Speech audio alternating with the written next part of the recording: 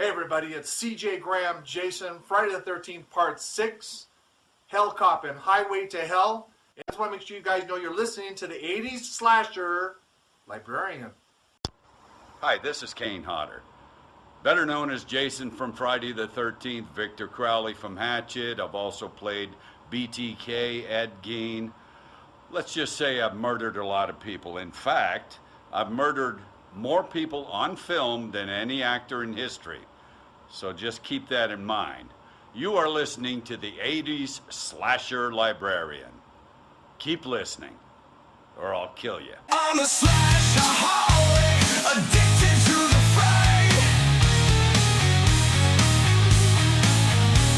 Narration so igniting, Josh keeps me up all night.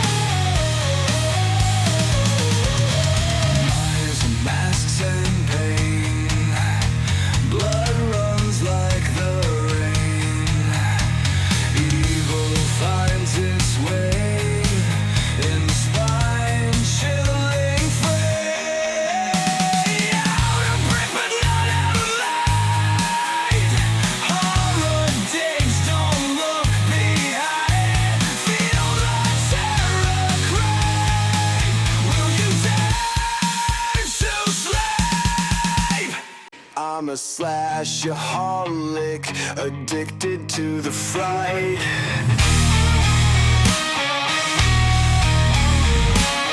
Narration so hypnotic, Josh keeps me up all night.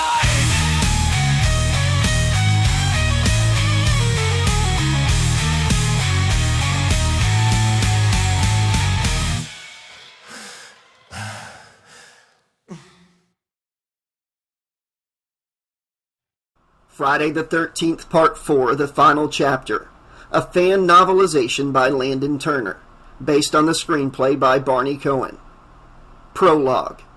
It was 1984 in the town of Crystal Lake, New Jersey, a small, bucolic New England-style town just on the edge of Pinehurst County.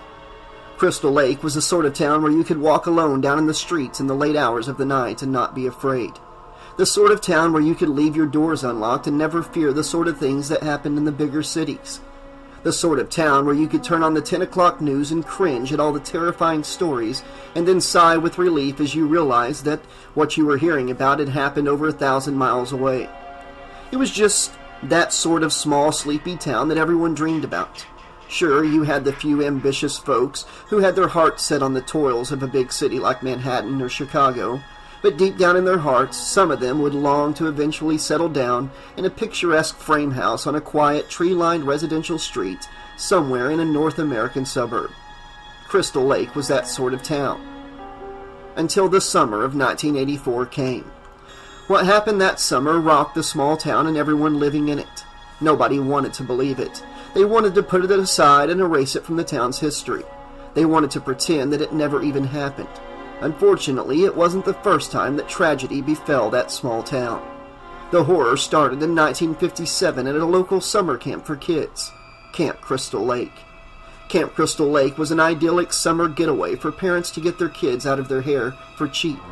It was owned by the Christie family, and on a shoestring budget and staff. All you had to do was hire a few teenagers to arrive early, get the place in shape, and have a relaxing weekend in the woods for a few bucks an hour. Picture a few cozy log cabins on the shore of a serene lake surrounded by pine trees in the northeastern wilderness, a whitewashed dock sticking out into the water beside a row of canoes. It was just off the highway down a winding dirt road on the outskirts of town. The peace of solitude and freedom from their youngsters attracted the adults. The mischievous summer hijinks attracted the teenage counselors, and the thrilling outdoor experience attracted mostly inner-city children. The serenity of the campgrounds would be shattered that summer when one of the campers drowned in the lake. The Voorhees boy, Jason Voorhees. It was a name that the residents of Crystal Lake had come to know. Some were afraid to utter it out loud. Jason was an odd child, very quiet, and he never played with the other children. Depending on who you talked to in town, he had been mentally impaired and somewhat deformed from a birth defect. The drowning almost got Camp Crystal Lake shut down. No one cared enough about the Voorhees boy to go to such drastic measures. But, actually, someone did. Someone cared about Jason a little too much. That someone was his own mother, Pamela Voorhees, who worked as a cook at the camp. Some said that she went mad. Others said that she was just a mother doing what she thought was best for her son. Some locals said she had watched her son screaming for help from the mess hall, his tiny body thrashing around in the murky water of the lake helplessly, and no one had even tried to help him. None of the counselors had heard his cries, and the counselors who were supposed to have been watching Jason had been off fooling around. It was business as usual the rest of the summer, and the usual variation of the story was that every single day Pamela thought about her son's lifeless corpse, rotting away at the bottom of that lake. The more she made meals for all the little children, the more she began to miss Jason. In some variations of the legend from the locals in town, Pamela's mind had started to lose its grips with reality.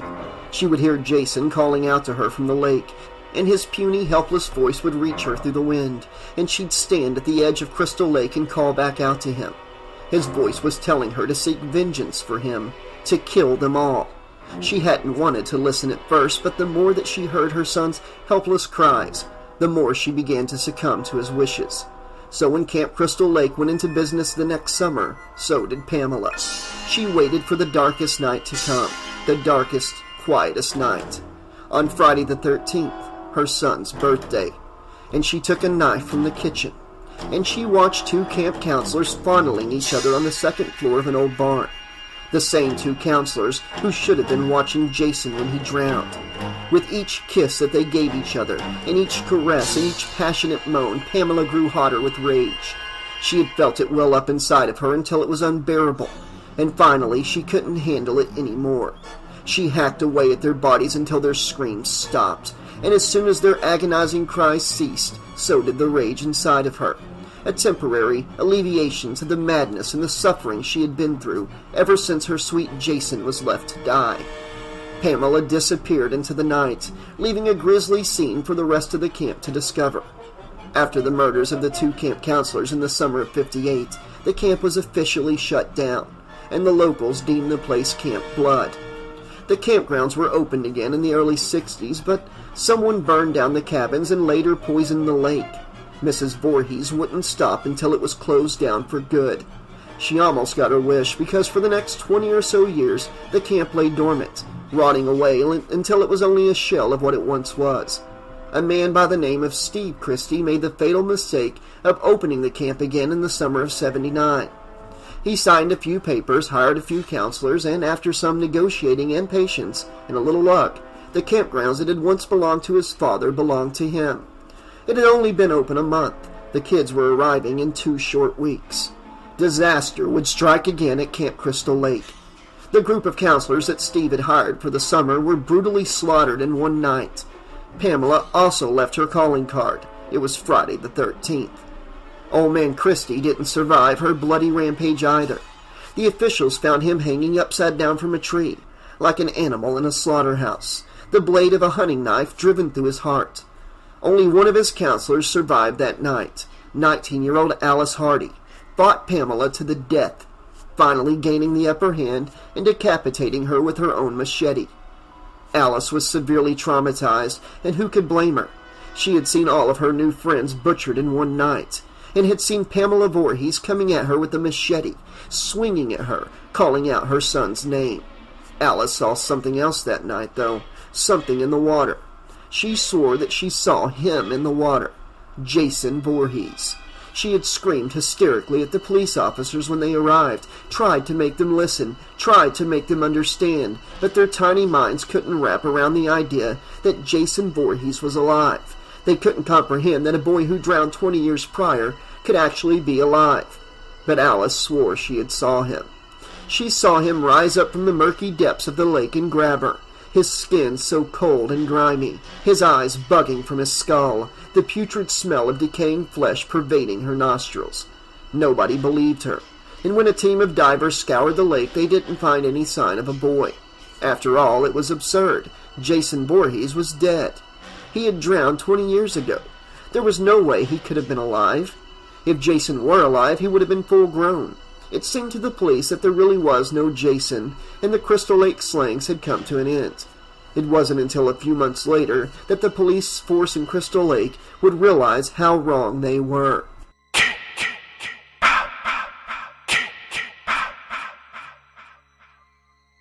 Alice went missing that fall. The fall after that awful summer at Camp Blood, as it came to be called. They never found her body. All they found was an empty one-bedroom apartment. Blood was all over the walls, the floor, and the bedsheets, everywhere. Almost like some kind of a sign, a warning, a preview of years to come. Could it have been Jason back from the dead to finish what he started? The locals seemed to think so. Everyone in town knew that it was Jason. They said that Jason never truly drowned in that lake. He survived and sought shelter in the wilderness, feeding off of the land, they would say. They say that he became some sort of monster, some sort of demented creature that could barely be thought of as human. The locals also said that Jason saw his mother beheaded that night. He saw his mother being murdered. True, it was in self-defense, but Jason didn't know. His mind had already become unhinged. All he had now in his mind was an unstoppable lust to annihilate the girl who killed his mother. The locals say Jason killed Alice. They say that he waited a few months, growing stronger, the rage pent up inside of him ready to burst, waiting patiently until the time was right. And he tracked Alice down to the tiny apartment that she had rented in Crystal Lake. And he murdered her. What he did with the body also varied with whoever you talked to in town. Some say he brought her back to the old abandoned Camp Crystal Lake and hid her inside one of the cabins. Some say that he ate her remains like a wild animal. Whatever way the story ended, the locals all believed in the same legend. The terrifying legend of Jason Voorhees, avenging his mother's death, patrolling Camp Crystal Lake, ready to slaughter any helpless victim who crossed his path. Was he still out there? Was there any truth to the legend? Could Jason really be alive? Could he have survived his drowning back in 57? And could he have witnessed his own mother's death 20 years later? 5 years had passed since Alice went missing. No more bodies, no more bloodshed. The town of Crystal Lake had returned to its peaceful self. The terror and the paranoia that plagued the town for 20 years was over. Mrs. Voorhees was dead. No more murders. But there were still very important questions to be answered. Was Jason alive? Did he survive his drowning? Was the legend real? One girl knew the answer to that question.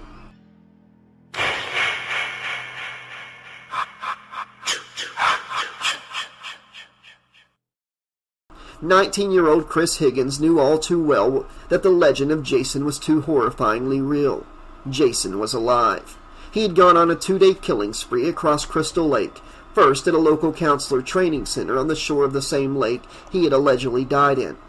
His next stop had been Higgins Haven, where Chris and her friends mistakenly decided to spend their summer vacation. Chris had watched the property on Crystal Lake, where she had spent the majority of her childhood, turn into the scene of a massacre. Her friends had also all been savagely murdered. Debbie, a knife through her throat, and Rick, his head crushed by the monster's bare hands, and his body thrown through the living room window at her, covered in blood. Now she was staring headlong at the masked killer as he cornered her in her family's barn. She scrabbled backwards across the hay-covered floor, shaking her head, screaming hysterically and hyperventilating. His demented eyes bored into hers through the eye-holes of the hockey mask he had taken from the body of one of her slaughtered friends. She saw the gleaming machete, streaked with crimson, streaked with her friend's blood in his hand. "No!" she shrieked, grasping around her for a weapon, searching for an escape. But she was cornered and helpless. Her parents' barn had now become a cage, trapping her with a mad killer. He advanced towards Chris, his imposing figure towering over her, dried blood caked around the wound where she had stabbed him earlier that night. She had tried stabbing him, hitting him, even hanging him from the barn loft, but nothing could stop this killing machine. She was going to die in her family's barn for the police to find along with all of her friends. Poor Andy and Debbie. Dear God, he had killed them all, and now he was going to kill her.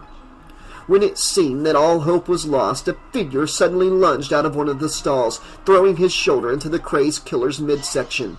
Jason staggered backwards, hardly fazed by the blow. It was a young black man, dazed and bloody from an oozing gash on his forehead. He wasn't even anyone that Chris even recognized, just another one of his victims that Jason had neglected to finish off.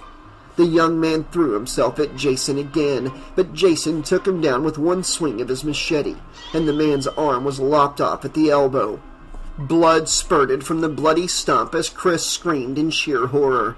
The man let out an agonizing scream, incredulous at the blood spewing from the stump where his arm had been. Jason took another swing with his machete, slashing the young man across his midsection and bringing him down to the ground. Thwack, thwack, thwack. Jason hacked at him mercilessly with the machete until his pain groans finally ceased. And just as he turned around to finish Chris off, an axe was swung at his forehead. He let out an animalistic growl of agony as the steel blade cut through the hard plastic of the hockey mask and sliced into his skull. Chris released her grip on the axe handle, shocked at what she had done. She was relieved, however, that he was soon going to die. But somehow she was astounded that she had actually been the one to kill him. But her relief was short-lived because he wasn't dead. Jason came at her again, his arms outstretched, his gnarled, bony fingers grabbing at her in a blind, desperate attempt to end her life as he felt his body going numb. "No! No!" Chris shrieked, stumbling backwards into the clutter at the back of the barn. He couldn't be alive. He just couldn't be alive. There was no way in hell that this monster could be alive after an axe was sent hurtling into his skull, could he? Chris's hyperventilating slowly began to slow down as Jason finally staggered and collapsed onto the floor of the barn like a fallen tree. Chris Higgins' night of terror was over. But the Crystal Lake Massacre had just begun.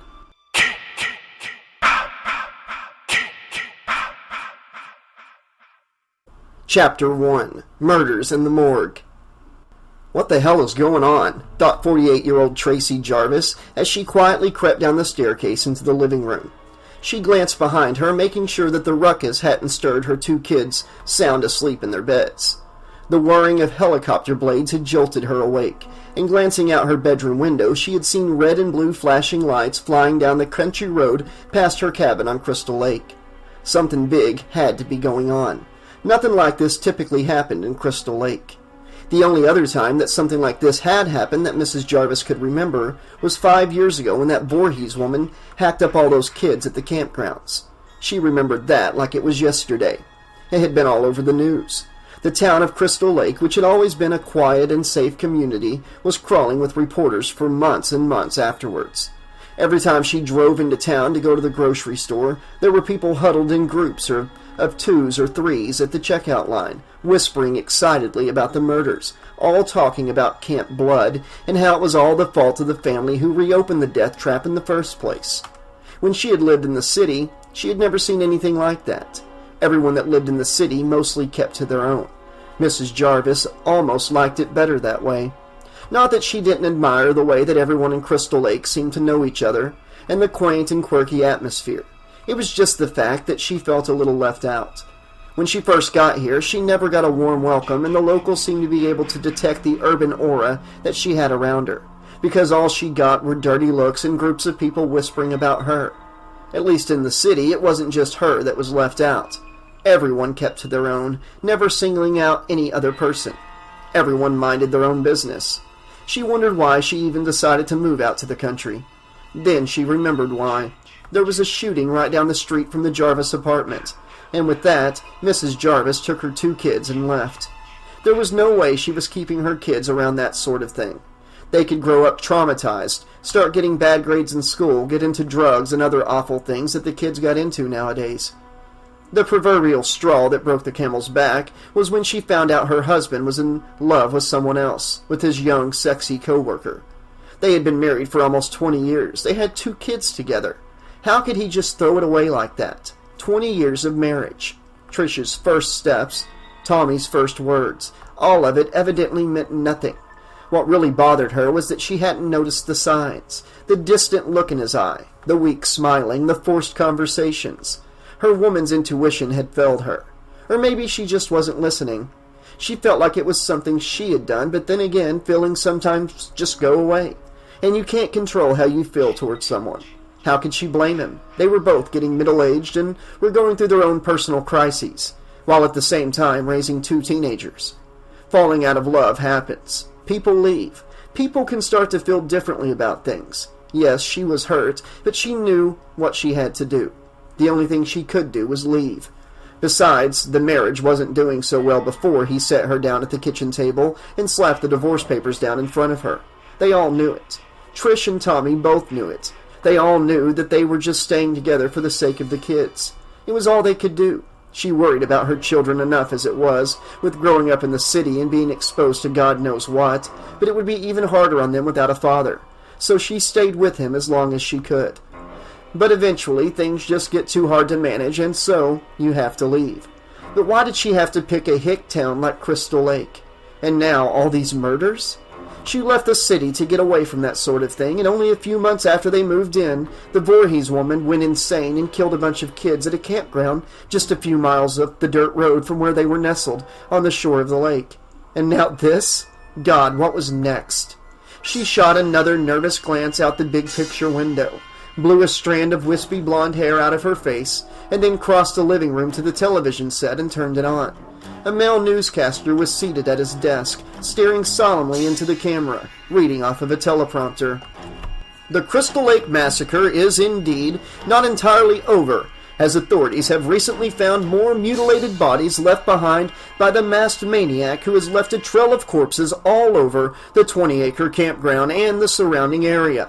A lone survivor, a young girl whose name has not yet been released, managed to put a stop to the murderer's crime spree, and the man who has terrorized the small community for the last 2 days is now believed to be dead.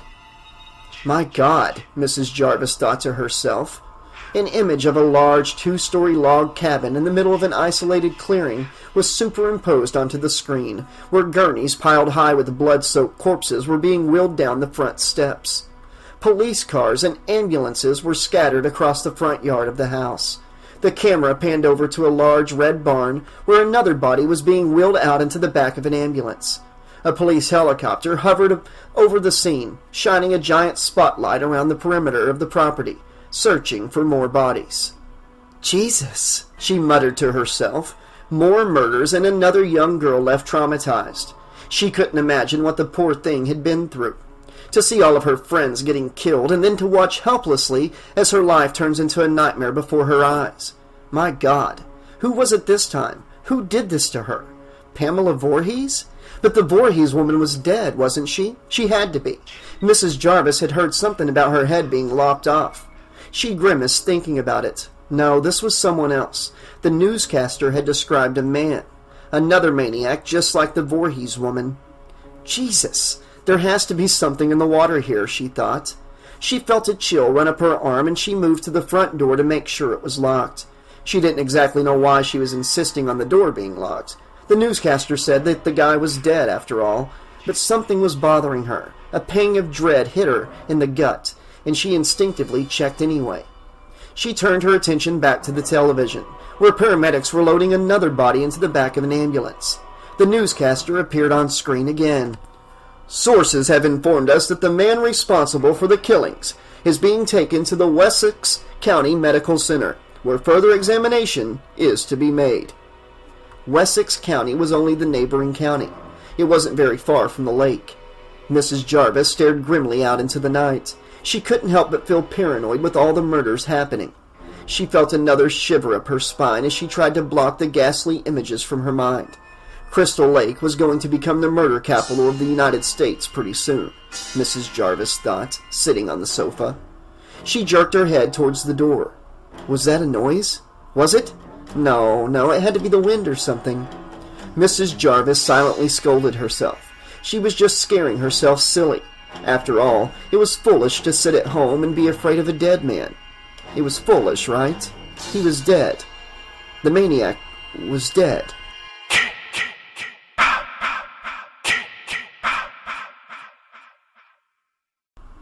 It was a dark and wet night, still soaked from the drizzling rain and the thunderstorm that had been brewing on and off for the last 2 hours. Storm clouds rolled across the night sky, not managing to obscure the silvery outline of the full moon. It had been a rainy summer, even for the northeast. The trees swayed gently in the night breeze.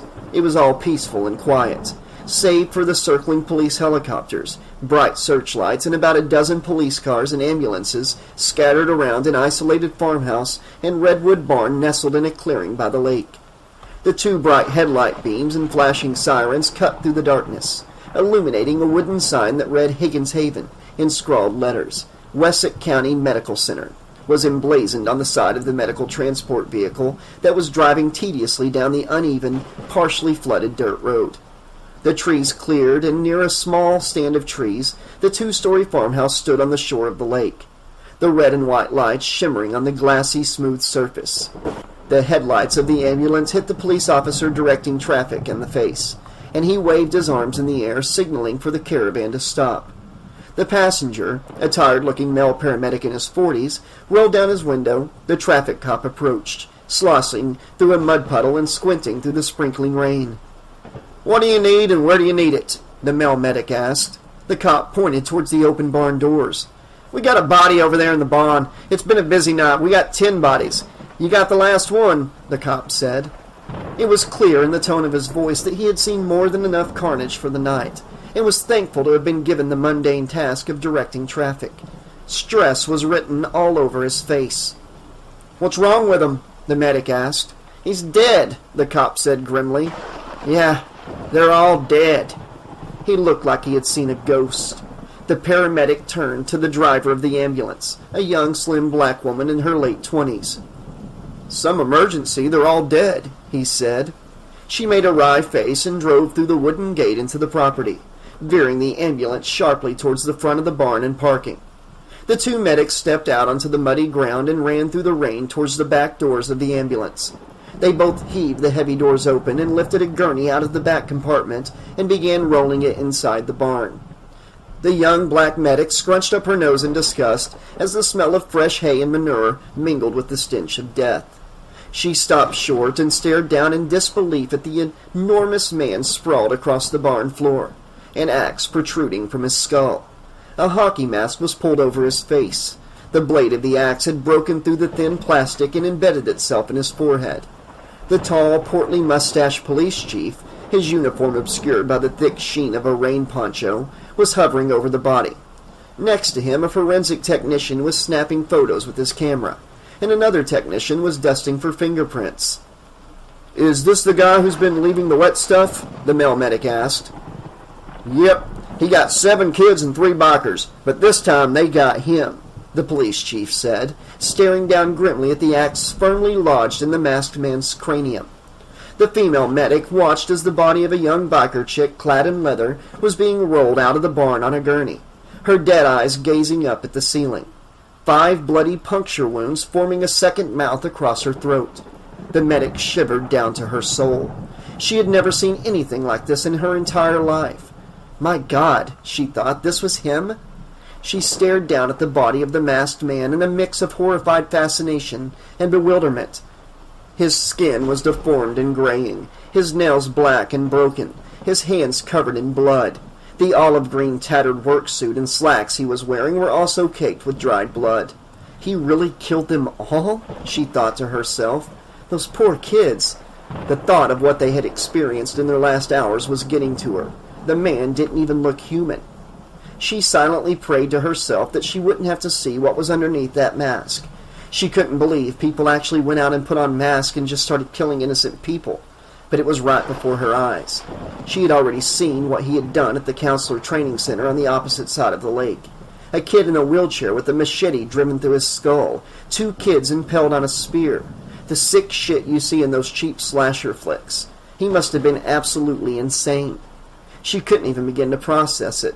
She was completely tuning out the inane dialogue between the police chief and the ambulance driver. She couldn't tear her eyes away from him. "All right, let's belt him," said the male medic, snapping his female companion out of her trance. One of the crime scene investigators reached down with gloved hands and yanked the axe free from the man's skull with a sickening pop. The female medic struggled to stifle her own grimacing.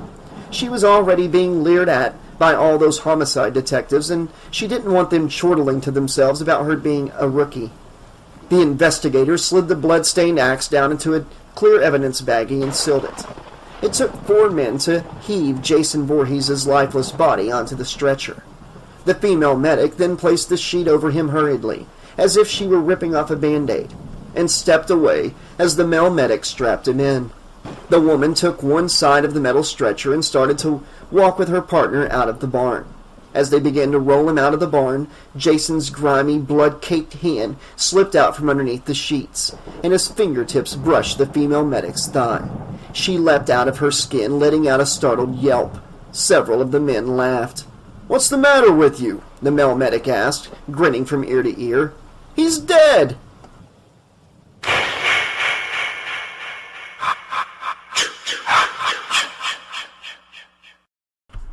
"Christ, this place is a pile of shit," said 38-year-old Axel Burns, watching a light fixture flicker and buzz out. It was no secret that the Wessex County Medical Center morgue wasn't the best-kept facility. The hallways were narrow and dimly lit. The wallpaper was peeling. Most of the bulbs in the overhead ceiling lights had blown years ago. There had been some seedy going-ons with upper-level management at the hospital, and Axel got to hear the juicy bits from one of his security guard buddies. It turned out that one of the corporate representatives was dealing coke, and then some more shit happened, and long story short, nobody gave a fuck about the morgue. It was all he could do to alleviate his boredom, but gossip about just what juicy happenings were going on at this place of employment. They were always understaffed. Axel had to work nights and clean up the leftovers from the day shift.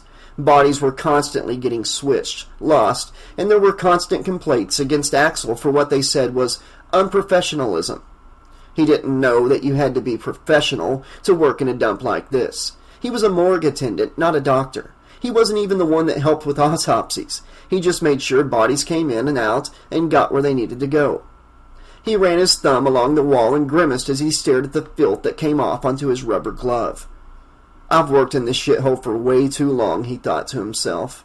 Being a morgue attendant sounded sort of exciting when he had read about it in the classifieds about 5 years ago. Sounded easy, too. He tried taking a job working with people, but he quickly discovered he didn't have the patience. So why not take a job where the only people you'd really have to work with are dead as a doornail? And it was a fairly easy job, even if he did work the night shift. The first few weeks it had been a piece of cake. But 5 long years of taking corpses into the cold room, sticking them in the freezer like a slab of meat, signing paperwork after paperwork, and doing coffee runs wasn't what Axel had imagined. He bit into his tomato and mayo sandwich, licked his fingers, and reached over to turn on the tiny television set that he had set up to stimulate himself for the mind-numbing lull of the night shift. He sat down on the edge of a folded gurney and took another bite. He hit the channel button on the remote, and a group of women in tight black leotards doing aerobics flashed onto the screen. Some sort of late-night raunchy workout tape. Alex grinned. The girl in the middle had a huge rack, and Axel felt himself getting a stiffy.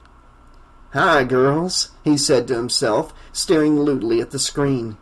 Could you blame a guy? Nothing to do around this dump but get your rocks off, he thought. Just as he caught a glimpse down the front of the blonde chick's leotard, he heard the doors leading to the morgue bang open. He groaned in annoyance. Great, another body. Another one of those kids that got killed up at Crystal Lake, he thought. Axel walked out into the dimly lit hallway. The body was coming towards him, a huge mass on a gurney covered with a white sheet that was being pushed by a tough-looking medic and a young black woman, her naturally frizzy hair wet from the rain, with a grim expression. Axel waited as they rolled the stretcher towards him and handed him a clipboard. Axel laid his sandwich down on the body and took the clipboard, hastily and illegibly scribbling his signature at the bottom of the page. The male medic gave him a frown. "This is your last?" the medic asked. "Nah, I got one more in there," Axel said, pointing to the cold room.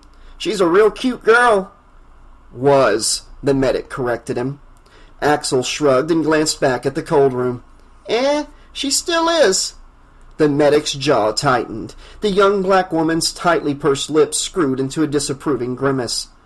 "All you gotta do is go over there and, Axel made an obscene gesture, a grin spreading across his face.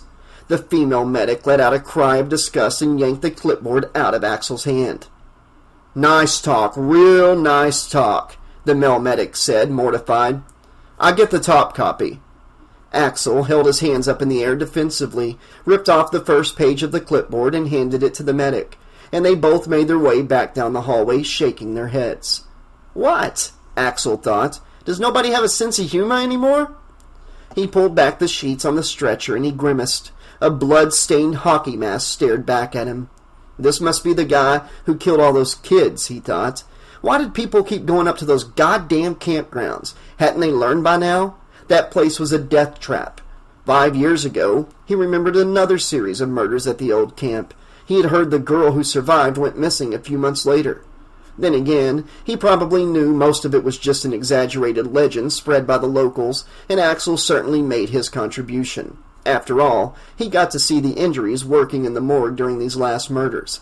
The guy really did a number on him. You had to be crazy to do something like that to a human being, he thought. Bodies literally found hanging from blood-stained bedsheets like sick pieces of artwork. A guy split in half down the middle like something out of a splatter film. Another girl with a spear lodged in her eye.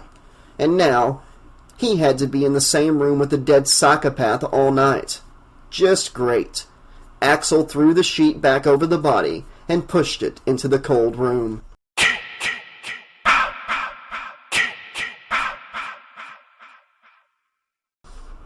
Nurse Robbie Morgan hated going down to the basement. She didn't know why exactly. Maybe it was the fact that the basement was where the morgue was. And where there's a morgue, there are dead bodies, and despite her job, she hated the thought of death. She grimaced just at the thought of dying. She imagined the pain that those poor kids at Crystal Lake went through. How awful it must be to be murdered. The realization right before it happens, the adrenaline pumping through your veins, the sheer shock and agony as the knife plunges into your body, as hands wrap around your throat, as you stare into the deranged eyes of your killer. Nothing you can say or do to stop it from happening. She shuddered. It had been a hell of a night at Wessex County Medical Center. The night shift was never this hectic. They were the only medical facility big enough to hold all of the bodies within 30 miles of Crystal Lake. They had still been recuperating from the night before when another group of kids, mostly college age, were murdered by apparently the same psycho. Nurse Morgan liked the job that she had, but sometimes it took an emotional toll on her. She had seen far too many sobbing parents tonight, too many mangled bodies being wheeled around on gurneys. It was all too much for her to take in at once. She could stomach the gore, but it was the reactions of the family members that really got to her. There was something about seeing the look of sheer despair on a parent's face at the prospect of never seeing their child again that chilled her to the bone. She just had to choose this as her profession, right? In this town, during a killing spree. Just my fucking luck, she thought. It made her almost not want to be a parent. She would constantly be worried about where their child was at every second of every day, just out of sheer fear of becoming a bereaved parent. Yeah, fucking parenting. She'd just keep using condoms and taking the pill. Besides, she was a young woman in med school. She didn't have time for kids. She didn't have much time to breathe, now that she was thinking about it. Could I really do this for the next 3 years, possibly more, she thought? Could she bear seeing the horrified faces of grieving mothers and fathers, and watch women faint in their family members' arms after learning their child was horribly murdered? But what can I do, she thought. Throw in the towel? Call it quits? She did have bills to pay. No, not now. She was already in her 3rd semester, working to be a registered nurse, and so much money and time was already invested. But if one more thing went wrong tonight, she might just finally do it. She was at her wit's end, back and forth from her station to patients' rooms, constantly hearing code blue or code red being called over the intercom system. Then she would have to run upstairs to hold down a patient in cardiac arrest, or run downstairs to meet with the doctor to take crying parents to identify their child's mangled bodies. She felt like she was going to break any second. At the end of the day, she had to remember why she had wanted to be a nurse in the first place. To help people. To be that friendly face that a grieving parent needs to see. To be the help in that kind of situation. But tonight was almost too much. She stopped to catch her breath and clear her thoughts in the stairwell. God, I need a smoke break, she thought. She probably looked like hell. No time to worry about that now. She had to go down to inventory. She collected herself for a moment and then climbed the rest of the stairs down to the morgue and walked down the narrow hallway. A single light flickered unsteadily up ahead. The rest of the hallway was shrouded in shadows. The walls creaked and the pipes in the wall groaned. She turned the corner, coming to a stop at the reception desk. Where the hell was everyone? They had bodies coming in one after the other, and the morgue looked like a ghost town. She shrugged, glancing down at the clipboard. She jumped, as two hands suddenly clamped down on her shoulders. She whirled around to face the morgue attendant, Axel, staring at her with lustful eyes. Oh, perfect, she thought. It's the other reason I hate going to the basement. I'm free, doll, Axel said. Yeah, at a bargain and twice the price, Nurse Morgan snapped, turning her back to him. Hey, what's the matter? Axel questioned, placing his hand on the small of her back. Nurse Morgan let out a heavy sigh. I have a headache, Axel. For you, I always have a headache. I can fix that, Axel said, stroking her hair. Why don't you come in the cold room with me? I'm closing up for the night. What do you say? Axel, I'm not faking any more orgasms for you, Nurse Morgan quipped, pretending to write something down on her clipboard, hoping he would take the hint and leave her alone. You got the curse? Axel asked. If I do, you're it, Nurse Morgan said, forcing a smile. She pushed past him back down the hallway towards the staircase, forgetting what she came down there to do in the first place. Since the day she started working at Wessex County Medical Center, Axel had been giving her dirty looks and using every dim-witted, cliché pickup line in the book. What a pig, Nurse Morgan thought to herself. What happened to common courtesy? Chivalry really was dead. She had always thought that when you liked someone, you actually went up and talked to them like a civilized human being, not spew out sexual innuendos and blatantly look down their blouse. She couldn't believe how outright disgusting he was. How had someone not reported his sleazy ass? How has he not been fired already? She hated him with a passion. There was no way in hell she was going to meet him in the cold room.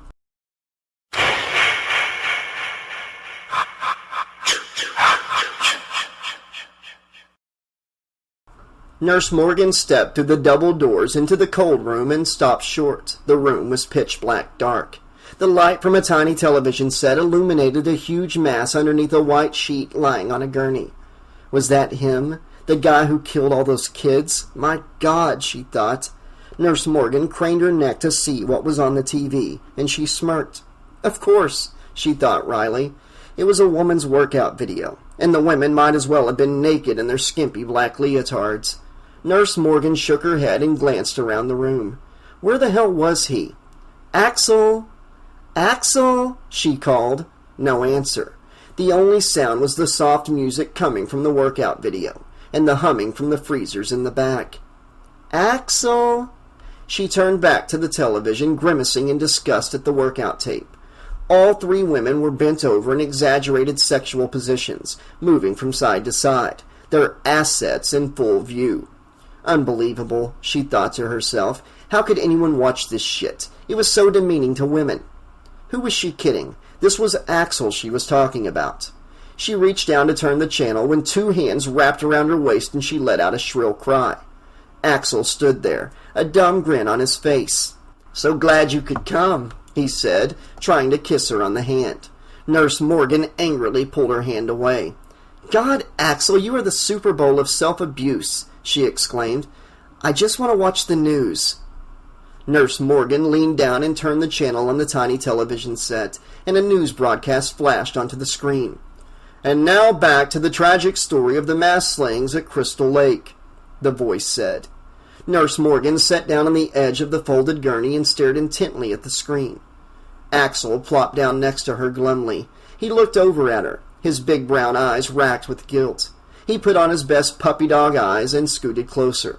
Nurse Morgan glanced over at him and scoffed. And so begins another chapter of the story that most residents of Crystal Lake had prayed was over.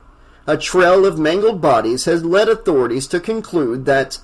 The announcer's voice was interrupted by a pulsing disco beat, and the ladies in the black leotards popped back onto the screen. Nurse Morgan looked at the remote in Axel's hand and frowned. As she opened her mouth to speak, she felt Axel's lips brush her neck. He nuzzled her hair, and his hand began to move up her back towards the zipper of her crisp white nurse's top. I came to watch the news, she said firmly, pushing him away. She leaned forward and switched the channel back to the news station. Authorities are still awaiting the identification of the perpetrator's body, which is currently being held at the Wessex County Medical Center morgue. Nurse Morgan glanced back nervously at the body on the gurney behind her. "That's you they're talking about," Axel said, patting the huge mass behind him. Nurse Morgan's eyes widened, and she swatted at him. "I don't believe you." "Then shut my mouth," Axel said coyly, wrapping his arms around her and sliding her over to him. His lips pressed against hers, and his hand slipped inside of her uniform. Reluctantly, she kissed him back, running her hands through his hair. She finally succumbed, and she gently pushed him back onto the gurney. She straddled him, her hands sliding inside his lab coat, as his hands did the same with her nurse's top. She kissed him passionately. His hand found the zipper in the back, unzipped it, and he began fumbling with the clasp of her bra. In the midst of the hormone-induced rendezvous, they had no inkling of knowledge about the other presence in the room, a presence of stewing anger and deep hatred.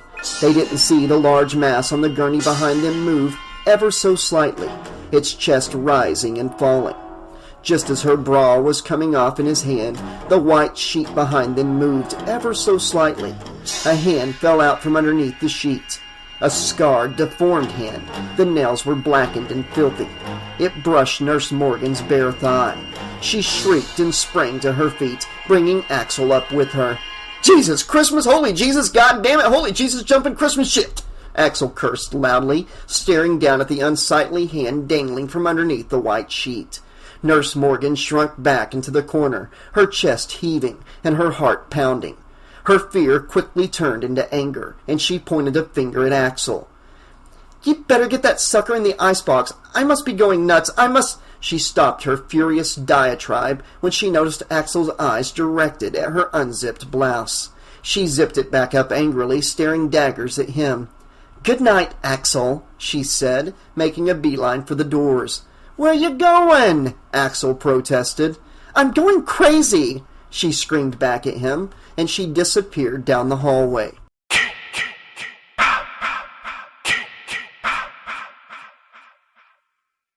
"I'm an idiot," Nurse Morgan scolded herself. Why did she always have to give in to him? They had fooled around a few times before, and she immediately regretted it every time. Axel Burns was nothing but a quick fix, someone you did it with once and never thought about it or talked about it ever again. She was single, so it wasn't like she was doing anything she shouldn't be, but it still felt so wrong. She was leading the bastard on. There was no way in hell she was getting in a relationship with him. Maybe a quick make-out session to break the tension at work, but that was it. Axel was one of those guys that sits at every seedy dive bar and leers at you over a glass of beer, making kissy faces and being an overall creep. The guy that gets kicked out before the night is over because he won't stop harassing the women, or because he won't go home when the lights are being turned on and everyone is being sent out. This was the last time, she told herself, the absolute last time this was happening. She couldn't do it anymore. It wasn't fair to Axel, even if he was a complete idiot. She shoved open the door to hospital inventory and leaned against the shelf, regaining her composure. What was wrong with her? Was it the stress, the murders? That had to be it. That had to be it. With the sudden late-night rush of bodies, the stress was getting to her. She shouldn't have gone down there in the first place, but then again, she had hoped that she could just go in and have a place to relax and watch the news, without any of the people she worked with. And maybe, if Axel wasn't such a pervert, they could have just talked and had some coffee, and it could have made for a pleasant experience in the midst of the chaos. She surmised that's what she deserved for giving him that much credit. She looked at her watch. It was almost midnight. Her shift was almost over, and she hadn't done a bit of inventory like she was supposed to do every night. "Damn you, Axel," she muttered under her breath. Guys are just pigs, she thought. She flipped through a few pages in her clipboard, scanning the inventory list and then glancing up at the rows of shelves stocked with tiny glass vials in front of her. Jesus, Axel, she wondered, what made you like that? Just because your father was a slimeball doesn't mean you have to follow in his footsteps. Have some respect for yourself. Her thoughts began to trail off. She walked down the last aisle of shelves, standing on her toes to reach the top shelf. And just as her fingers grasped at the tiny jar above her head, the thought of Axel's sleazy hands crossed her mind again, and she didn't notice another vial sitting a little too close to the edge.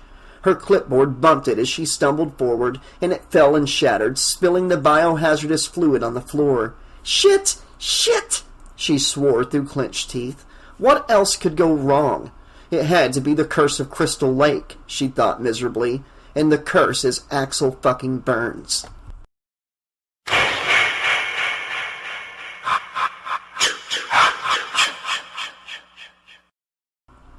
Axel lifted up the sheet and stared in disgust at the masked man lying on the slab.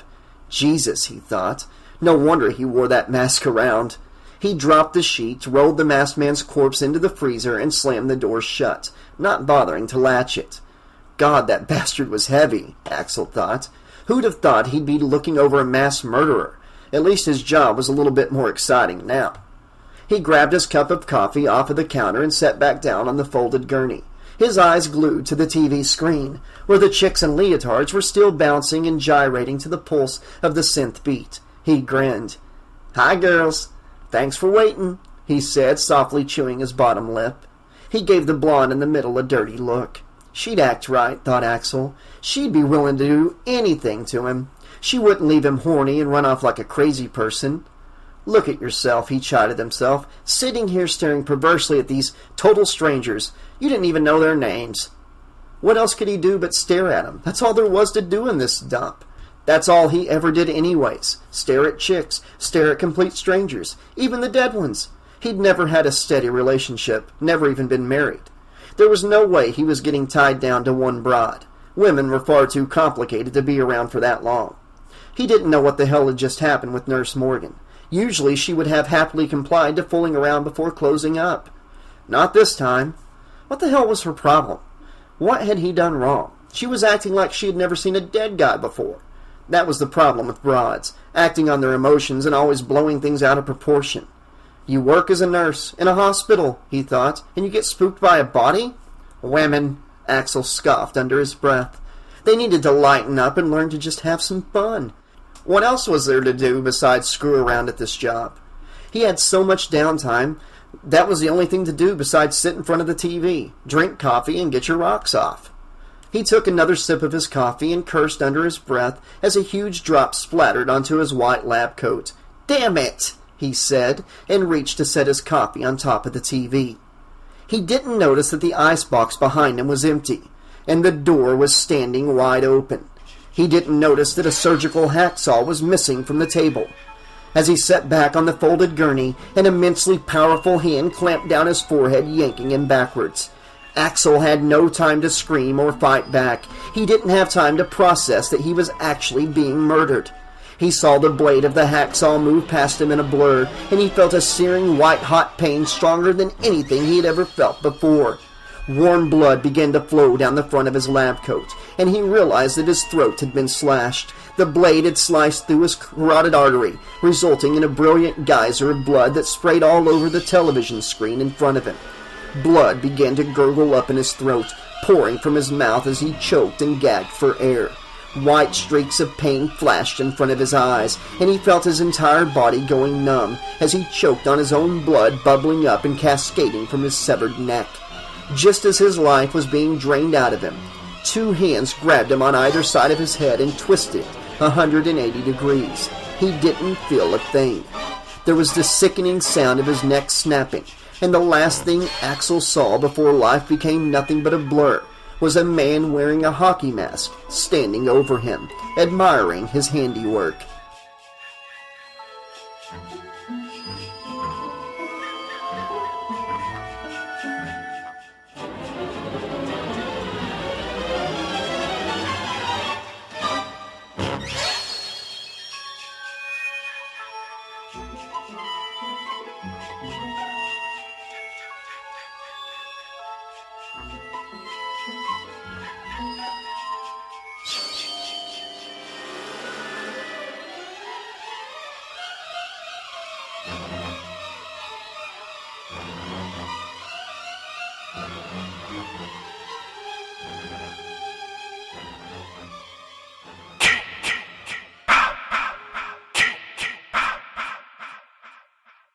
Chapter 2.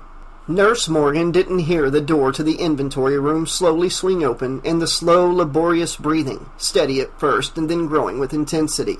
She swept up the last few pieces of broken glass into the plastic biohazard bag, shaking her head miserably. What a night, she thought sourly. What a hell of a night. She knew what she was doing the minute she got home. Get a hot shower, take some sleeping pills, and hit the sack. She could still feel Axel's hands all over her. He was a total pig. Why did she keep falling for him? He was inconsiderate, he was rude, he was crude, he was everything that girls hated in a guy. But yet she still found herself sneaking down to the morgue every now and then to see him. And that wasn't even the worst of it. He'd get inside your mind. Now she was dropping things everywhere and being a total klutz. What a sleaze. Her thoughts were interrupted by footsteps behind her. "Get lost, Axel, I'm busy," she yelled over her shoulder, not bothering to turn around. "I've had more than enough of you for one night." The footsteps kept coming closer and closer. The breathing grew louder. A huge shadow fell over her. Nurse Morgan felt her face growing hot with anger. "Read my lips! Leave me alone!" she shrieked and spun around. A hockey mask was staring right back at her. Before she could react, Jason Voorhees' powerful hand clamped around her neck and slammed her back against the wall. She let out a blood-curdling shriek as Jason lifted her into the air, her feet dangling in mid-air, his grimy hand in a vice-like grip around her throat. She reached out, clawing and scratching at her assailant, seeing the utter hatred in his eyes through the two holes in the blood-stained hockey mask. It was him, the guy who killed all the kids at Crystal Lake, and he was killing her. She barely had time to process the realization. All she could do was continue to scream hysterically at the top of her lungs and try with every ounce of her strength to pry the maniac's hands from her throat. It was all in vain. There was suddenly a flash of silver and a scalpel was plunged into her midsection. She let out a guttural gurgling noise, blood bubbling up in her throat, and her vision faded to red and then to black. All she could hear next was the sound of her own flesh ripping as the scalpel sliced down through her torso. For a split second, she felt the most agonizing pain she had ever felt, and then everything went dark. Her limp body collapsed in a pool of blood and entrails, and Jason let the scalpel fall from his hand. He felt the seething rage inside of him slowly subside, but it would soon come back. It always did. Whenever he killed, he felt the rage dissipate, and an unbelievable sensation of satisfaction washed over him. But it was only a matter of minutes before he felt it again.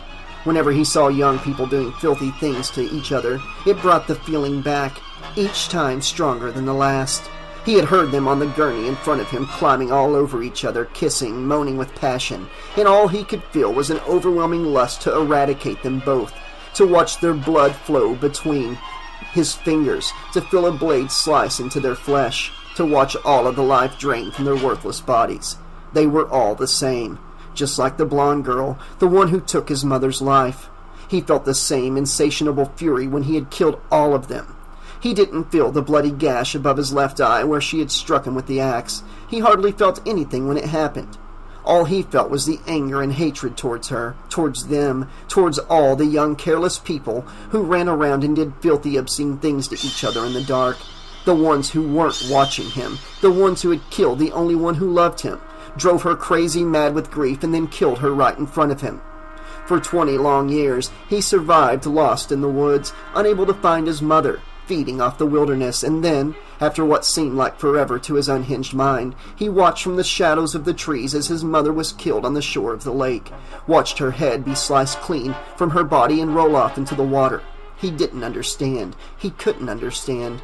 All he could understand was that they hurt him, and hurt his mother. They let him die. Nobody had cared. He remembered 20 long years ago as if it had happened yesterday, a vivid fragment of blurred and distant memories. His whole life had been a blur, trapped in his silent world, living on his own out in the woods of Crystal Lake. But now, he saw what the world was like and he despised it. They hadn't been watching him. They only cared about pleasuring themselves, like his mother had always said. He remembered his mother had brought him to the edge of a field where the counselors had been hanging out one night and told him how the youth were all engaged in drugs and making love and how disgusting it was, and that they would all pay for their sins. And she was right. Every time he saw them out here, every time he saw young people at Camp Crystal Lake, they were all acting the same, just like his mother had said. Getting nude and running into the woods to touch each other and pleasure each other, heedless of any worries or cares. They all had to pay. Wherever they went, they spread obscenities in their disgusting ways. Time and time again, he would spy on the counselors back at Camp Crystal Lake, and just as his mother had said, they would all be engaging in drugs and making love like feral animals. like the disgusting, abhorrent, worthless pieces of flesh that his mother had told him that they were. He remembered how all the kids had ostracized him until he was walking out alone by the lake while the other kids were playing soccer and had fallen in, and no one had heard him scream. The counselors hadn't heard him scream. No one had heard his screams. The rage grew. He had woken up, not remembering how long he had been underwater. The only thing that had helped him survive was the thought of his mother. He remembered floating with the current until after what seemed like forever, and then he found himself somewhere on the lake shore, far away from his mother and from Camp Crystal Lake. He had survived for weeks that turned into months and years, hiding out in some abandoned cabins and surviving off canned foods and berries and any fish or small rodents he could catch. After what seemed like eternity of rote survival in the wilderness, after nights of dreaming of his mother, he had gotten back to Camp Crystal Lake, but found his mother gone and the cabins vacated and condemned by the authorities. There he stayed, hiding out in the cabins and running into the woods whenever a Crystal Lake deputy would come to make his rounds and make sure no one was trespassing on the campgrounds. And it was there that he had seen them, counselors, and Steve Christie disturbing his home, turning it back into a place where teenagers, young people, happy, normal people, the ones who fit in, could go to make love and ruin his safe and peaceful hideout he had had for himself. He had run into the woods terrified of them, still feral and out of his mind, but one night he heard his mother calling for him. "Kill her, Mommy! Kill her! Kill her!" He had heard her cry. He was watching from the shadows as the young, pretty blonde woman had fought his crazed mother on the shore of the lake and decapitated her. The rage grew. She hadn't forgotten about him, his animalistic mind had thought. She had been screaming his name, killing for him and seeking vengeance. And now the only rational position in his mind was to finish the job for her, to kill Alice and anyone who came back to his woods, to his lake. He managed to take his mother's head before the police started crawling all over the camp, and built a crude shack in the woods with some spare supplies he had stolen, where he lay in wait, dormant, not bathing or grooming, growing even more into some kind of uncivilized animal, surviving in the woods, waiting until the time was right. Jason would hear his mother's voice calling to him as he would kneel down to her by her decomposing severed head in the back of that dilapidated shack. "Kill her, Jason. Kill them all. Kill them all. Do you know what they did to me? What they did to you? They weren't watching you, Jason.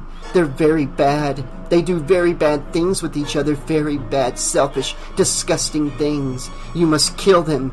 They can't hurt you. Kill for me, Jason." How could Jason let his mother's killer live, knowing she had only been loving him so much and avenging him? He couldn't let her live. She had to die. He didn't remember tracking her down. He didn't remember climbing into her apartment through an open window with his mother's severed head. But he remembered her scream as she saw the head, sitting on the top shelf of the refrigerator where he had placed it on display, as a morbid reminder of what she had done. Her death happened in a wild blur. He had stopped her screams with one hand and held her as she struggled in his grasp like a fish on a hook. And then he had plunged the ice pick deep into her skull and into her brain. He didn't remember plunging it in, but he could remember the satisfaction from hearing her dying screams, and that he had to kill again and again. They all had to die, every last one of them. The counselors, selfish, careless teenagers, and all young people. They were all responsible. They would come back again and again to fulfill their selfish and abhorrent desires in his woods. It was what his mother wanted, and now he had to finish what she started. Jason was going back to Crystal Lake.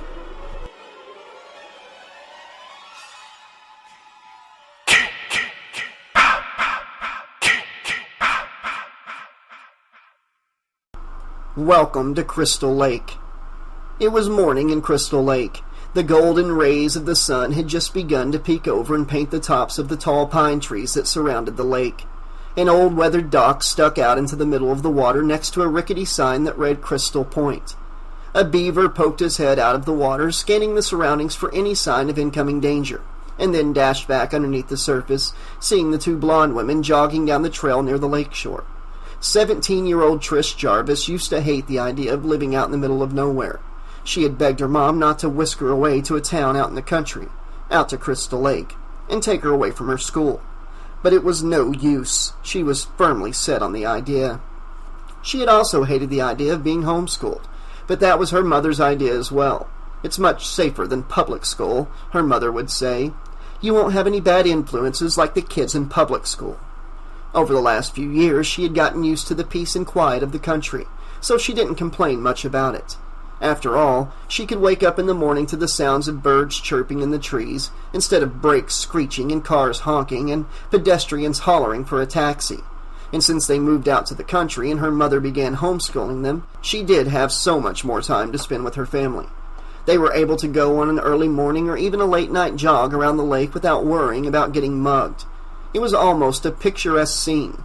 The shimmering lake could be seen through the tall trees from the porch of their 2-story cabin, and they had the quiet woods virtually to themselves except for a mostly vacant rental home on the opposite side of the heavily wooded clearing. Fallen pine boughs and dead leaves littered the grounds, and a twin set of mailboxes, one unused and rusted shut, marked the road that led into town.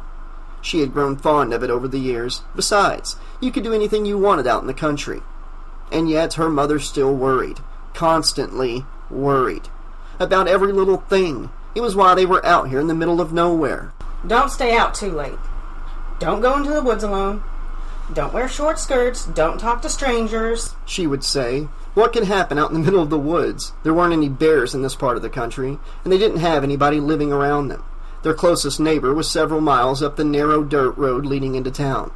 The only company they ever had was when a family would occasionally occupy the rental home next to them, and they had never had any trouble with them. They were the only people Trish had ever actually talked to in this town. God, I'm wasting my life in Crystal Lake, she thought. She was only 17, but she would be graduating soon. After this summer, she would be in her last year of homeschool. What was she going to do with her life? Maybe she could go off to college somewhere or get a job in another town and rent an apartment for cheap. Maybe get a job as a waitress or a bank teller and save up enough money to take some classes. Maybe something easy like accounting or being a secretary. Then, once she had saved up enough money, she could go to something like nursing school and have a career for herself. She enjoyed the thought of getting to help people, and after all, her mother had worked as a nurse in the city for a short time. She knew one thing for sure. She didn't want to do it in Crystal Lake. It was nice and all, and quiet, sure, but she had to get away. There was nobody she really connected to in this town. All of her friends were back home in the city. At this point, it was more about trying to make a living and getting away from this place and her family, but it seemed so horrible to think about things like that. It was just that her family was just starting to wear her. She saw them every day. All day. She loved them, of course, but my God, 24 hours a day with your family could really start to take a toll on you. You couldn't be cooped up with your family for too long or you start to go crazy. She never talked to anyone else except for them, except maybe the clerk at the grocery store or the hairdresser sometimes, and when a family would rent the house next door, she would almost knock their door down trying to meet them. Maybe she was just getting cabin fever. Maybe she was just lonely. Maybe she just needed a break or a change of scene. She didn't know for sure, but the Crystal Lake scene was getting old. Her dad would have loved it out in the country, she thought as they kept jogging. He would have loved the fresh air and the atmosphere. They separated 7 years ago, 2 years before they left for Crystal Lake. Trish always thought that it hurt her and her younger brother Tommy more than it hurt her mother. Their dad had always been there for them to get them out of any tough situations and taught them how to be adults, and how to apply for jobs, and how to fix cars and anything else they needed to know how to do. Even though her dad had fallen out of love with her mom, Trish still loved him more than anyone in the world. She had been the apple of her father's eye, and she had known he was seeing someone else before her mom knew. It was so obvious in the way he would stay in his room for hours, or by the telltale forced smiles and kisses, or staying out all night at the office until 3 a.m. in the morning. He had always bought her anything she wanted and let her do anything she wanted, and her mother was always the strict one, always the one to say no. The one thing he wouldn't do for her was give her an explanation. What had happened? She had asked them. Why can't you guys work this out?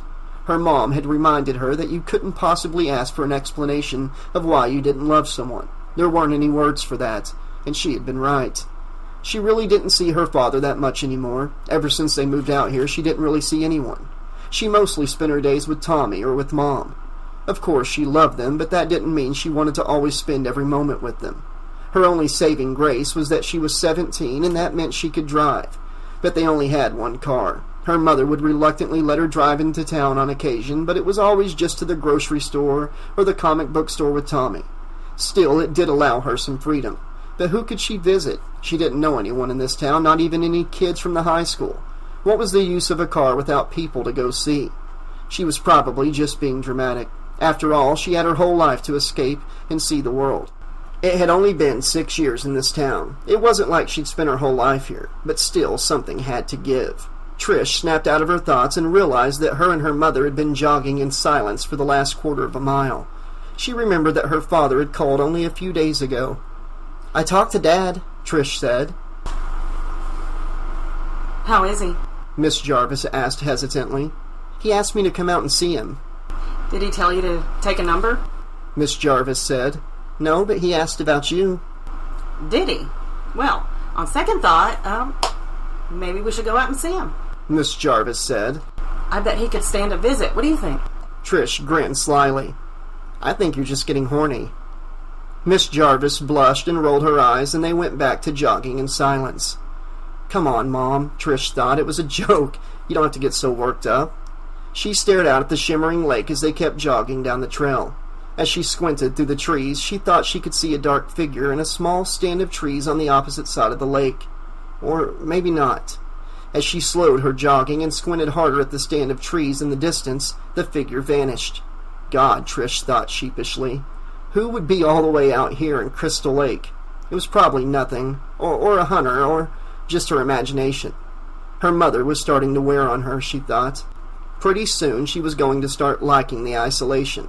But for now she just wanted to have a little fun and meet someone new. What was so wrong with that? She was actually starting to hallucinate people in the woods. She was becoming her mother. Maybe it was that it was Friday the 13th tomorrow. People always said that bad things happen to you on Friday the 13th. But Friday the 13th was just another day out of the year, she thought. Just a silly superstition, right? Trish and Mrs. Jarvis stepped through the door of their wood-framed two-story cabin to the sound of massed gunfire and digital explosions.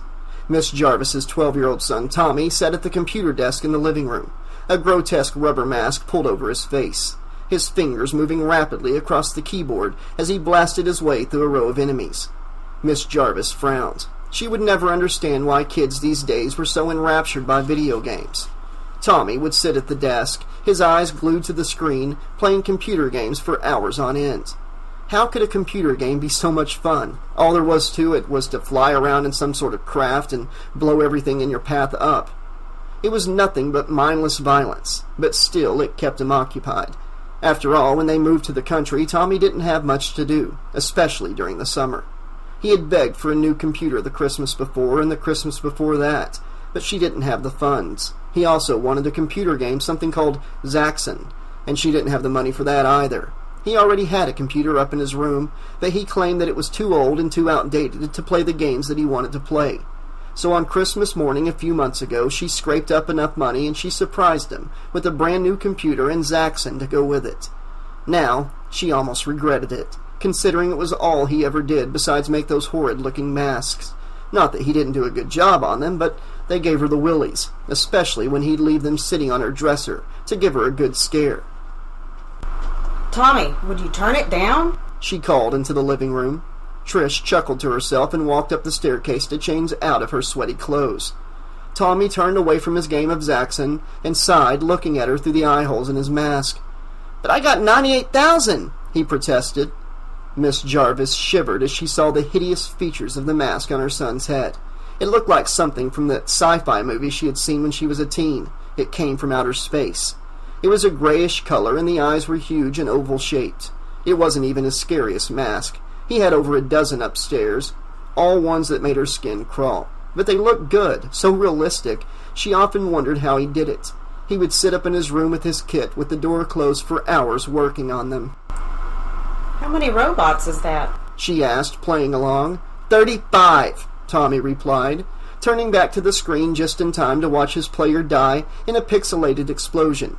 "You lose," and big flashing letters flashed across the screen. Mrs. Jarvis crossed the front hall into the kitchen and reached for a rag on the counter, mopping her sweaty brow. This house was nothing like their apartment back in the city, she thought.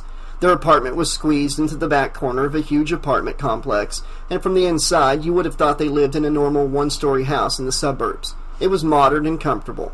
This house looked like a flashback to the early 1900s. It was a log cabin that looked like it was designed by Lincoln himself. All of the walls were made of wooden planks, and the railings that surrounded the front and the back porch were made of sturdy wooden logs. The inside wasn't much different than the outside. The ceiling was high and pointed and long, sturdy wooden beams stretched across from one wall to the other. The walls, too, were made of wood, and the rooms were adorned with Dutch doors and ancient oil paintings and wooden countertops. There were even an antique iron gas furnace in the dining room. Of course, it didn't work anymore. It was just a relic from the past. She didn't mind all of the antique furniture. It made it feel cozier. The inside of their apartment in the city felt like a doctor's office waiting room, but this house felt more like a home. Hey, Tommy, why don't you try killing some robots up in your room? Mrs. Jarvis called into the living room. I can't. I need a bypass patch cord, Tommy said, walking into the kitchen and peeling the mask off his face. The mask came off to reveal the young, naive face of a preteen boy. His shaggy brown hair was disheveled by the mask, and he reached into his pocket, pulling out a pair of wire-rimmed glasses and putting them on. Tommy sat down on a wooden bar stool as Mrs. Jarvis crossed the kitchen to the sink and began pouring herself a glass of water. Maybe you can get one in town. Trish will drive you. Hey, while you're there, please, get a haircut. Mrs. Jarvis said. Tommy groaned in response. "Ah, Mom!" he sighed. Mrs. Jarvis took a sip from the glass of water and looked down at the rubber mask lying on the counter. That's a nice mask. "Do I have to get a haircut?" Tommy moaned, not even registering the compliment. Mrs. Jarvis laughed and changed the subject. You're getting really terrific in making those things. "Thanks, I just customized it," Tommy said, admiring his work. Hey, where's Gordon? She asked him, looking around for their pet golden retriever. "He went out," Tommy replied, not looking up from his mask. Mrs. Jarvis looked into the hall and saw the back door standing wide open. Oh, someone left the door open again. She quickly moved towards it and closed it. "We're in the country," Tommy said. Mrs. Jarvis walked back towards the kitchen counter, her eyes wide with uneasiness. What if a psycho walks in? She immediately remembered last night, that news report about all those kids getting killed. She had meant to tell Tommy and Trish. She had wanted to tell them to be careful for the next few weeks until it all blew over. But she didn't want to frighten them, so she decided to just keep quiet. Just as her mind came back to reality, Trish came strolling into the kitchen, freshly changed into a white blouse and a comfortable-looking pair of shorts. He'd probably challenge him to a game of Zaxxon, Trish joked. She opened the refrigerator and grabbed a pitcher of lemonade and a glass from the cupboard. "Hey, Mom, did you hear anything about the place next door?" Trish asked, pouring the lemonade into her glass. Uh-huh. It's been rented by some kids, Mrs. Jarvis said, looking out the window at the two-story rental house beside them. "Great!" Trish exclaimed. "How many?" Tommy asked. 6. "Well, it would be nice to have some company around here," Trish said, sipping her lemonade. Finally, some people her age were renting that house. I could actually make some friends, Trish thought to herself. She had had lots of friends in the city, but now that her mother was homeschooling her out in the middle of nowhere, it was almost impossible to meet anyone. The only kinds of people who ever rented that old house were elderly couples. Maybe she'd meet a friend, or even better, a boy. This might be the escape she needed. None of them had any idea that the company they would soon receive would be more terrifying than any of them could ever imagine.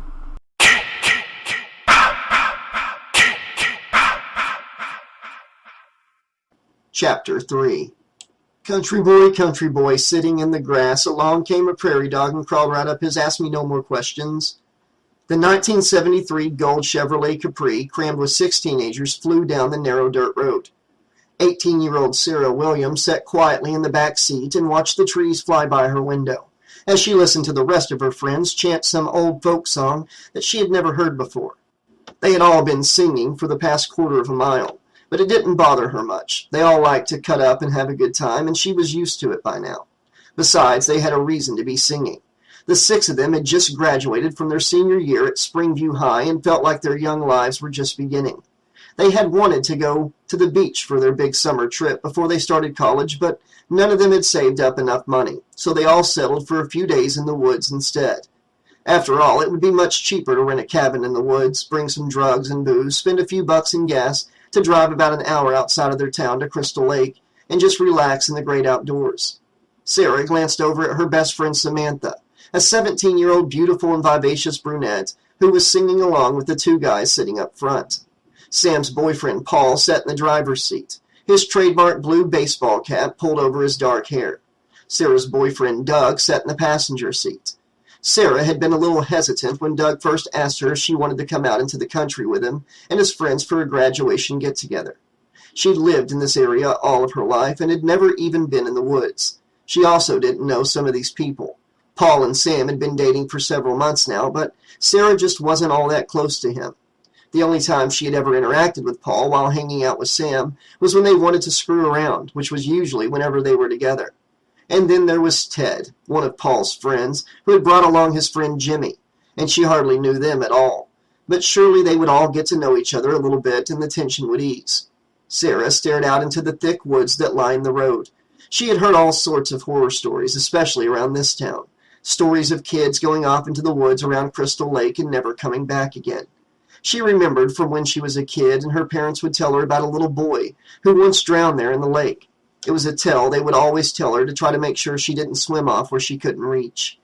It was one of those small-town things. There were legends that got passed around and often got passed around so often that they became watered-down versions of what actually happened. But from what she had heard, some stuff did happen at Crystal Lake. Maybe a boy did drown. Maybe some kids did go out in the woods and get involved in a really bad accident. But Sarah was sure that most of it was just talk to try to scare you. After all, if all these old people knew how many kids around here used the woods to have sex and smoke grass, she would understand why they would make these things up. Sarah knew all too well about how small-town people can be. Her parents were a prime example of conservative, small-town narrow-mindedness. They couldn't stand her being with Doug and couldn't stand Sam. She had had so many long nights with them about it, even right before she decided to go on this trip. You shouldn't be going out in the woods for a weekend with those dope smokers. Sarah, you have a future. She had heard it all before. They were good friends. They just didn't know them like she did, and sure, they liked to party and get high every now and then, but who was she to judge? Who were they to judge? It wasn't a big deal. They had a really good time together. She wasn't that worried about her folks, though. They'd get over it, even though she probably wouldn't ever hear the end of it. She was more worried about being alone out in a cabin at Crystal Lake, but after all, she was with friends. And Doug told her that they would have some neighbors next door to the cabin they rented, a family with kids. It made her feel a bit safer that they wouldn't all be completely isolated. But she couldn't shake the knot forming in her gut as she stared out at the lonely wilderness on either side of the car. She hadn't seen a house or a store for miles. She wasn't necessarily a city girl by any means, but she wasn't fit for the woods either. Maybe she could smoke some grass to ease her anxiety, but she always tended to pass on it. Sarah didn't really like doing any of that. Even at all the parties that Sam always dragged her along to, Sarah always passed on the weed and the booze. She didn't do that stuff, it just made her so uncomfortable. Sarah hated feeling out of control. It was part of the reason why she also hadn't had sex. That and her parents constantly lecturing her about it. Sarah, you need to save it for marriage. Good girls always save it for marriage. That's what she was really worried about, she thought. Not only her parents, but everyone else, too. Not that it really mattered, but Sam was always talking about her sexual encounters, and Sarah always never had anything to say. She made it so awkward. They would all be sitting around getting high and hooking up while she just sat there with Doug, not knowing how to make a move and being terrified to do anything about it. Sam had always said that it's okay to be a virgin. Save it for when you're ready. But Sarah still felt so self-conscious about it. Maybe it's because she really wanted to do it, but just didn't know how. She couldn't initiate. Well, she thought, maybe this weekend she was finally ready to do it with Doug. After all, they had been dating for 3 months, and it had gotten hot and heavy at one point. This weekend may finally be the chance to do it. It was now or never, because they were graduating and would likely be going off to different schools. As the thought of sex raced through her mind, she chewed her lip anxiously. Doug had always been understanding about the sex stuff and never pressured her, but she had also never been alone with him in a romantic way except for one other time. And now they definitely had the place and the time to be alone, out in the woods, at night. What would happen if everyone was out screwing and Sarah was left alone with him? What would happen then? Just do it when it feels right, she told herself. If it's not right, then Doug would understand. If she was just going to worry herself to death if she thought about sex, she decided to shift her mindset to the scenery flying by the car window. Her mind began to drift away from her worries, and she began to hear bits and pieces of Jimmy and Ted's conversation behind her.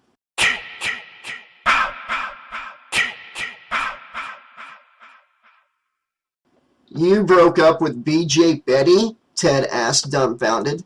Both he and Jimmy were crammed in the open hatchback with the luggage. Jimmy ran his hands anxiously through his sandy, wind-blown hair. So to speak, he said, sighing. And would you lighten up on her? She's all right. Ted chuckled, adjusting his sunglasses. I'll say she's all right, he said, grinning. You should have treated her right. That girl wanted to be treated right.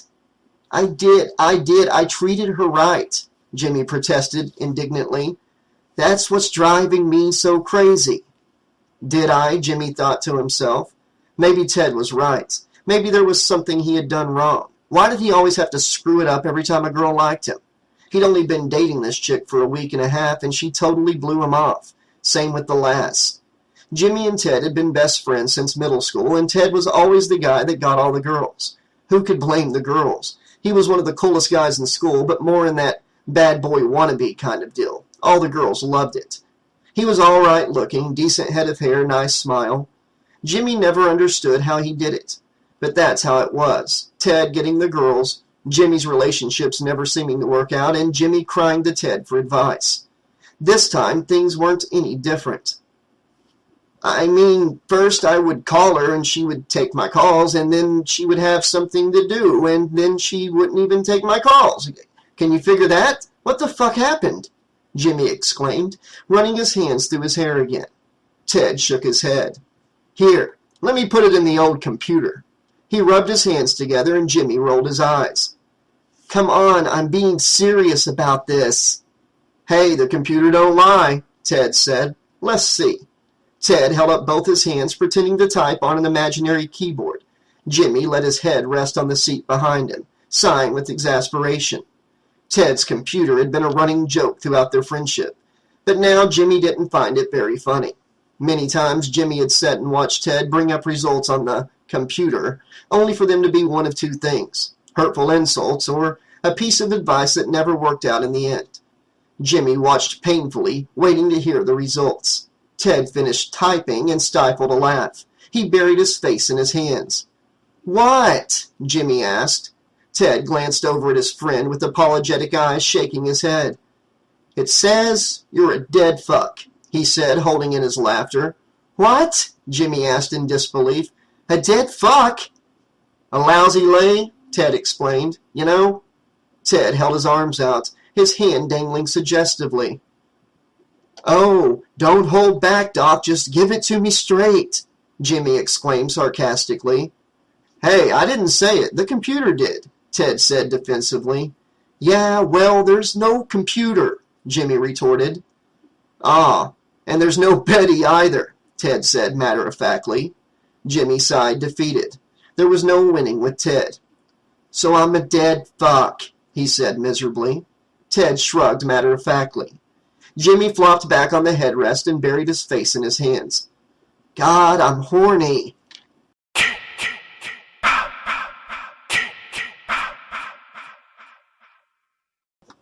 The Chevrolet Capri pulled over to the side of the road and came to a stop. Doug fished a map out of his back pocket and started scanning it carefully. Samantha leaned over the seat over Paul's shoulder, her eyes wide with concern. Where are we? We're lost, Paul admitted, forcing a weak smile. Sarah looked out the window and saw that they had come to a stop right beside an old, dilapidated cemetery. A weed-choked iron gate surrounded the perimeter of the cemetery, and all of the tombstones were weathered and faded. She felt a chill run down the length of her spine. She'd always hated cemeteries, ever since she was a kid. Just the fact that she was walking directly over dead bodies gave her goosebumps. She could read the name on one of the newer gravestones. It read, Pamela Voorhees, 1930 to 1979. Why did that name sound so familiar? The last name Voorhees. She remembered Doug mentioning something about the name Voorhees when he was asking her to come to Crystal Lake with him. It was probably nothing. Still, she felt the knot forming in her stomach again, and another chill ran up her arm. "Stop spooking yourself, Sarah," she told herself. Samantha turned her head and noticed the cemetery. "Pretty creepy," Sam said. Yeah. Sarah said, her voice trailing off. Okay, I think we keep going straight for 2 miles and then hang a right," Doug said, pointing at the map.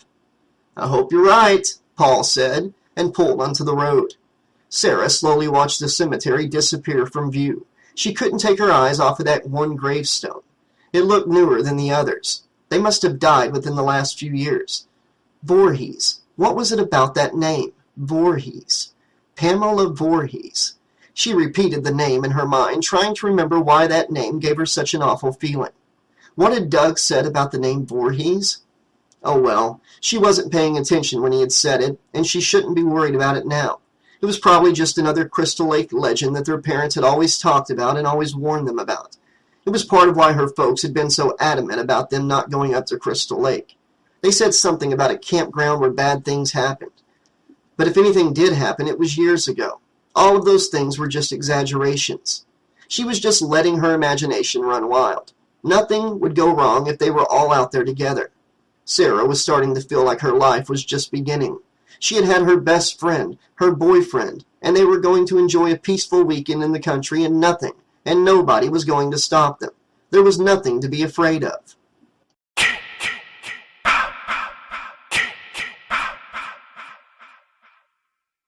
Patty Cunningham let out an exhausted sigh.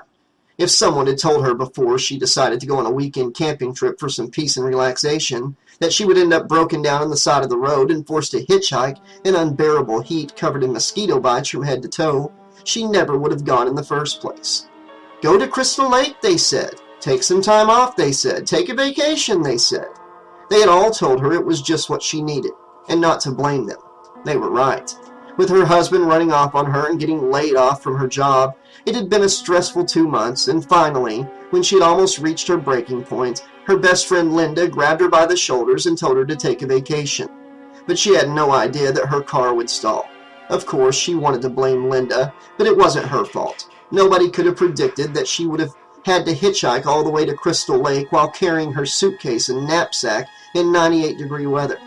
And the worst part of it was she hadn't seen a single car since she started walking. No one lived out here. Ever since she left the town of Crystal Lake, she hadn't seen a single sign of civilization. It was hopeless. She would be forced to walk the next 10 miles to the spot by Crystal Lake that she had mapped out back home. She looked both ways down the desolate road. There was no sign of life anywhere. I'm fucked, she thought miserably. She saw an old tree stump not too far from the side of the road, and she tossed her stuff down and sat. It could be worse, Patty thought to herself. She could have gotten into a wreck and be injured. She definitely didn't need to be hitchhiking down the road in the heat with a broken leg. It'll be all right. Someone has got to come by eventually, she thought. She was fortunate that she found some old Save the Trees picket signs in her trunk from her tree hugger days in college. They were bright and colorful and were sure to attract a passing motorist. She had all her things. There was food and a sleeping bag in her suitcase. She could even camp out under the stars if it came to it. Maybe this wouldn't be such a ruined vacation after all. Just then, her thought was confirmed when she saw the front end of a 1973 Chevy Capri coming toward her down the country road. She grabbed her brightest sign and sprang to her feet, holding up the sign and waving her arms frantically. It was her big chance. Patty's shoulders slumped as she watched the Chevy fly right by, and she let her arms fall to her side, defeated. You have got to be shitting me, Patty thought to herself. The one car that passes by is full of a bunch of damn kids, a bunch of spoiled teens. She had seen the smirk on the face of the dark-haired boy wearing sunglasses in the back. Damn kids, she thought sourly. Just as the car began to disappear around the corner, the dark-haired kid in the sunglasses leaned out of the open hatchback. Hey, honey, you got a sister? He yelled out to her. He let out a guffaw of laughter. She heard the rest of the teens cackle with laughter as well. Patty couldn't believe it. She was speechless. But then she remembered that during her protesting days in college, there were more than a few people that didn't take too kindly to them parading around with their rainbow-colored signs, so her group had painted "Fuck You" on the back of the signs in black spray paint. She knew it would come in handy. She flipped around the sign and gave him the middle finger for good measure, but he didn't see it. The car was far down the country road. What was this world coming to? A world where people just pay no attention to someone who needs help. A world where people drive right by a woman on the side of the road just wanting a ride. Of course, she had heard all the horror stories about murderous hitchhikers, so she kinda didn't blame them. But still, there was no need to say things like that. What kind of parents would raise a child like that? That little prick needed to have the shit beaten out of him. That's what was wrong with this generation. Nobody hit their kids anymore. They were raising goddamn nightmares. She knew she was overweight, and she knew she wasn't all that attractive, but these disrespectful bastards just didn't know when to keep their mouths shut. Was she like that when she was younger? Surely not. Was she an awful, immature person who would have done something like that? No, it was different in her day. They would learn. It would come back to bite them in the ass. Maybe a few days from now, or maybe a few years. Patty threw her hands in the air and plopped back down on the tree stump, realizing that she hadn't eaten since she left home. Her stomach was grumbling loudly. She reached down into the side pocket of her suitcase and pulled out a ripe banana, and peeled it, biting into the soft fruit. She was too busy munching loudly on her banana to hear the footsteps behind her, slow and steady at first, then growing quicker and agitated. Then she heard the leaves crunching behind her, light footfalls. Someone was behind her, but Patty didn't have time to see who it was. A hand grabbed her by the hair in a fierce talon-like grip, and another hand shoved a hunting knife into the back of her neck. She vomited up a hideous mixture of blood and banana, horrified at the sight of the bloody tip of the knife protruding from the front of her throat. In the throes of death, Patty's right hand clenched, squeezing the banana into mush, and she felt life ebb quickly. Jason Voorhees stood over her lifeless corpse, once again feeling the boiling rage inside of him subside. He stared down the road at the Chevrolet Capri becoming tiny in the distance, and he clenched his fist. He had watched them drive by and heard their laughter. Young teenage laughter.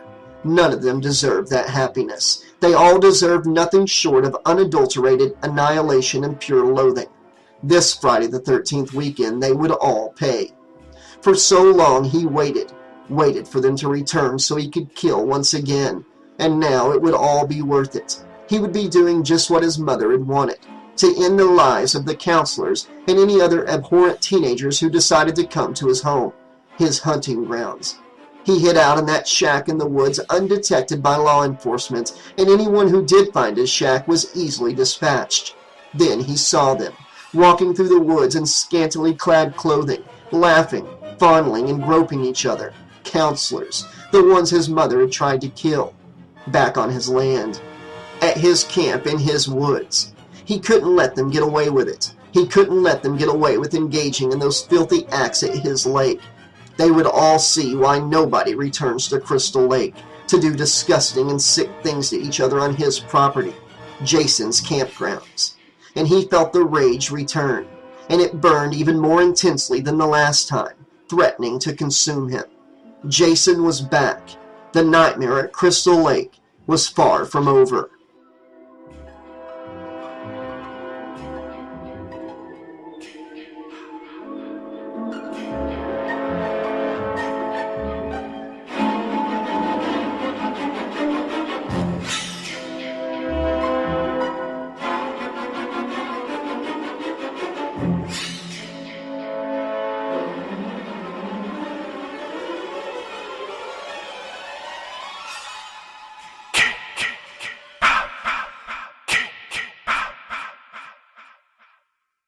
The birds and the bees.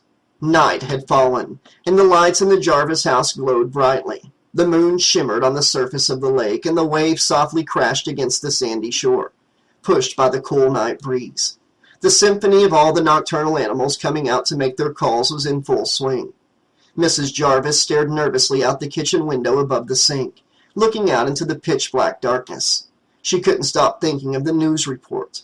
She couldn't stop thinking about the murders. 10 bodies, they had said on the news, and there were even more bodies that had been found across the lake. Of course, The lake was big and stretched across many miles, and although it was on the same lake, it was probably pretty far away. But not far enough, she thought. Not far enough to put her mind at ease. She was nearly missing the tomato she was trying to slice, and had almost nicked herself with the large butcher knife. Her knuckles were curled tightly around the handle. She kept getting distracted from looking down at the cutting board and glancing at the doors and the windows. She had been paranoid all night. The last 3 times she had peeked out the kitchen window, she could have sworn she saw something move.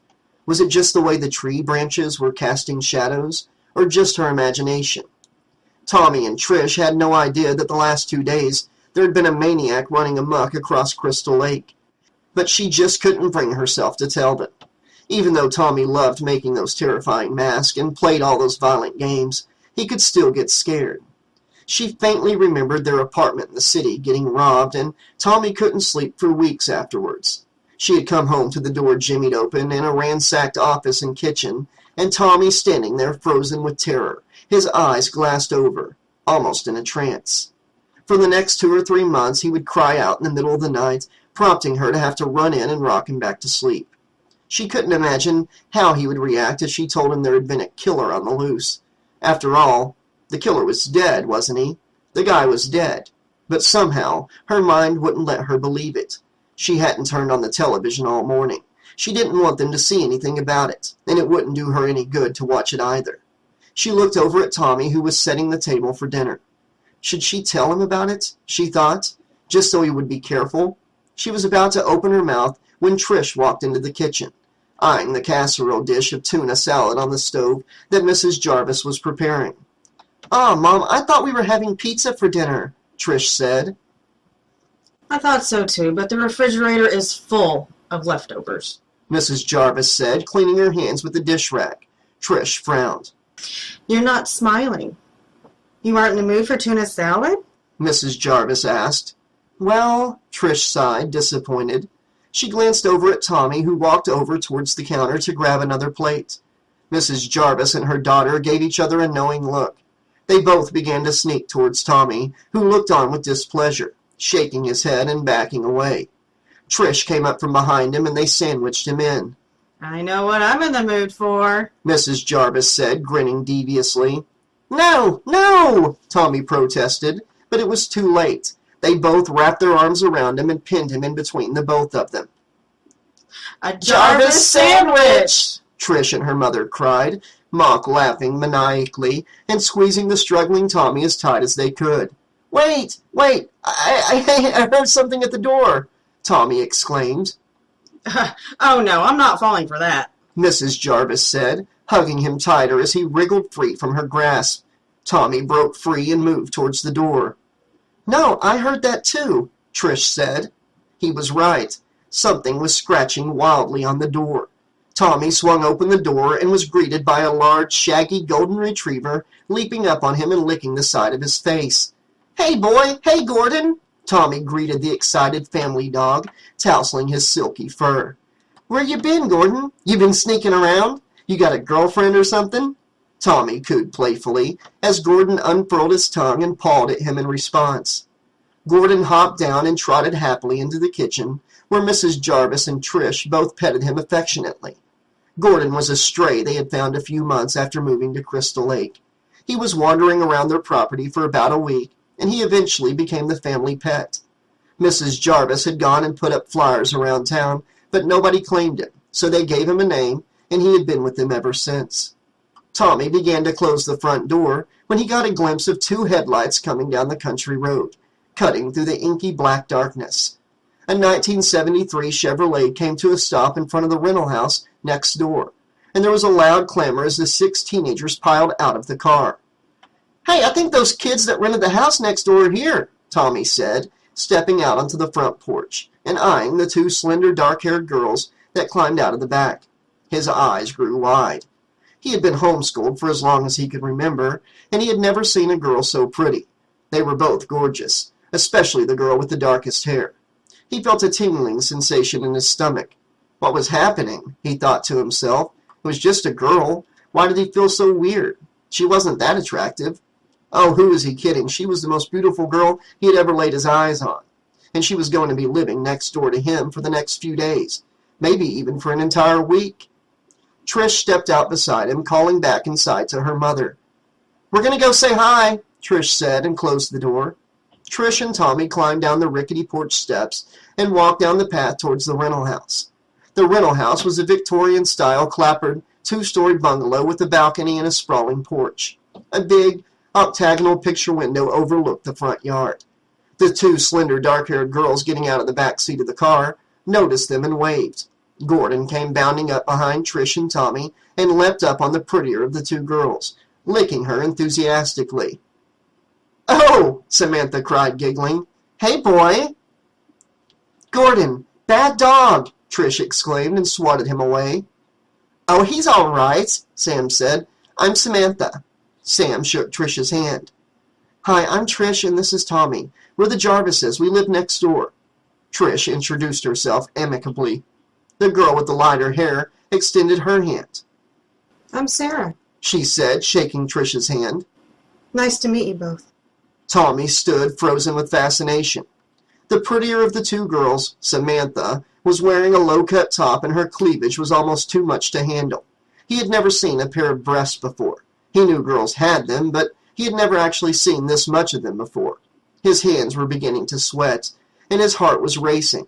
Sam bent down to pet Gordon, and his eyes fell right down her blouse.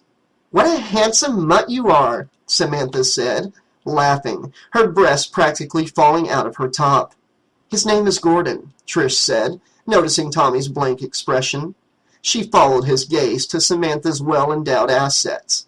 Trish gave him a dirty look and swatted him, but honestly, she was checking out a few of the guys herself. Two of them were standing at the trunk, heaving suitcases out of the back and pulling them into a pile. One was really good-looking, and the other was decent, she decided. The good-looking one was tall and lanky, with a head of thick black hair that reminded her of Elvis, wearing a pair of sunglasses. They both wore straight-leg jeans that made the muscles in their legs show, and wore stylish dress shirts and slick black hair. She saw some of them were carrying graduation caps and surmised they had all dressed up for the ceremony. Another suave-looking guy in a blue baseball cap called out to an attractive dark-haired guy to throw him a beer. The dark-haired guy tossed him a can of beer and carried the rest of the case into the house. The guy in the baseball cap popped the lid, took a swig, and cheered. Samantha giggled and rolled her eyes. "That's Paul acting like an idiot," she said. "And that's Jimmy and Ted." She pointed to the two guys standing at the trunk, unloading the luggage. "Hey, Doug, come meet our neighbors." Sarah called to the dark-haired guy coming out of the house. It wasn't the guy with the baseball cap or the guy who looked like Elvis, but he was attractive too. He almost bore resemblance to a young Sean Cassidy. Trish's hands were beginning to sweat as well. She wasn't keeping up with their names. She just smiled lightly and tried not to stare. She wanted to say something, anything. Nothing came out, but just more standing and smiling. Doug, as Sarah had called him, came running over to meet them, shaking Trish's hand with a firm grasp. His wavy dark hair fell over his sparkling green eyes.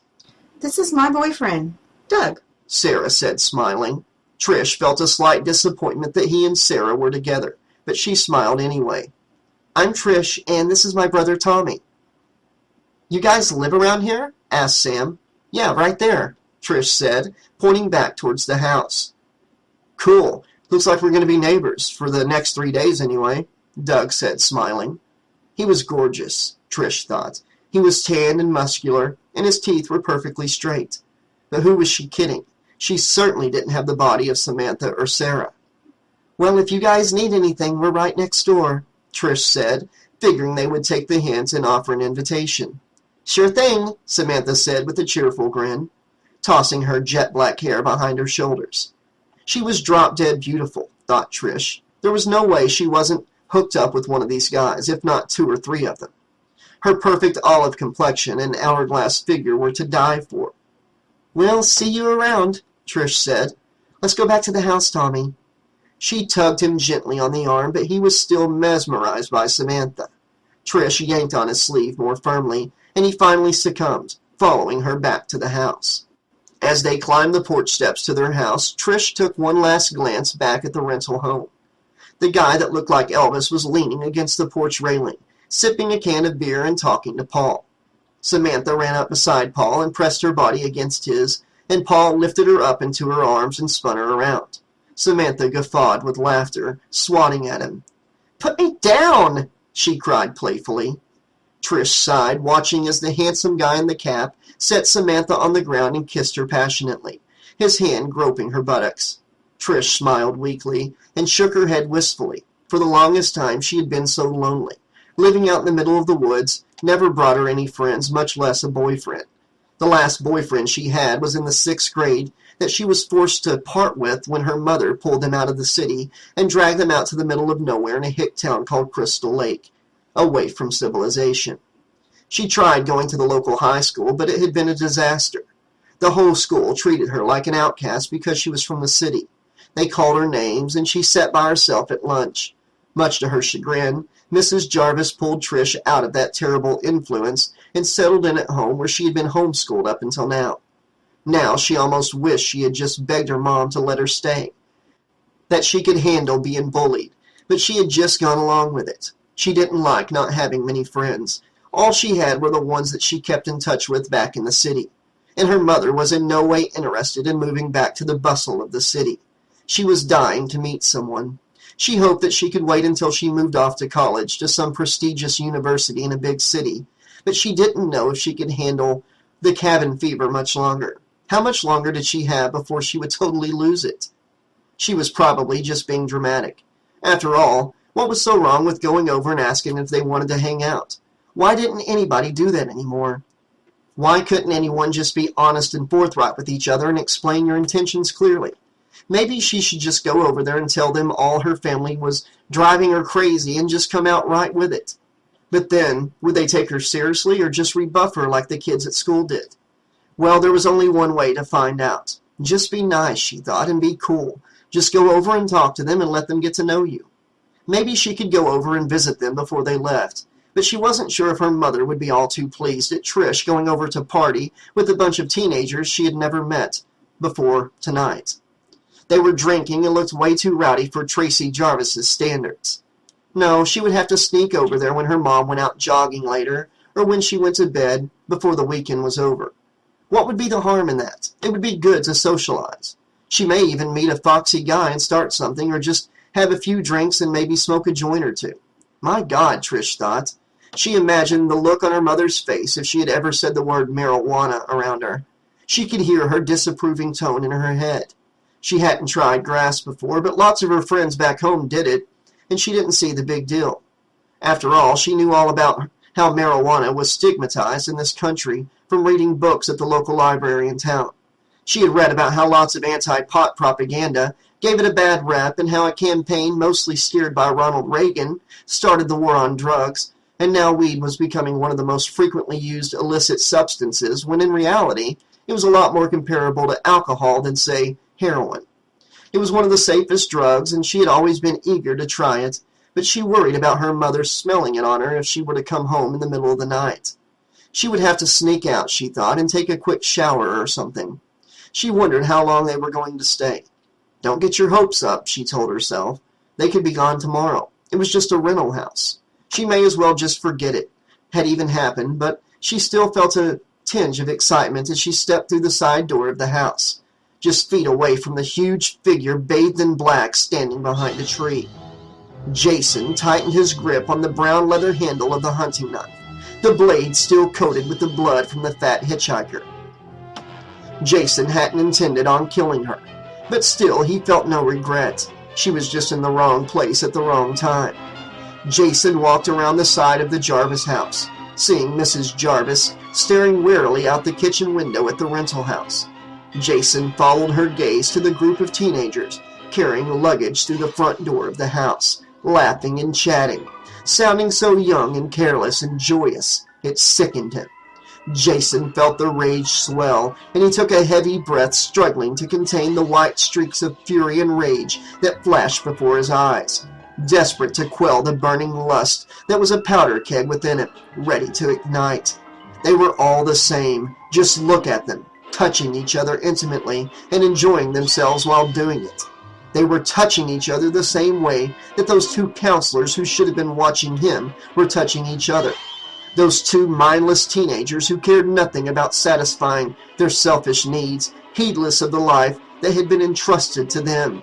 They were all the same. Now he knew they had to die. They all had to die. Eventually, they all proved they were just as repugnant as the rest of them. He pictured his knife piercing the girl with the dark hair, soft flesh. The blade penetrating the flesh between her two ample breasts, penetrating her heart. He pictured the blade slicing through the boy's toned body, ripping through tendons and ligaments until he stopped screaming, hacking away at his remains until there was nothing left. The visions he would have were so vivid and salient that they made his mouth water and his heart race. Visions of blood, of screaming and entrails pouring out of wounds, and of eviscerated corpses. Every time he killed and saw the glaring red of the blood spilling out of their worthless bodies, it soothed the tightness in his chest and the pounding in his head. Everything felt right again, but then, when he saw them touching each other and enjoying themselves, everything got loud again, and he had to kill. There was no other way. He had no other options. The voice of his mother guided him. The real-life manifestation of the deep pain that he felt ever since he watched his mother die as she fought for her life was more than enough to satisfy him, but only for a short time. They all deserved punishment. His mother had been right. He had to finish what she had started 26 years ago. This Friday the 13th, they would all pay.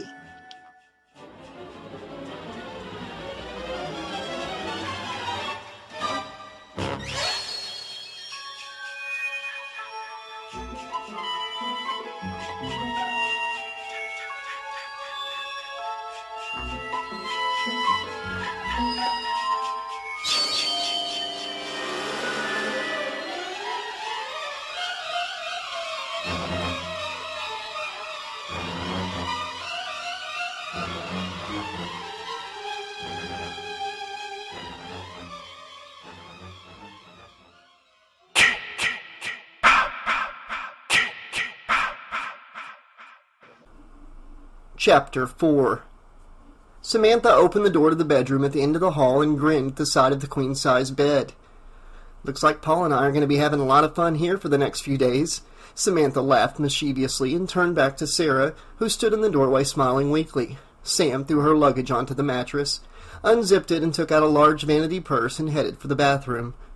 "I need to freshen up," she said, taking out her ponytail and letting her jet-black hair fall down on her shoulders. Sarah sighed and followed her into the bathroom, leaning on the doorframe. Sam noticed Sarah's subtle uneasiness in the mirror. "Hey, what's the matter with you?" Sam asked, taking out a brush and combing it through her long silky hair. Sarah sighed. "I don't know how you do it," Sarah said. "Do what?" "You know," Sarah said, gesturing to the bed. Sam laughed. "Have sex? I don't know how you don't." "You do it with everybody," Sarah said, more to herself. "I do not," Sam protested, spraying a dab of perfume down her cleavage. "I do it with Paul." "Really?" Sarah said, skeptical. Sarah had heard all the rumors at school about Sam's sexual escapades. She worried about her sometimes. What if she got a disease from some guy? What if she got pregnant? She would never forgive herself if she let her best friend ruin her life because she didn't say anything about her many lovers and sexual happenings. "Come on, Sarah. You know how guys are. They lie about that all the time. They say that about every girl." "They don't say anything about me," Sarah said. "That's because you don't have a reputation," Sam replied. "I mean, you and Doug have been dating for months, and you've barely kissed him." "I have too," Sarah said indignantly. "Look, Sarah, I got my reputation in the 6th grade. Don't you think it's time you and Doug—" Sam gave Sarah a knowing look. "I don't know," Sarah said, clearly uncomfortable about the subject. "I mean, what does Paul think about you having sex with a bunch of guys?" Sarah asked. "Hey, Paul thinks I'm great in bed, so that's where I keep him. Seriously, though, you should try it. It's a lot of fun. Burns calories, too," Samantha said. Sarah sighed again, just wanting to change the subject. "So, what are the sleeping arrangements?" "Well, Paul and I are taking this room, and you and Doug can take the room next door," Samantha said, applying some bright red lipstick. She noticed Sarah's displeased expression. "Don't worry, they're bunk beds." Samantha rubbed her lips together and turned to Sarah. Hey, I don't mean to pressure you. If you don't want to do it, you don't want to do it. Sex is like skydiving. It can be scary at first, and you have to jump without thinking about it. Once you're in, you can't go back, but it's amazing, Samantha explained, leaning against the bathroom counter. Sarah smiled. Thanks, I just don't think Doug would want to do it with a girl like me. Oh, please, he really likes you. I see him look at you the way Paul looks at me. Trust me, he's a guy. He wants it bad. You think so? Sarah's face began to feel hot, and she blushed. Yep, he definitely does. But just let loose and have some fun this weekend, and don't worry about the sex stuff. If you aren't ready, then you aren't ready. She was right, Sarah thought to herself. She would have the time of her life out here. Her and Doug could finally get to have some alone time, and it wouldn't necessarily involve fucking. They could sit on the shore of the lake and talk or go for a hike. It was going to be an amazing weekend, and she needed to stop worrying so much. After all, what was there to worry about? Sex was a lot simpler than people often made it out to be. With anything, there are risks involved, and you should understand those risks and take some responsibility for your actions. Girls like Sam didn't really do that, but who was Sarah to judge? After all, Sam had a lot of sex, but it was at least with Paul and Paul only. She wasn't a homewrecker. There are a lot worse things you can be than someone who enjoys frequent sex, even casual sex. Sarah hated the stigma against it. Maybe her subconscious mind was somehow buying into it. Maybe that's why she hadn't let Doug go there with her. Maybe it was because they just weren't right for each other. But she knew that wasn't it either. Doug was one of the sweetest people she had ever met. It had to be him. If she was going to do it this weekend, it had to be him. It was now or never, she thought. They would be graduating soon, and she didn't want Doug to be the one that got away. Life was too short to not take too many chances. Life was far too short.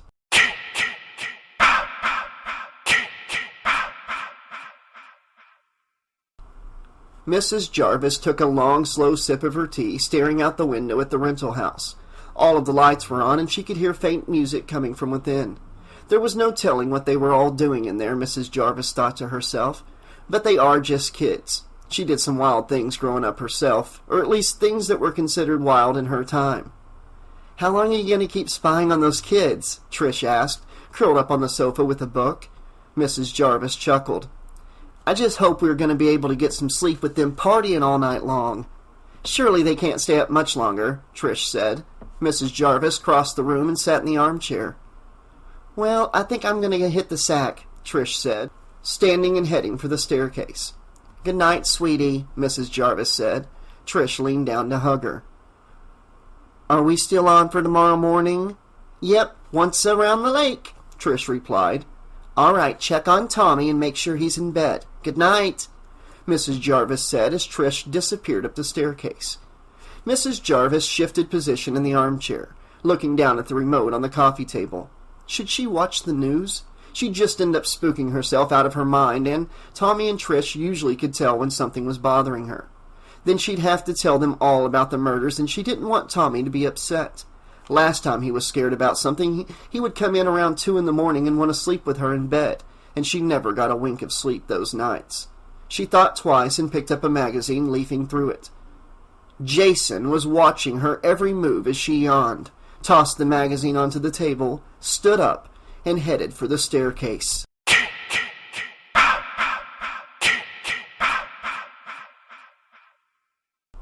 Tommy, are you brushing your teeth? Mrs. Jarvis called, rapping on the bathroom door. Yes, she heard Tommy reply through a mouthful of toothpaste. Okay, I'm going to come tuck you in a few minutes, she said, and walked down the hallway to her bedroom. Tommy spit into the sink, rinsed with a glass of water, and turned off the faucet. He walked out of the bathroom and into his room at the end of the hallway. Tommy's bedroom looked like every sci-fi aficionado's dream. Sci-fi and horror movie posters plastered all over the walls, a few high-tech game consoles next to a computer monitor and processing system on a sturdy desk, action figures lined up in rows on shelves, and about a dozen rubber masks hanging from the ceiling, and about a dozen more displayed on a large wooden bookcase by the door. Tommy crossed the room to his bed, and as he climbed in and started to lay his head on the pillow, he caught a glimpse out the open bedroom window. A smile crept across his face as he realized he could see across the yard into the upstairs bedroom of the rental home. It was the tall, slender brunette of the group, and she was standing in front of a mirror brushing her long hair. Tommy felt his heart racing 100 miles a minute, and his hands began to feel clammy. He moved closer to the window, and he cackled with excitement as the girl pulled off her shirt. What was happening? What was so exciting about this? It was just a girl. That was the thing. It was a girl, and for some reason, not comprehensible to his 12-year-old mind, he was in love. He watched for about a minute, biting his nails in anticipation. Sam was with her, back to the window, watching the door as Paul walked in and they began to kiss.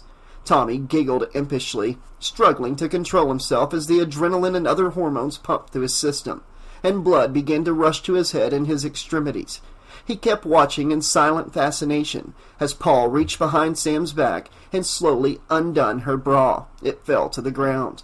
Tommy thrashed around in pure delight, kicking his legs up in the air as if he were a wind-up toy, and someone had just wound him up and let him fly. He bounced up and down on the bed with joy and turned back to the window, his eyes wide. Then he heard his mother's footsteps down the hall. In a split second, Tommy dove down onto the bed in a sleeping position and began to make his best fake snoring sound. The bedroom door opened and Mrs. Jarvis crossed the room to the bed where Tommy was curled up under his covers, his eyes tightly shut. She smiled and leaned down to kiss his forehead. She gently tousled his hair and turned to leave when she saw the cracked window. She went to close it, saw the view, and gasped. Mrs. Jarvis glanced back at Tommy, who was still snoring loud as ever with his eyes shut tight, and she shook her head, chuckling to herself. She sighed, closed the window, and shut the curtains. Nice try, Tommy, she thought to herself.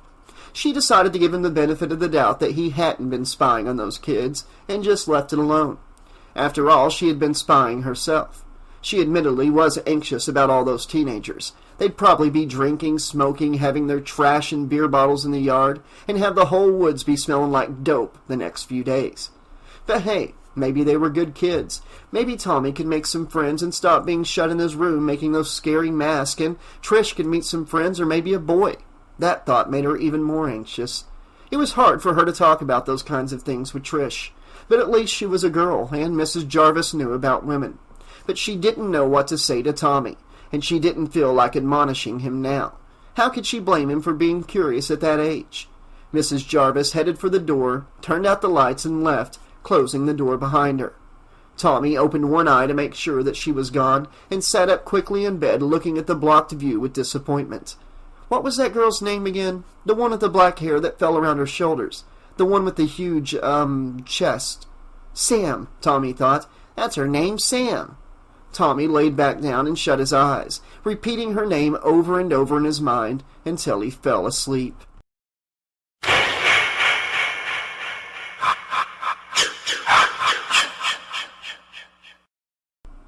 So where is this Crystal Point? Sarah asked, sitting down on the couch beside Doug.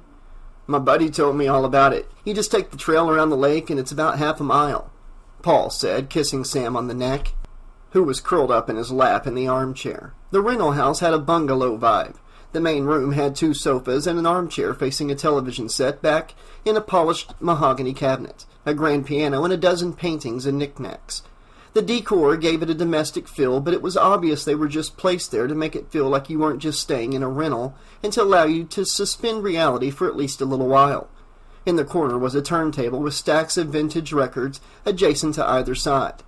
The main room was divided into an apartment-sized kitchen complete with old-timey pots and pans, racks, and a dining room. It's supposed to be a lot of fun, Paul continued. He said there's an old tire swing, but he wasn't sure if it was there anymore. Wait, are we swimming? I didn't bring my bathing suit, Samantha said. You know what that means, Paul grinned, deviously nuzzling Sam's neck. Skinny dip! Samantha giggled flirtatiously, but stopped when she saw Sarah's eyes grow wide. Don't you think we shouldn't be skinny dipping when there's a family right next door? Sam said, swatting at Paul. They can join in, Paul said, guffawing. Sam rolled her eyes as he kissed her neck playfully. Ted was sitting at the table playing a handheld video game when Jimmy walked into the kitchen, heading to the refrigerator. Have you called Betty? Ted asked. No, Ted, Jimmy sighed with exasperation, grabbing a beer from the bottom shelf. Come on, Jimmy, man, you gotta try to get her back. No, Ted, you know what, I don't, Jimmy retorted, moving towards the table. I've come to realize that you can have a good time without girls. Ted looked up from his game and wagged his finger like a scolding mother. That's a sin, you dead fuck. Jimmy pushed his finger away. I really don't want you to call me that anymore. Ted stood up and playfully punched Jimmy in the stomach. Oh, come on, Jimbo. Can't take a joke? He patted him on the shoulder. The computer don't lie. There is no computer, Jim said. Ted grinned, shaking his head. Jim groaned. And there's no Betty either.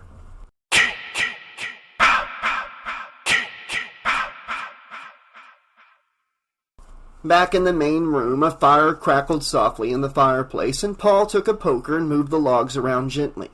He sat back in the armchair, cuddled up next to Sam. That family seemed nice, Doug said, putting his arm around Sarah. Yeah, that Trish girl was kind of hot, Paul remarked. Sam punched him in the arm. Hey, she exclaimed. What? I wouldn't mind her coming down to hang out with us, that's all. Maybe we can see if she wants to come with us to the lake tomorrow morning, Sarah chimed in, toying with a strand of her hair. We can invite her mother, won't that be nice? Paul joked. Sam hit him again.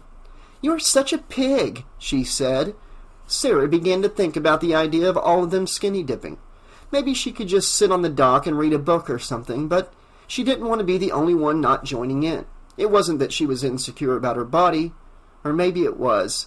She had stared at her naked body in the mirror long and hard on several occasions, just to see if she was sexy or not.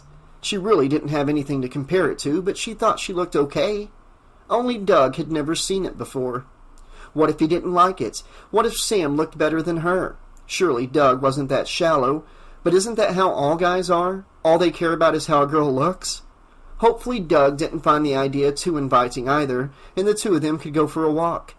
She didn't know what she'd do if they all saw her naked. She hardly knew Paul, Jimmy, or Ted. She could completely freak out if anyone saw her so vulnerable like that. She just might die if that happened. She just might die.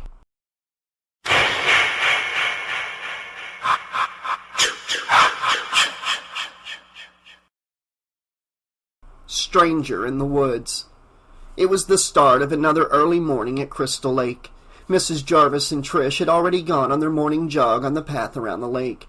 The birds were singing and the sun was shining its pale yellow gleam down through the canopy, casting shadows on the path. The night had left traces of it all over in dewdrops on the ground, and the moon was barely visible behind the thin, wispy clouds. The 6 teenagers came to a fork in the trail and stopped. Great. Which do we take? Samantha asked Paul, her eyes wide with worry. Paul scanned the map he held out in front of him. If I'm reading it right, we take the left, Paul said. He pointed his finger dramatically like an explorer, and the group laughed. They all embarked down the trail, listening to the morning birds singing in the trees and swatting at mosquitoes that were just beginning to come out and feel comfortable in the heat of the day. They were all showered and changed into more comfortable clothes, dressed for an afternoon on the lake shore. The air was just at the right temperature to go swimming, and they had all been stoked to have their little area of the lake all to themselves to do whatever they wanted without anyone watching. Sam and Paul led the way, with Sarah and Doug not far behind. Jimmy and Ted were the last of the group. Ted had a pair of expensive black headphones on. They were hooked up to an expensive new Walkman. Hey, Ted, Jimmy said, his hands in his pocket. Hey, Ted, he said louder, Ted's music drowning out Jimmy's voice. Ted still didn't hear him, and Jimmy started saying what was on his mind anyway. Ted, I think you're right. I think I'm going to give Betty a call when we get into town. No, calling Betty is definitely a dead fuck thing to do, Ted said, forgetting his music was at the current volume that it was. His voice sounded abnormally louder as a result, and the group turned to stare at him awkwardly. Ted made a dumb face and then pulled off his headphones as the group continued walking down the trail. You wanted me to call her, Jimmy said. Sometimes a Ted Meister is wrong, Jimbo. I've been thinking.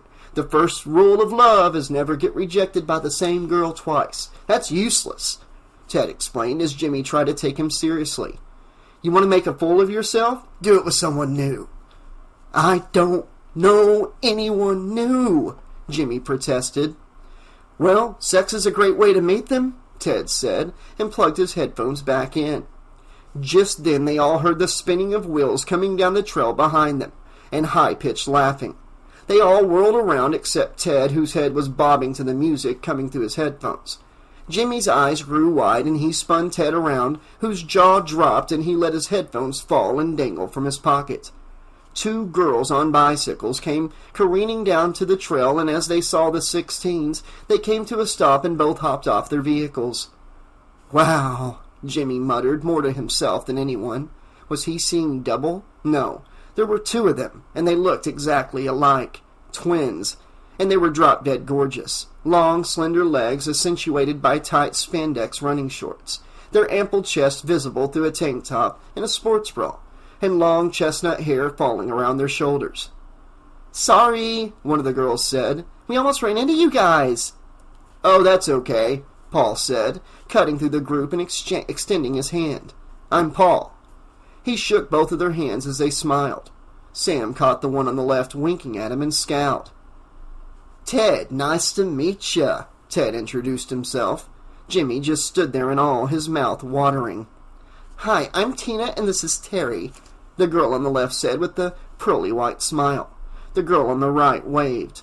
Terry was slightly taller than Tina, with darker, slightly longer hair. Still, it was nearly impossible to tell them apart. But none of the guys in the group seemed to care.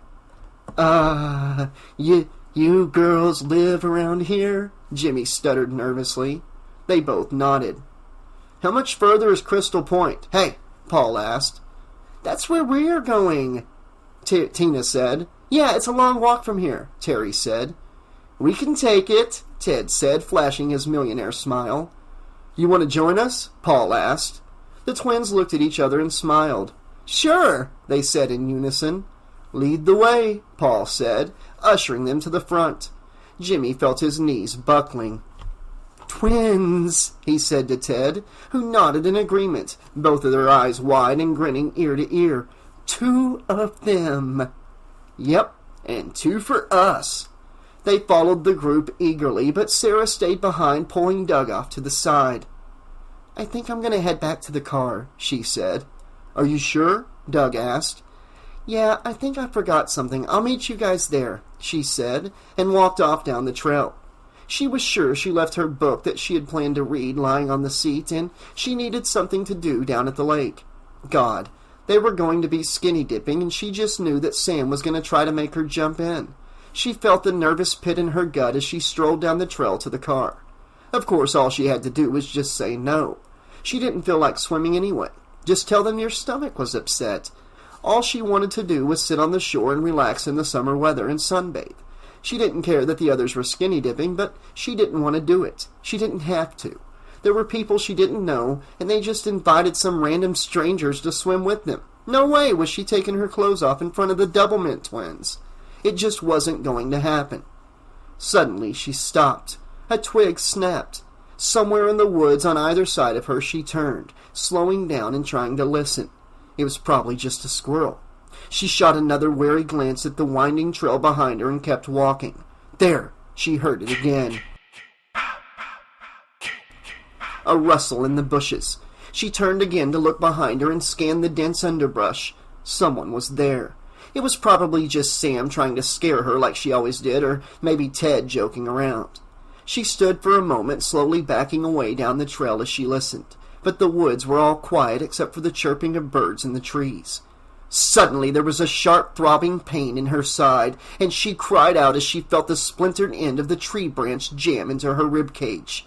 She spun around and saw what she had backed into, the broken end of a log protruding onto the path. She had backed right into it.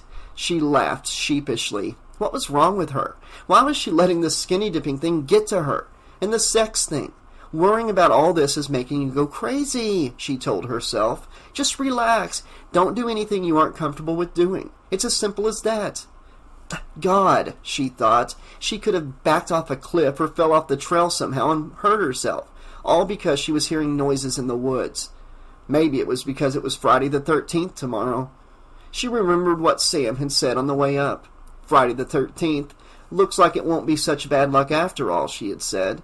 and she was starting to think Sam was wrong. Maybe there was something to this Friday the 13th thing, because this weekend was turning out to be a disaster.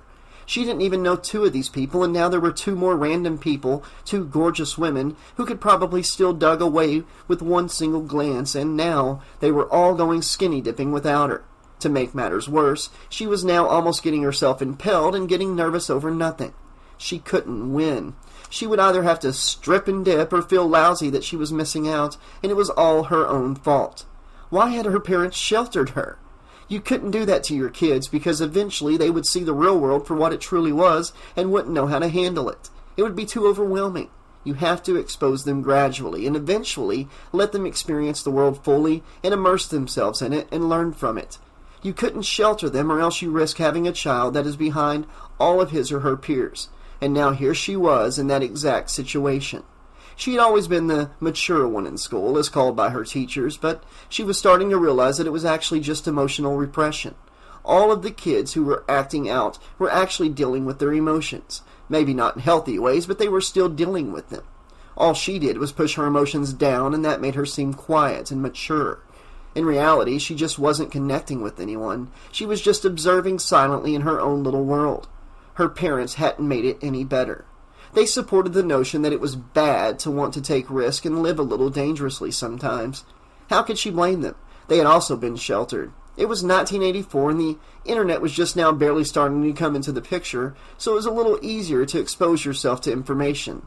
But in the 40s, when her parents grew up, it was probably that much harder. Low education and ignorance was probably rampant. All human beings want to live a little eventually. You couldn't hold them back for very long, or else they would have to break free or repress it until they hate themselves. This weekend had been a chance for her to live a little and leave all that shit behind her. But it was getting harder and harder to just let loose. Just calm down, she thought. Stop overthinking. Maybe she didn't have to take off her clothes to have a good time. These next few days could be fun and relaxing, and she just had to allow it to happen. Or else she was going to end up ruining everyone's mood by freaking out or scaring herself to death. What could go wrong?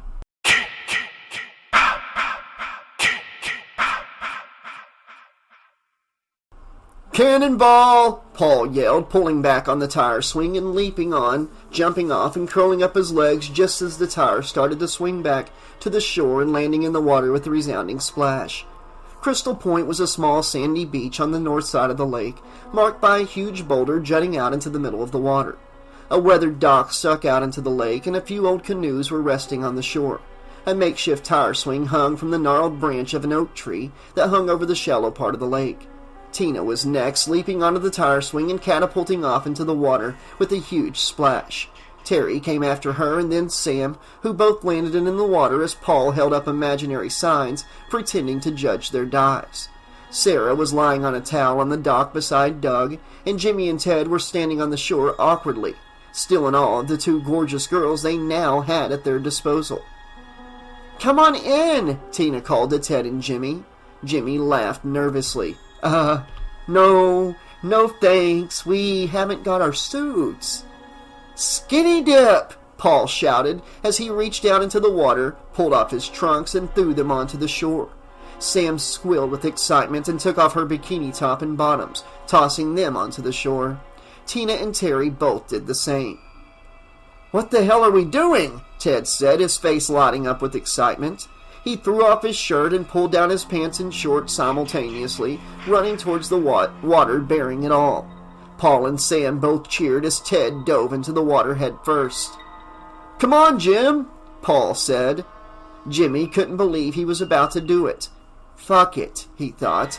He unbuttoned his shirt and pulled down his pants and shorts, tossed them into a pile beside a stump, and ran into the water. Doug looked at the group splashing and having a blast in the water and frowned. "Hey, I'm going to take a quick dip," he said. He didn't give Sarah time to reply. He cannonballed into the water and exchanged a high five with Paul. Sarah sighed and sat up on the dock, picking up the book she had brought and flipping to her bookmark. "Suit yourself," she said glumly. Samantha dog paddled through the murky water towards Sarah and raised the upper half of her body onto the dock. "Come on, Sarah, strip and dip," Sam urged. "No," Sarah said uneasily. "Sarah, let's see what you got. Come on." Sam, I said no. Fine, then I'm going to stay under until you do, Sam said, mock angrily. She pinched her nose and disappeared under the surface of the water. Sarah turned away from her nonchalantly and shrugged. Fine, see you later. It was another one of Sam's stupid ploys to get Sarah to do something she was completely uncomfortable with doing. After a minute or two of being underwater, she would realize that she couldn't hold her breath that long and would be forced to come back to the surface. She was just going to have to stay under there all day because there was no way she was taking her clothes off, especially not in front of all these people she didn't even know. It was just a matter of time before Sam would come up to the surface, groan in annoyance, and swim back to her friends. But 30 seconds had already passed, and then a minute. No sign of Sam, no splashing. Sarah turned around to the spot where Sam went under, and there was no sign of her. No bubbles were rising to the surface. She had disappeared. Sarah shook her head and laughed to herself. How much longer was she going to keep this up, Sarah thought. There was no way she could hold her breath for that long. Then another minute passed, and Sarah bit her lip nervously. She turned back towards the water and scanned the surface for Sam. She was nowhere to be seen. She checked both sides of the dock for her friend, but she was gone. Did she swim back to the group? No, she didn't. Sarah counted for everyone except for Sam. Was she still underwater? What if she got stuck? What if her foot got caught in something and she was running out of air? Sam? Sarah called, her eyes wide with worry. She couldn't hold her breath this long. Something was very wrong. Sam! Sam! Sarah screamed, beginning to panic. Just then, Sam's lifeless form came floating out from underneath the dock. Her eyes had rolled back in her head, and her tongue hung from the side of her mouth. Oh my God, Sarah thought. She's dead. Sam is dead. Just as Sarah began to lose her mind with terror, Samantha came to life and lunged out of the lake, grabbed Sarah by both of her shoulders, and pulled her off the pier into the water with a splash. Sam burst out laughing as Sarah thrashed around in the water. She finally regained her composure, finding her footing on the sandy bottom of the lake. She tossed her wet hair out of her eyes and splashed Sam angrily. You bitch! Sarah exclaimed as Samantha laughed hysterically. The anger didn't last long as Sarah began to laugh along with Sam, who splashed around with her playfully. The teens continued laughing and splashing each other for the next half an hour, not once seeing the man standing in the shelter of the trees just a few yards down the shoreline, watching them, feeling the intense hatred for their youth and their carelessness burn brighter with every laugh, with every shout and cry. He felt it growing stronger. It was Friday the 13th, a new dawn on Crystal Lake, a new nightmare. The massacre at Crystal Lake wasn't over. It continued tonight. Tonight they would see what pain and suffering felt like. They would feel what the man in the tattered worksuit watching them had felt when he drowned in the very lake they were enjoying. They hadn't been watching him. They only wanted to satisfy their own filthy, loathsome needs. It was the same suffering he felt when he watched his own mother, the only one who ever cared about him enough to kill for him, be murdered by one of them. Repulsive teenagers who only sought physical pleasure and rescinded all other priorities. They had to be stopped. They all had to die before anyone else's life could be ruined, ripped from him in an instant. They would all get what's coming to them. What they stole from Jason, they would return with their lives. Jason gripped the knife tighter, the thought of the bloody atonement filling him with immeasurable satisfaction. They would learn why Friday the 13th at Crystal Lake was a day to be feared.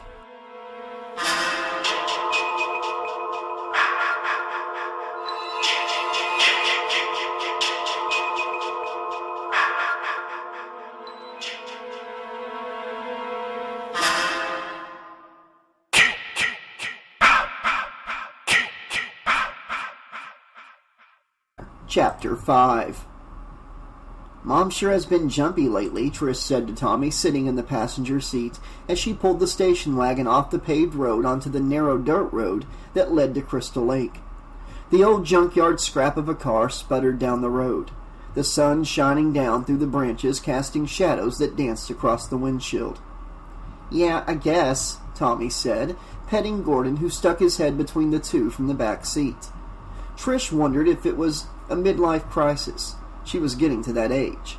The age where you look back on life and question every decision you had ever made, and wonder how you ever got to where you were, and why you didn't take that one opportunity in college. That age scared the hell out of Trish.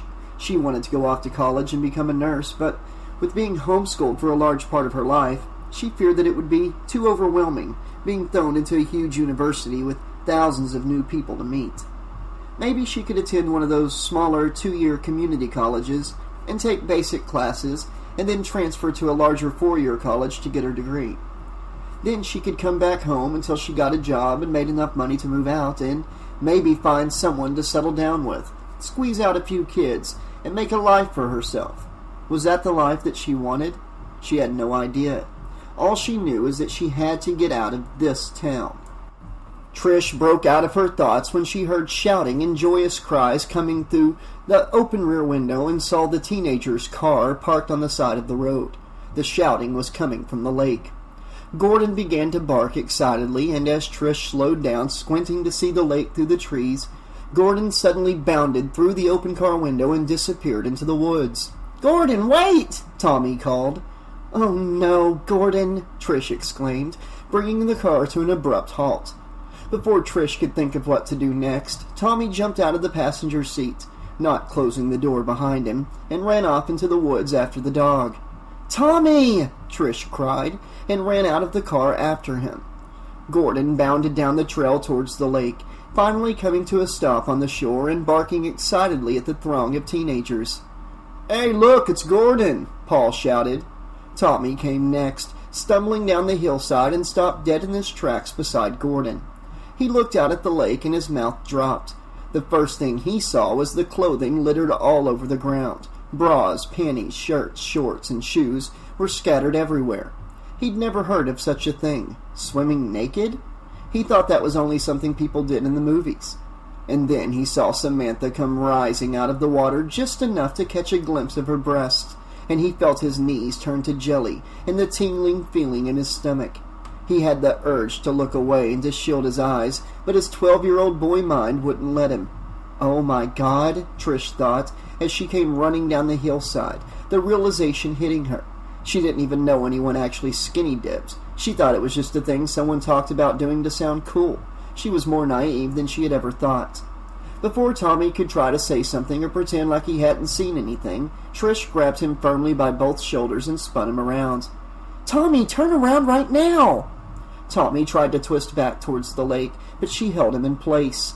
"Turn around," she ordered. "Hey, Trish!" "Come on in, Trish," Paul called, gesturing her towards the water.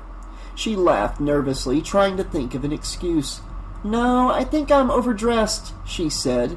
It was the best thing she could think of. She didn't want them to see her face glowing bright red. "Bye!"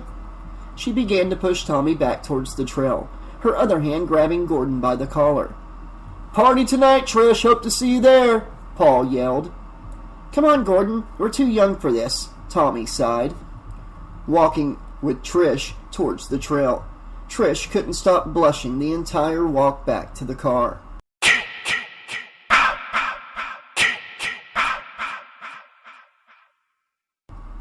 "Some pack of patooties, huh?" Tommy said as they drove down the dirt road towards the house. "Tommy!" Trish said, flashing him a glare. She could just see the look on her mother's face when she told her that the kids next door had been skinny dipping and she caught Tommy looking.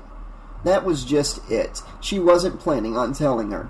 She may have a firm talk with Tommy herself later tonight about how spying on people was wrong, and maybe have the talk with him about girls. That's one of the reasons she wished her dad was still around. If she told Mrs. Jarvis about the whole ordeal, she would go ballistic. Mr. Jarvis would have calmly set Tommy down and gave him the old birds and the bees talk. Trish certainly wasn't good at relationships and the opposite sex herself. So what could she say? What advice could she possibly give? She hadn't been in a relationship since middle school, and all her mom would do was give Tommy an hour-long lecture and ground him from all of his video games. She remembered the glazed-over look in his eyes when they introduced themselves to those kids last night. Puberty was hitting him like a truck. Had she been that boy crazy when she hit puberty? She didn't think so. All she could remember was learning about her period and about things called tampons and why she would wake up covered in blood every now and then. And Trish was only 17. She was still going through the tail end of puberty as well. She barely knew anything about sex, only what she had managed to read about in magazines and from vague descriptions from her mom. She had no idea what to say to Tommy, so she just decided to keep quiet the rest of the ride home. What could she say? She hadn't even had a boyfriend since the 4th grade, and then it's not anything real. She really hadn't had a real relationship. There was nothing she could say to Tommy to get him to understand, but even she didn't understand it all that well. Plus, if she told her mom they had been skinny dipping, she didn't know how she would take it. She'd probably report them and get them kicked out by the landlord. And then, no party, and Trish wouldn't have even got to meet them all that well. It wouldn't hurt to go over and hang out for at least a little while. What was wrong with trying to be a normal teenager for once? Why couldn't her mother just lighten up? Maybe with Dad gone, she felt pressure to be the strict one and to be the one wearing the pants. Maybe her mom was just lonely and needed to get laid. It wouldn't kill Mom to get out and make some friends, Trish thought. She had been the one to opt to move to Crystal Lake after all, but Trish figured she hadn't anticipated the townsfolk to be so aloof. It was like the land around them was cursed. People gave her funny looks when she mentioned that she lived out on the lake. It was almost like anyone who dared come out to the lake was some kind of lunatic. But of course, it made sense with all the stories she had heard. Awful stuff had happened out here, according to the locals. But then again, small towns always engage in hearsay and rumors that eventually get out of hand. Camp Blood, the locals would say. You actually live out by Camp Blood? Whatever had happened, if it had happened, had really spooked them and turned them into a very superstitious bunch. At least these kids renting the vacation home seemed fairly normal, and it was probably because they weren't from Crystal Lake. Trish was broken out of her thoughts for the second time by the car's engine jolting, sputtering noisily and slowing to a stop. Another raucous clattering came from the engine, and then the car stalled. "Great, what's next?" Trish exclaimed. "I'll take a look," Tommy said, climbing out of the car and walking around to the hood. One of the things their dad did manage to do is teach Tommy all about cars. At 5, he was walking around talking about carburetors and fan belts, and by the time he was 10, he could replace a flat tire. Tommy popped open the hood and stuck his head into the engine compartment. "Can you fix it?" Trish asked after about a minute of silence. Tommy stuck his head from behind the open hood. "I need a screwdriver," he said. "There may be one in the trunk," she replied, handing him the keys. He walked around the trunk, unlocked it, and popped it open, scanning the cluttered interior. No screwdriver," Trish sighed. "Oh, great. Looks like we're walking." "You guys need some help?" said a voice. Trish turned her head to the passenger side window and gasped with fright as she saw a stranger leaning into the car. He was a tall, rugged man in his early 20s with a head of wavy black hair, a young, scrub-clean face, and wearing a flannel shirt, jeans, and hiking boots. He carried a big travel duffel bag and a rolled-up sleeping bag that was slung over his right shoulder. He looked like he could be on one of those survivalist shows. "Hi, I'm Rob Dyer. Sorry, didn't mean to scare you," he said with a warm, apologetic expression.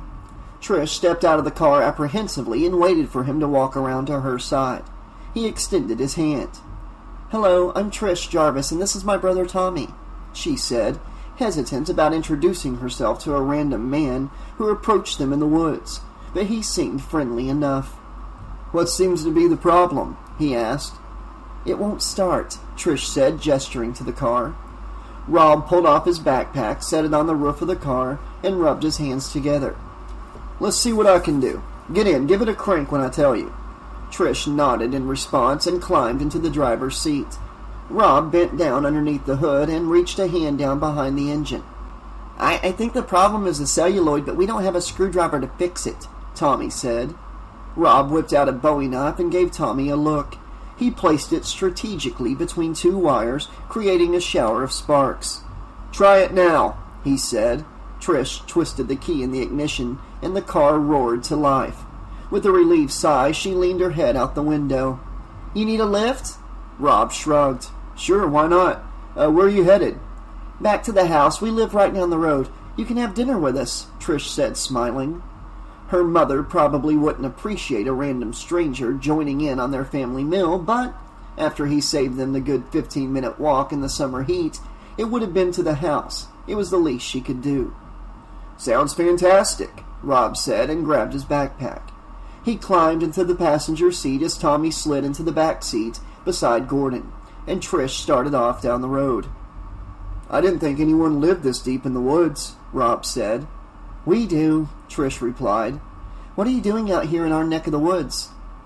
"Hunting for bear," he said. "You can't be hunting for bear," Tommy said with a frown. Rob changed the subject hurriedly. Are there any kids around here? Vacationers, people like that?" Rob asked. "Yeah, a bunch of kids moved in yesterday right next door to us." "How far is Crystal Lake from here?" Rob asked. "Oh, we live on the lake." "Really? Great, that's where I'm headed." The trees cleared as the Jarvis house came into view, perched on a small slope. The rental house in view a few hundred yards away, a narrow dirt path between the two. Trish pulled the car to a stop in front of the house and parked. "Here we are," Trish said. "Thanks for the lift," Rob said. "Are you going to come in?" Trish asked. If her mother had a problem with it, she could get over it. Maybe she finally had a friend. "No, I don't think I can," Rob replied, looking towards the lake. "Oh, you got to come in," Tommy chimed in from the back seat. "There's something real neat I want to show you up in my room." As the three began to walk towards the house, Trish began to grow worried. Should she be taking this complete stranger into her house? She didn't know where he was from or what he was doing out here in the middle of nowhere. After all, he said he was hunting for bear, and there weren't any bears in this part of the country. What could go wrong? He seemed like a nice guy, and he looked like he needed a quick shower and some food. Her mother should be glad to do such a hospitable thing as helping him on his way. It was the least they could do for him, starting up their car for them. Maybe he just didn't know that there weren't any bears in this part of the country. Yeah, that had to be it. Rob, Trish, and Tommy got out of the car and walked up to the front porch as Mrs. Jarvis opened the front door. Her eyebrows furrowed with confusion, and she looked at Trish with a "who the hell is this" look. "Mom, this is Rob," she said, gesturing to Rob. "Rob, this is my mother." Rob extended his hand and gave the best polite smile. "Hi, Rob Dyer. Nice to meet you, Mrs. Jarvis," her mother said, shaking his hand nervously. "Come on, Rob, you gotta see my room," Tommy exclaimed, dragging Rob into the house and up the staircase by the hand like a dog on a leash. Trish stepped into the house, closed the door, and as she turned around she was greeted by the same look from her mother. "Who's your friend?" she asked before Trish could utter a word. "He's a guy we picked up. He fixed our car. I thought he could have dinner with us," she answered. Mrs. Jarvis looked bewildered. "Okay, well, I guess I'll start fixing it," she said, looking nervously towards the staircase and heading for the kitchen. Trish let out a deep breath. She took that surprisingly well. Maybe she was just in a good mood. Normally, she would have pulled her aside and gave her a stern talk and probably forced her guest to leave. Upstairs, Tommy pushed open the door to his room, and Rob's jaw dropped in astonishment at the assortment of masks hanging from the ceiling. The room was some amalgamation of sci-fi conventions and horror movie sets, complete with posters and memorabilia of all different forms. Rob toyed with the one of the action figures on the bookshelf, taking it all in, as Tommy stood in the middle of the room, his hands on his hips, proud of his work. "Cool, huh?" he said. "Amazing," Rob muttered, spinning one of his masks around on its string. Hold on, here's my latest mask," Tommy said, lifting up a large head made of foam. He put it on his head, and his hand operated a remote. It was a Planet of the Apes-esque monkey head replica, complete with an open mouth full of razor-sharp fangs. Each time Tommy pushed a varying order of buttons on the remote, the mask would move and contort to resemble realistic facial motions. The mechanisms rippled underneath the leathery layer of artificial skin. "Rawr!" Tommy made the best guttural monster sound he could. "Wait, you made this?" Rob asked, dumbfounded. "Yeah," Tommy replied, taking off the mask. "You're talented, kid," Rob said, studying each of the masks. It was better than anything he could have ever done. They all looked so realistic, so professional, like something right out of a Hollywood studio. "Thanks," Tommy said. As Rob glanced out the window, he saw the rental house on the opposite side of the clearing, and the car sitting out front. It was perfect. He could stay here and keep an eye on those kids at the same time. He was looking for someone, and those kids would lead him straight to that someone that he had been hunting for the past 4 days. Tonight, Rob had business to attend to.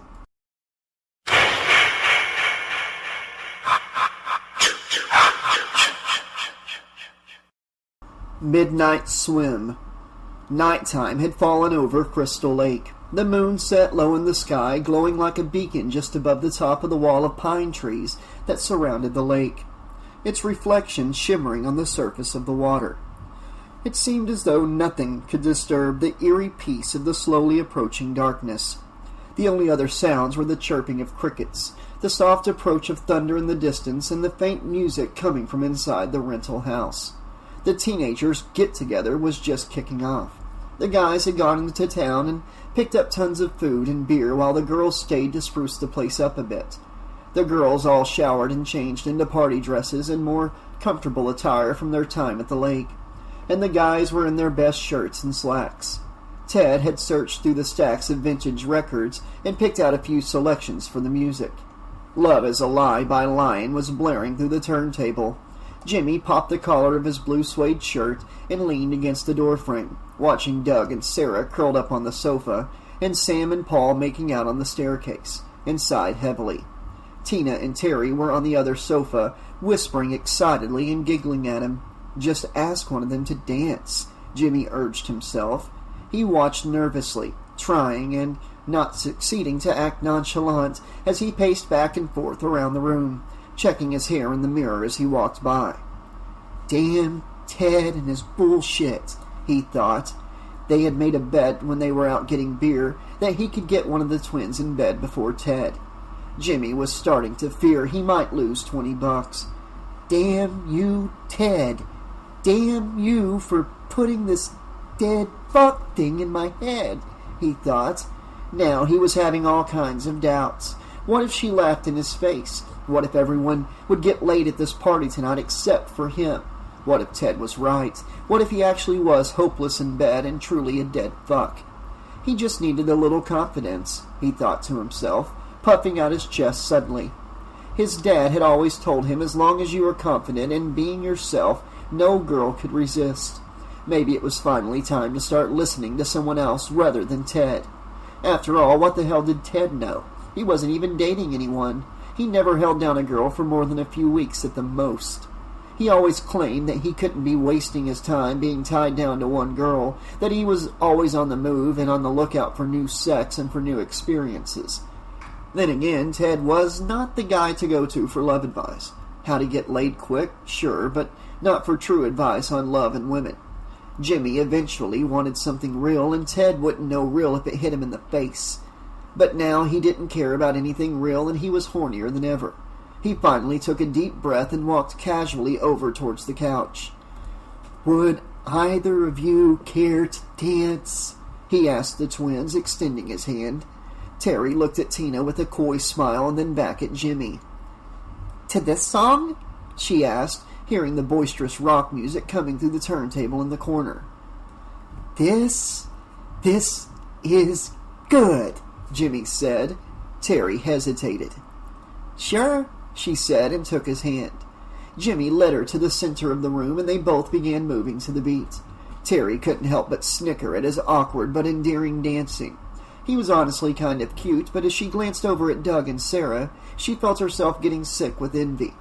Doug could do so much better than her, she thought, yet here she was settling for Jimmy. Then again, the night was still young. If everyone would loosen up a little and maybe get a little hammered, then this party just may get more interesting. Maybe the boys would come to their senses and figure out that they were the only girls worth screwing tonight. God, that was real bitchy of me, Terry thought to herself. She couldn't help it. At Crystal Lake High, her and Tina were always the hottest and most popular girls at any party. And parties in Crystal Lake weren't that hard to come by if you knew just how boring of a town it truly was. At Crystal Lake High, both of them had to swat guys off like flies drawn to flypaper. Everywhere they went, they were always being hit on, either by the football coach or the creepy guy that was always hanging out and asking for money down at the old gas station. and now the two hottest guys at the party were taken by a total sleaze and a flat-chested nobody. The only other two guys to fuck was Jimmy and his spastic dancing, and the total Elvis wannabe who had walked into the living room and was now drooling all over Tina. "Come on, give the old teddy bear a kiss," Ted said into Tina's ear, and she pushed him away. He held up a teddy bear he had grabbed off the curio cabinet and held it up to her, kissing her with it, and then he tossed the teddy bear aside, brought his lips up to hers, and pressed hard. Tina turned her head as his wet lips made their way across her cheek and onto her neck. She managed to push him away, and a tight smile formed across her lips. "I need another drink," she said, her eyes glaring at him. She gave Terry a glance, stood up, and walked into the kitchen, as Ted slumped on the couch rejected. Terry kept dancing to the turntable with Jimmy, who was still thrashing wildly in an attempt to impress her, and it wasn't working all that well. Then again, he was sort of cute, and he wouldn't be the ugliest guy she had had sex with. Maybe I can pull that bimbo off of Paul and take him upstairs and show him what sex with a real woman is like, Terry thought. She hated to think things like that, but she couldn't help herself when Paul looked the way he did. His wavy dark hair and his tan skin was almost too much to bear. He was way hotter than any guys from Crystal Lake. I am such a bitch, she thought again. That was always how hard it had been her entire life. That's how they were known around Crystal Lake High. Tina was the slut, Terry was the bitch. At least Terry got along with her sister for the most part. Terry had always been a mother to Tina, even though she was only about 5 seconds older.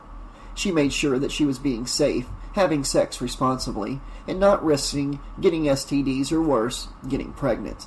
Their mom died when they were little, and so all they had was their dad, who just sat around the house for the better part of his day, knocking back bottles of scotch and cigars and cursing at them every chance he got. Sure, maybe she wouldn't be as much of a bitch if she didn't have to deal with all the anger inside at her asshole of a dad, but what could she do? Everybody dealt with their demons in their own way. She dealt with them with bitchiness, and Tina dealt with her frustration by fucking every guy she met. Just then the loud rock music died, and Frank Sinatra's soft jazz rendition of Tangerine began to play. "Hey, why'd you change it?" Jimmy asked Paul, who was switching out the records at the turntable. "Relax, Jimbo. Your girl's gonna love this one," Paul said, and walked over to Samantha, who wrapped her arms around his waist and gently swayed with him, burying her head in his chest. Jimmy glanced awkwardly at Terry and laughed, offering her a slow dance. "Why not?" she said, and wrapped her arms around his neck as they began to slowly sway from side to side. Tina watched broodingly, staring at Paul and Samantha slow dancing by the turntable, and frowned. I could have him falling all over me, Tina thought. Sam whispered something into Paul's ear and suddenly took off for the kitchen, leaving him alone. Now was her chance. That Selma Hayek wannabe is way over her head, she thought. What he needs is a woman, not a girl. Tina took a quick glance into the mirror on the wall, fixed her hair and checked her teeth, and walked over to Paul seductively, putting on her best sexy look. "You like this stuff?" she asked about the soft jazz humming through the brass phone of the record player. "Yeah," he said. "You like slow dancing?" she asked flirtatiously, pushing up closer to him. Samantha walked back into the room, holding a beer. She saw Tina and Paul by the record player, and her eyes narrowed. What did that bitch think she was doing? Sam thought, seeing the glazed look in her eye as she stared up at Paul. It was the same look she gave Paul whenever she wanted to get it on with him. Samantha made a wry face and hurried over, stepping in front of Tina and throwing her hands around Paul's neck dramatically. "Kiss me, you fool!" she exclaimed, a la Olive Oyl. Paul yanked her into his arms. "Certainly!" he exclaimed, imitating Popeye, and kissed her playfully, resulting in loud, high-pitched laughter from Sam, who snuck Tina a dirty glare out of the corner of her eye. Tina gave her an equally nasty look back and sauntered over to Ted sitting on the couch. "Want to dance?" she asked reluctantly. Maybe seeing her with Ted would make Paul jealous, and he'd finally see what she could do for him. Ted jumped to his feet like a dog hearing his name. "Let Teddy Bear show you how it's done," Ted said. And the night went on, everyone oblivious to the man in the hockey mask right outside the window, watching them.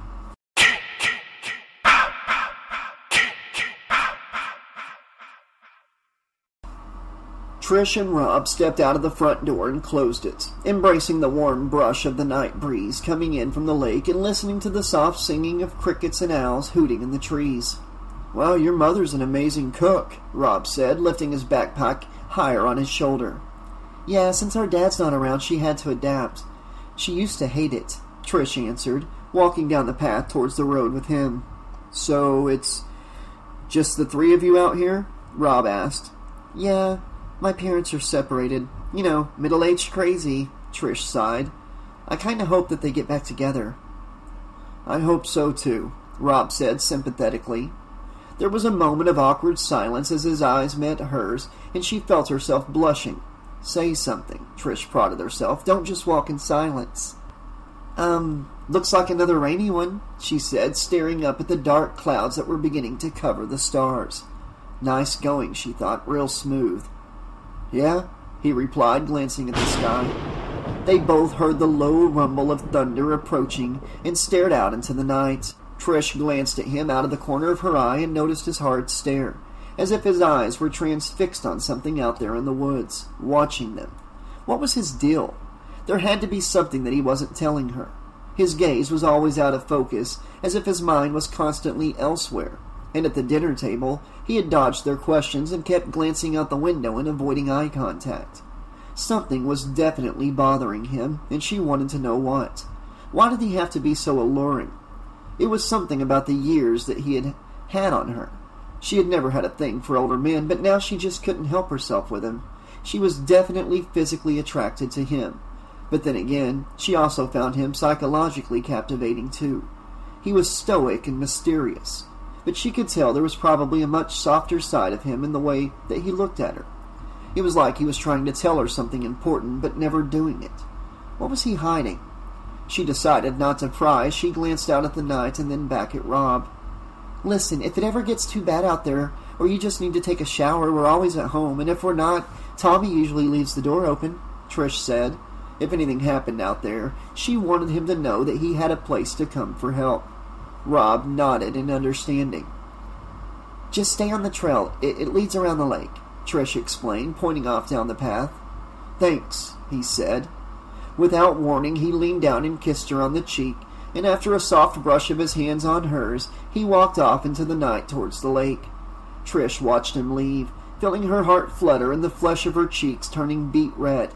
He was definitely older than her, probably in his late 20s, but her parents had been 10 years apart, and when did age become some kind of impossible barrier to overcome?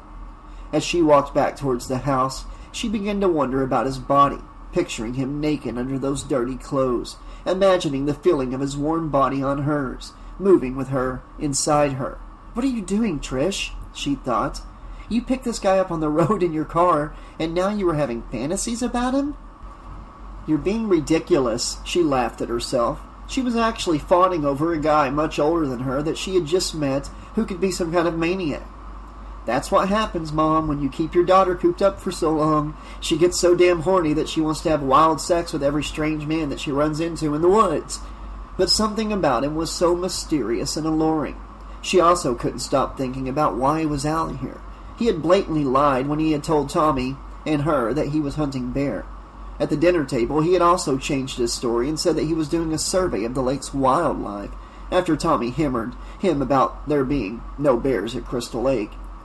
What in the world was he really doing out here? It wasn't often that she saw people camping here, especially with how the locals felt about the lake. Then again, Rob didn't seem like the woodsman type when it came down to it. He was carrying all the right equipment with his thick flannel shirt, jeans, and hiking boots, and his gigantic knapsack, and the knife in the leather sheath on his belt, but his personality didn't fit. He seemed like too much of a city boy. He was probably just out here for a vacation, but why the wild stories about bears? She didn't know, but she had an uneasy feeling about him. Trish walked back inside the house and closed the door. She went through the living room and into the kitchen where Mrs. Jarvis was at the kitchen sink, scrubbing a casserole dish clean. "Well, he was nice," Mrs. Jarvis said, seeing Trish out of the corner of her eye. "But promise me you won't bring home any more strangers." Trish smiled. "I promise." "But he did get the car fixed," she said, sitting on a bar stool. You did a nice thing, but he could have been a maniac, Mrs. Jarvis said. She turned to Trish, hesitated, and then said, I just want you and Tommy to be safe. I know, but Trish started to say. No, just listen, Mrs. Jarvis interrupted, her eyes filled with concern. There's something I haven't told you and Tommy because I didn't want you to be scared, but there's some bad stuff going on. What? Trish asked, her voice sounding worried. Mrs. Jarvis hesitated longer, deciding whether or not to tell her about the murders. Some kids got killed up near the camp, she finally said. Trish's eyes widened. The news said it was bad. They were killed by a psycho living in the woods. You see how unsafe it can be to just let someone into our home? Oh, I'm sorry, I had no idea. Did they catch him? Trish asked. He's dead. They killed him, but it just goes to show that you can't trust people nowadays. Some people are really sick, Mrs. Jarvis said. Had Trish heard her mother right? Killed? As in murdered? She shuddered down to the soles of her feet. Just be careful, all right? Her mother said, interrupting her thoughts. Trish nodded after a pause. I will.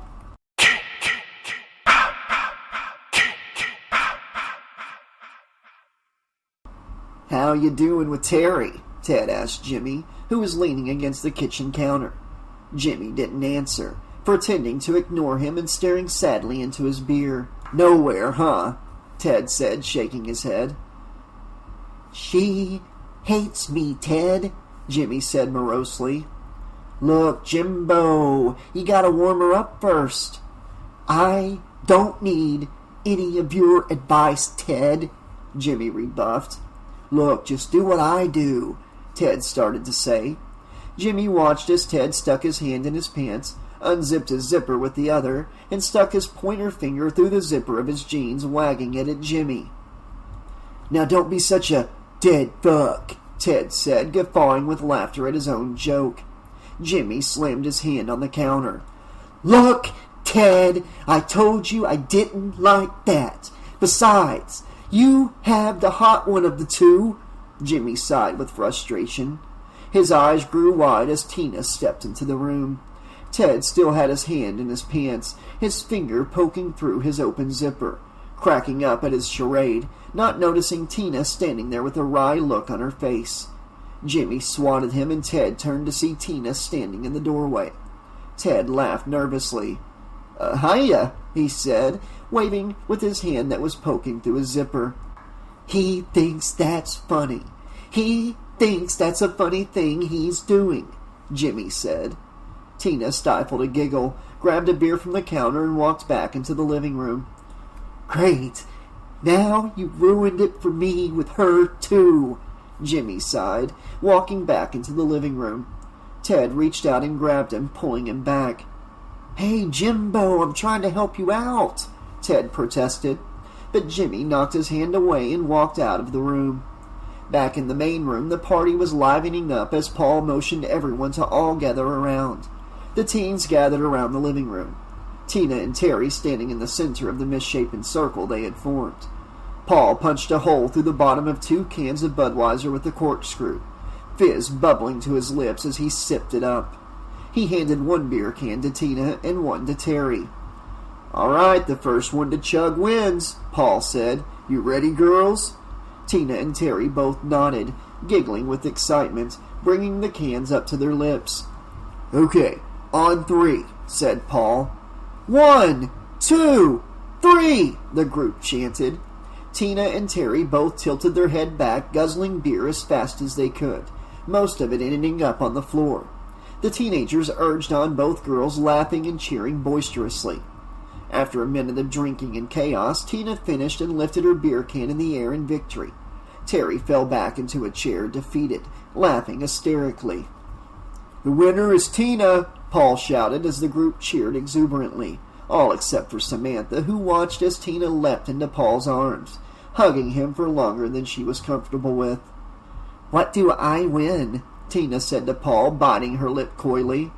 What do you want? Paul asked. How about a dance? Paul smiled. Samantha's jaw dropped. Jimbo, put on another record. Paul pointed to the turntable and pulled Tina close. Jimmy picked up a record and put it on the turntable. Stella by Starlight poured into the room softly as Tina draped her arms around Paul's neck and they gently swayed back and forth, Paul's hands on her hips. Tina caught Sam giving Paul an icy stare. "Oh, you don't mind, do you?" Tina asked with a bitchy smirk. Samantha watched as she leaned her head on Paul's shoulder. Her arms were crossed tightly, her eyes staring daggers. "Actually, I'm going to take a swim. It's getting a bit too close in here for me," Sam said coldly, and stormed out of the house, banging the front door closed after her. Sarah moved for the door, concerned. "Sam, wait!" Sarah called after her, but Doug grabbed her hand and pulled her back towards him. Sarah, let's just dance," Doug said. "I don't want to dance," Sarah protested. "Let's just mind our own business," Doug said. "I'll talk to Paul tonight, all right?" Sarah sighed, not taking her eyes off the door. She turned back to Doug. "All right." She gave in and leaned into him, still thinking about how angry Samantha looked. They never should have brought these strangers to this party. Really, Sam and Sarah had talked before the party, and it was actually only the guys' decision to bring them. The girls never got a say in it. Sarah had seen Tina making eyes at Doug the entire night, too. She knew it was a matter of time before something like this happened. But Doug was right. Just let Sam and Paul work this out on their own, she told herself. The teens had much bigger things to worry about.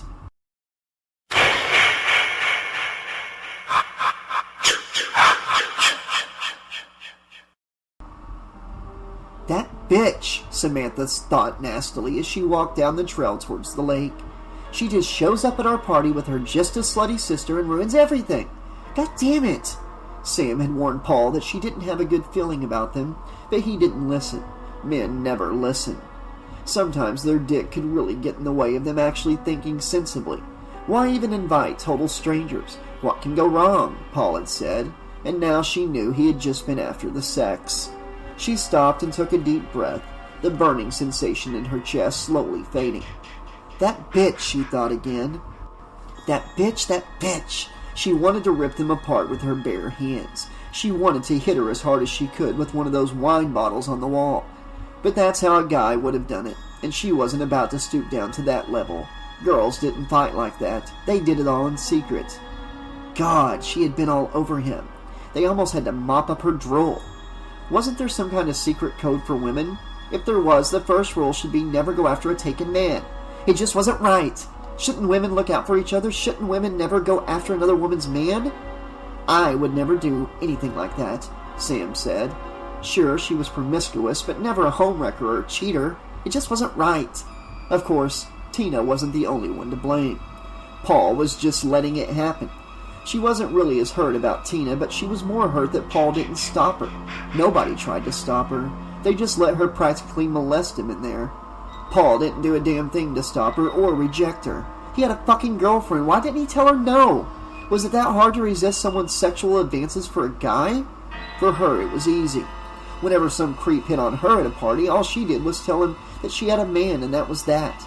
For some reason, guys just couldn't keep it in their pants. All she needed was a nice dip in the lake to just clear her head and cool off. She still felt disgusted seeing them all over each other. She was still sweating and shaking from almost punching that skank. Maybe Paul would come to his senses and join her. Samantha shivered as a cold breeze brushed her bare arm. It was getting colder by the minute. She continued down the winding trail, hugging her arms to her chest, still shaking her head in anger. She still pictured them pressed up against each other. That bitch, she thought again, repeating it over and over again in her head, until in some kind of strange therapeutic way, it made her feel better. She knew that something was up when they met the two of them on the trail earlier. Paul had that look in his eye, the same look that he had had when he had come on to her 100 times before. He probably led her on, she thought. He was practically panting like a dog in heat over her. All the guys were. She even caught Doug staring at Tina's ass when they were swimming, but she didn't tell Sarah. Sam could take something like this happening. She was pissed, sure, but Sam had had guys cheat on her before. Sarah? Sarah had only ever dated Doug. She would have been devastated. That slut can take Paul, but If she so much as touches Doug and hurts her best friend, she would have hell to pay. Sam could make out the sign that read Crystal Point through the darkness and stepped onto the sandy shore. The lake looked eerily calm. A white mist hung over the surface of the water like an oppressive cloud. The night was quiet and still, all except for owls and crickets and the gentle lapping of the water onto the shore. She shivered, glancing around, making sure nobody was watching, and stripped down to her underwear and then nude. Just then a twig snapped. She whirled around towards the trail, covering her bare chest with her hands. "Paul?" No response. "I know you're out there, Paul," she called into the darkness. She let her hands fall to her side, revealing her naked body to whoever was out there. "Hey, Paul, this is what you're missing," she yelled bitterly. Still no answer. Just like men to just take everything for granted, she thought. "Fine, screw you, Paul," she cried, and turned back towards the lake. She squinted, barely able to make out an inflatable yellow raft floating out in the middle of the lake. They must have forgotten it on the shore this afternoon, and it got swept out into the water. Samantha stuck her toe in the water, and after deciding that it was bearable, she dove into the water, paddling towards the raft. She grabbed hold of the rubber grips on the side of the raft and pulled her body up onto it, sprawling out on her stomach. How dare Paul be all over some white trash backwoods bitches when he could have all of this? That was the thing with men. When they're trying to get with you, they're sweet and kind and opening doors for you. When they actually get you to go out with them and be their girlfriend and fuck them, they don't want anything else to do with you. And they just want to move on to the next best thing. They were all disgusting. Maybe she'd get back at him and go screw around with Ted or Jimmy. They were kind of cute. Or maybe she would just grab a bottle of tequila and get shit-faced or smoke some of Ted's grass. Either way, Paul was going to have to do a lot of apologizing. He would probably be out here in no time, on his knees begging for forgiveness. Crack. Another twig snapping on shore caught her attention. She looked up towards the dock and thought she saw some bushes moving. "Paul? Paul?" she called. No answer. "I know you're out there, Paul." Still no response. This is what Sam always did when she got pissed, and Paul would always eventually come find her and win her back. It was just a matter of time. "Screw you, Paul," she called out into the darkness. Some fucking graduation, she thought miserably. She sprawled back onto the rubber raft, trying to ignore the cold water seeping through the bottom. And then she heard something else. Water splashing, like someone was coming through the water towards her. She didn't have time to look up to see who it was, because just as a huge splash of water came over her, a gigantic, meaty hand clamped down on the back of her head, pinning her to the raft. Sam screamed as loud as she could, trying to fight against the hand on the nape of her neck, but it was too powerful. She twisted her head around underneath the monstrous hand, just enough to see the white goalie mask that the huge man leaning into the raft and pinning her down was wearing. There was a loud thunk and a hiss of air as something penetrated the bottom of the raft, and Sam felt a searing hot pain like nothing she had ever felt before in her abdomen. She felt cold steel rip through her torso, and as she let out a guttural shriek, her life began to slip away. The tip of the hunting knife poked through the tender flesh of her back, crimson rivulets of blood cascading down her bare ass and pooling in the bottom of the raft around her, as her screaming and convulsing came to a sudden stop.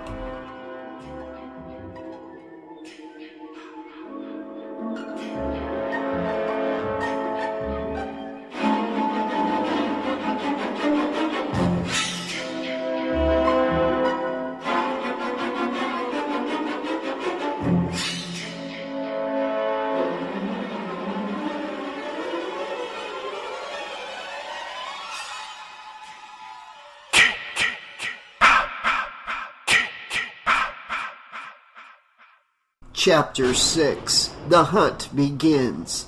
As the thunder approached in the distance, and as the lights from the rental house shone on the surface of the lake, another slow song hummed through the speakers of the gramophone, as Sarah and Doug pressed close to one another in one corner, and Paul and Tina slow-danced in the other.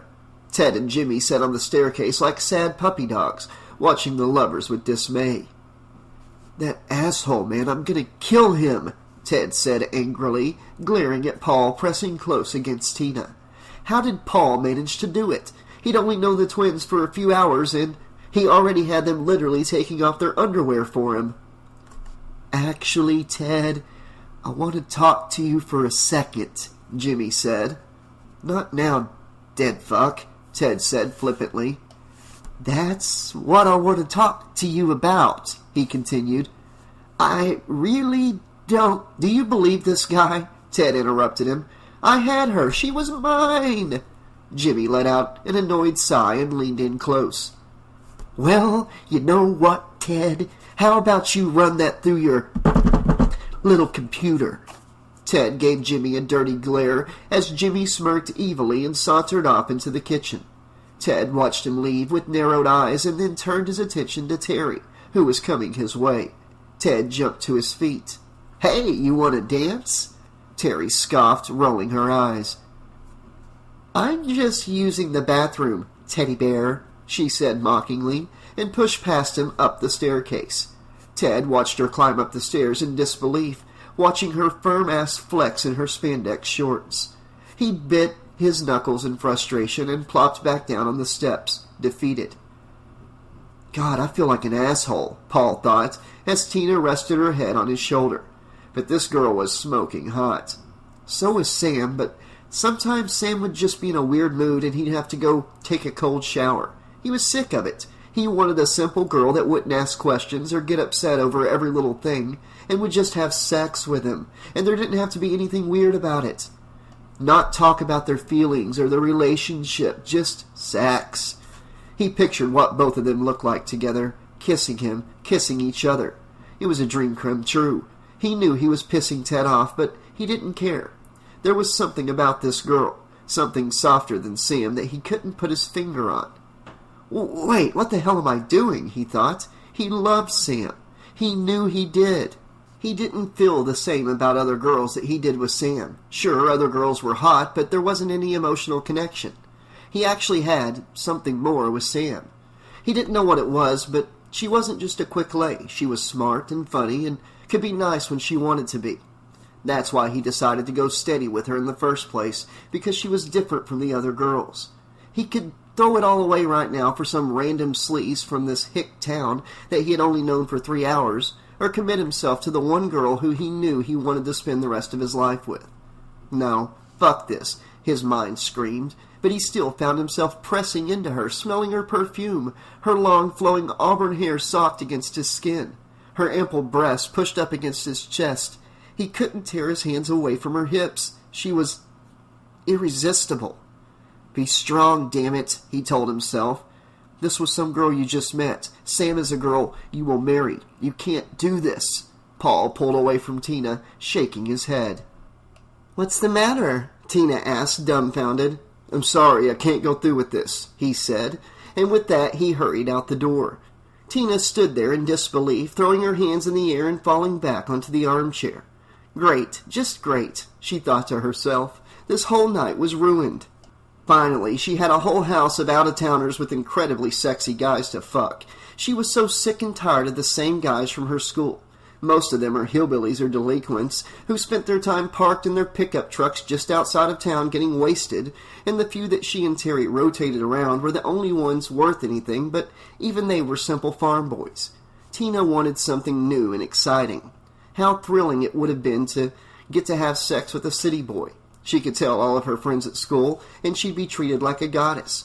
But Paul was too busy being a slave to that slut Sam, and Doug was with Sarah, and now all that was left was Jimmy and Ted. She took one look at Ted, who was holding a small teddy bear and pretending to dance with it, and sneered. What a total dweeb. She looked over at Jimmy, who came in from the kitchen and sat down on the couch. He was kind of cute in a boy-next-door type of way. Definitely wasn't her type, but then again, this weekend had planned to be about getting around and trying something new. It may not be thrilling, but it certainly could be new. What the hell? He would possibly be better in bed than Ted. Sensitive guys can be such a turn-on, but she hoped he wasn't a virgin. Tina stood up reluctantly and ambled nonchalantly over in front of Jimmy. Do you want to dance? Jimmy's eyes widened. Dance with me? Tina nodded, grinning coyly. Sure, Jimmy stammered and jumped to his feet, pulling her into him. She wrapped her arms around his shoulders, gently swaying and back and forth to the music. Jimmy laughed nervously. I thought you wanted to be with Paul. Well, now I want to be with you, Tina said, brushing his lips with her fingers and looking into his eyes. Jimmy laughed again in disbelief, seeing the way she was looking at him.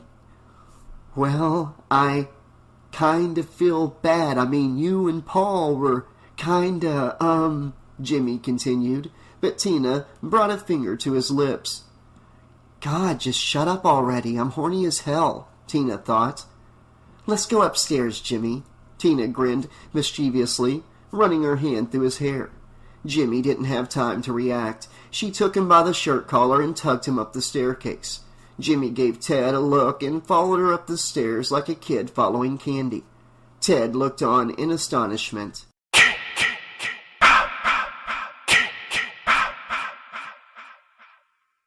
Sam! Paul called into the pitch-black darkness as he jogged down the trail towards the lake. He couldn't believe how stupid he had been. He had almost lost a sexy, intelligent bombshell of a girl for some girl that he had just met. A girl who he would probably never see again after they all went home back to their lives. He began to mentally prepare himself to face her, because when she was angry, she would throw, kick, hit, scream, and everything in between.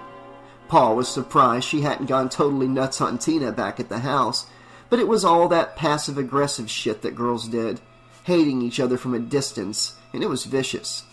Guys just got it out in the open. If two guys are pissed at each other, they let everyone know.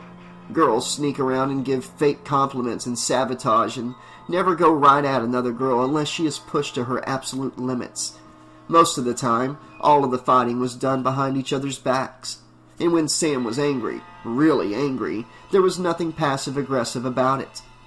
What was she even so goddamn angry about? Because he was dancing with another girl? He wouldn't have minded if she started dancing with Ted or Jimmy, as long as they didn't get too handsy. What was the big problem? Sam could be so obsessive sometimes.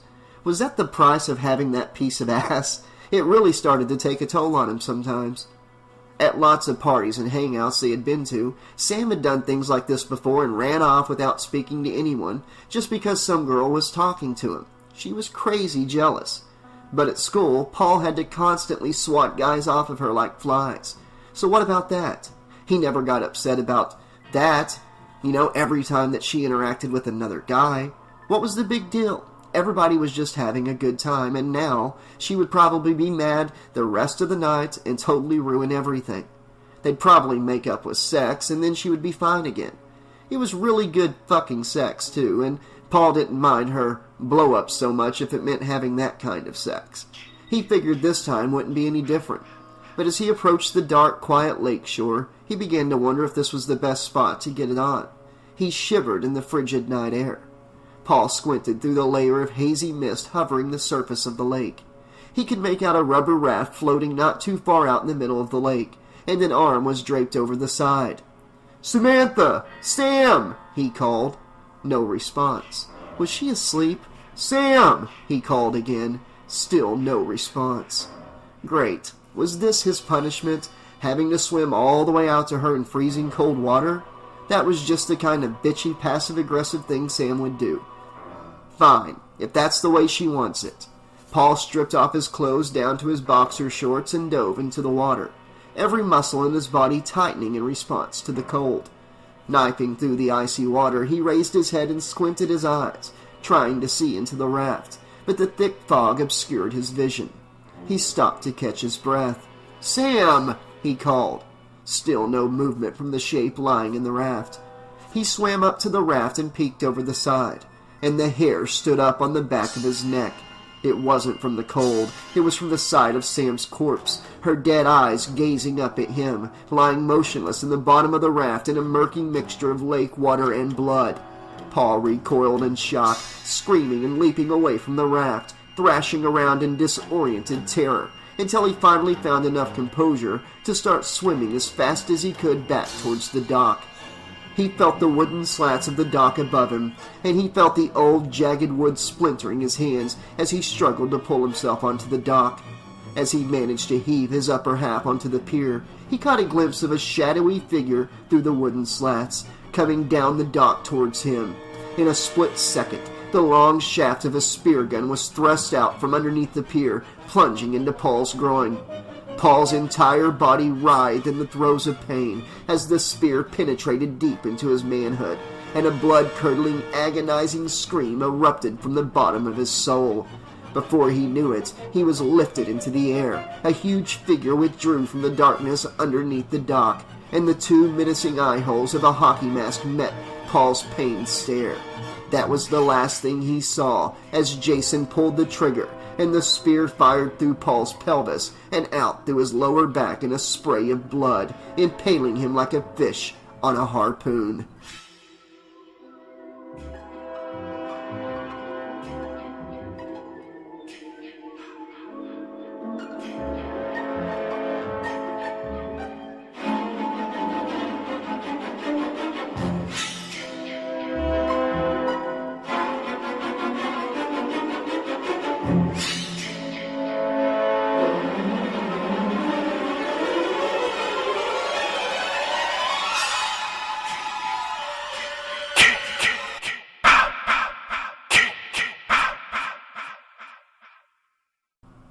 Rob was jolted awake from a restless sleep by a chilling scream.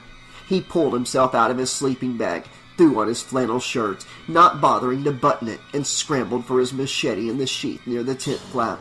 He unsheathed the long, rusty blade, grabbed his flashlight, and ran outside the tent he had pitched in a small clearing. He glanced around, the beam of the flashlight bouncing around crazily as he tried to listen for another scream like the one he had just heard. It had come from the lake.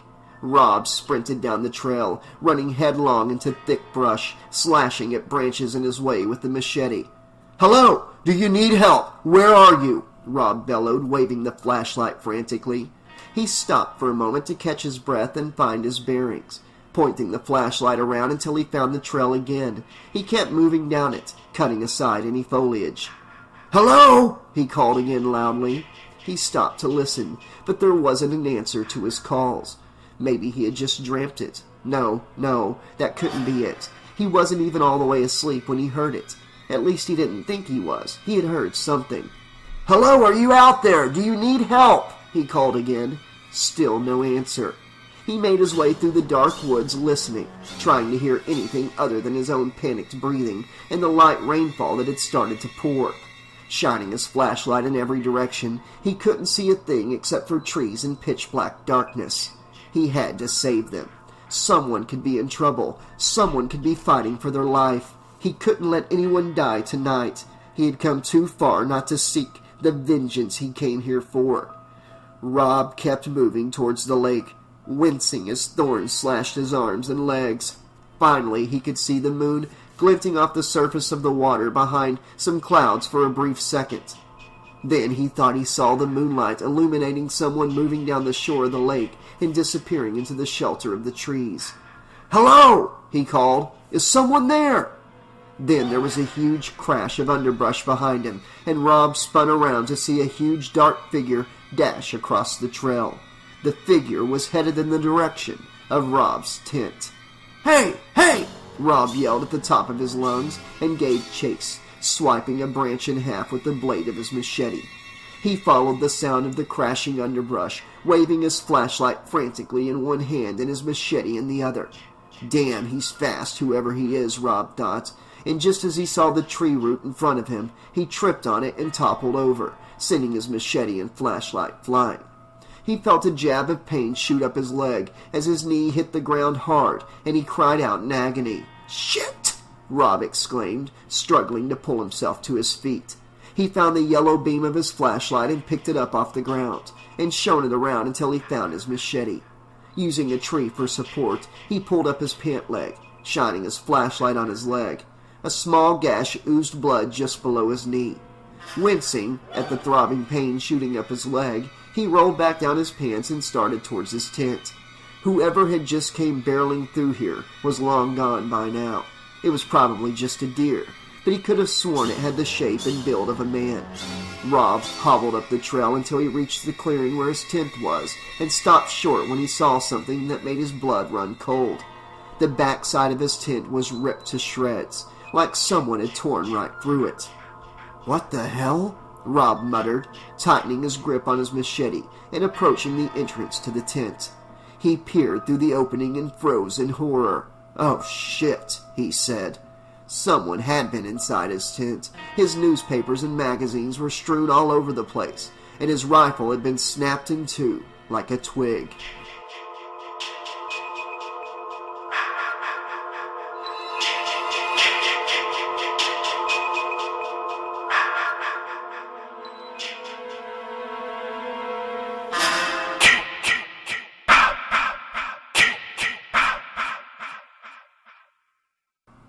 It had begun to rain and thunder was rumbling in the sky.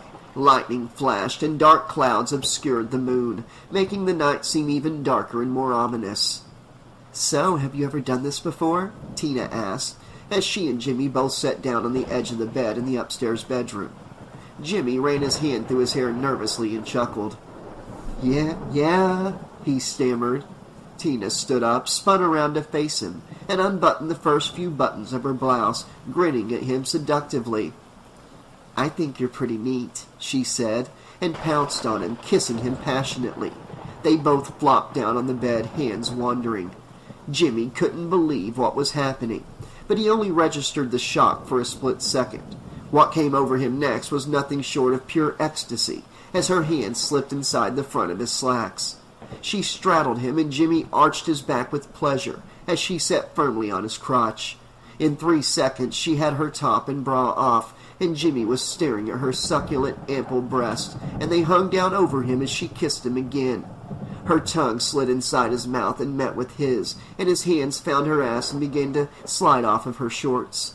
In the next 20 seconds they were under the sheets, inside each other, and moaning with intense pleasure.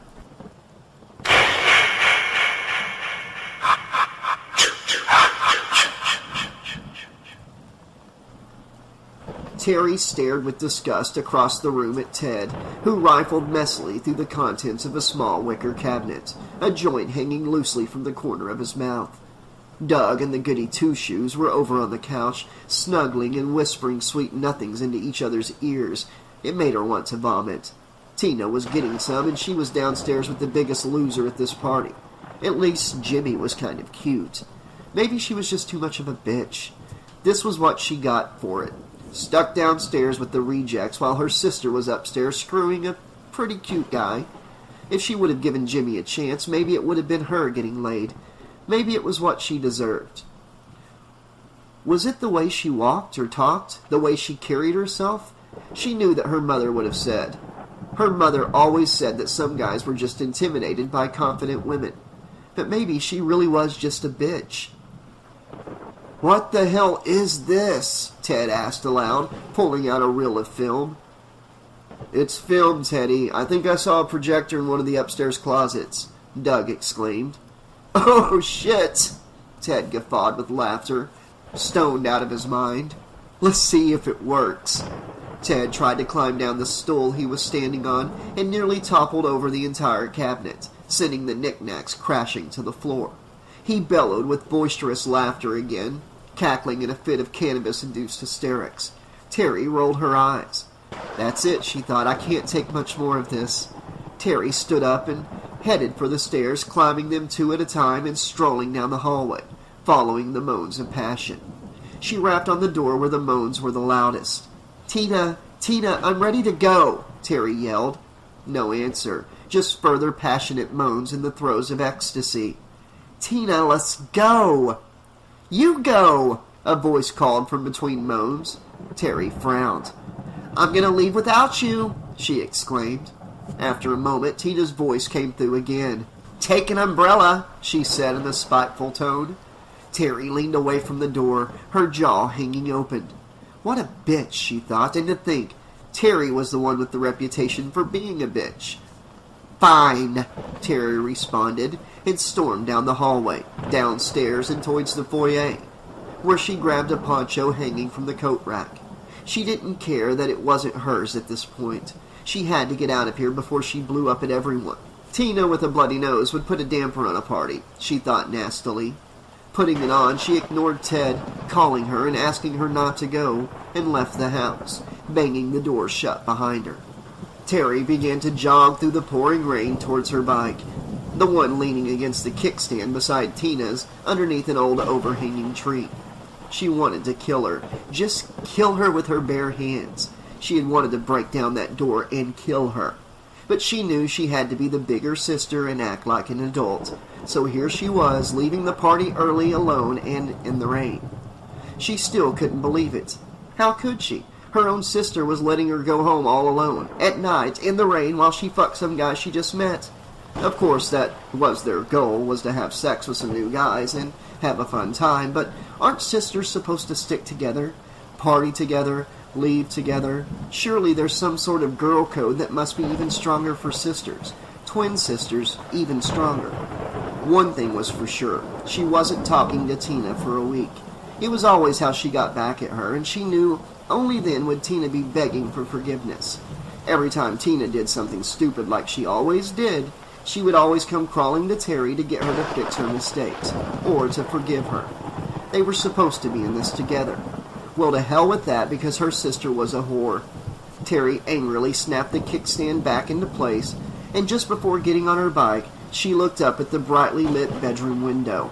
"Slut!" she screamed through the pouring rain.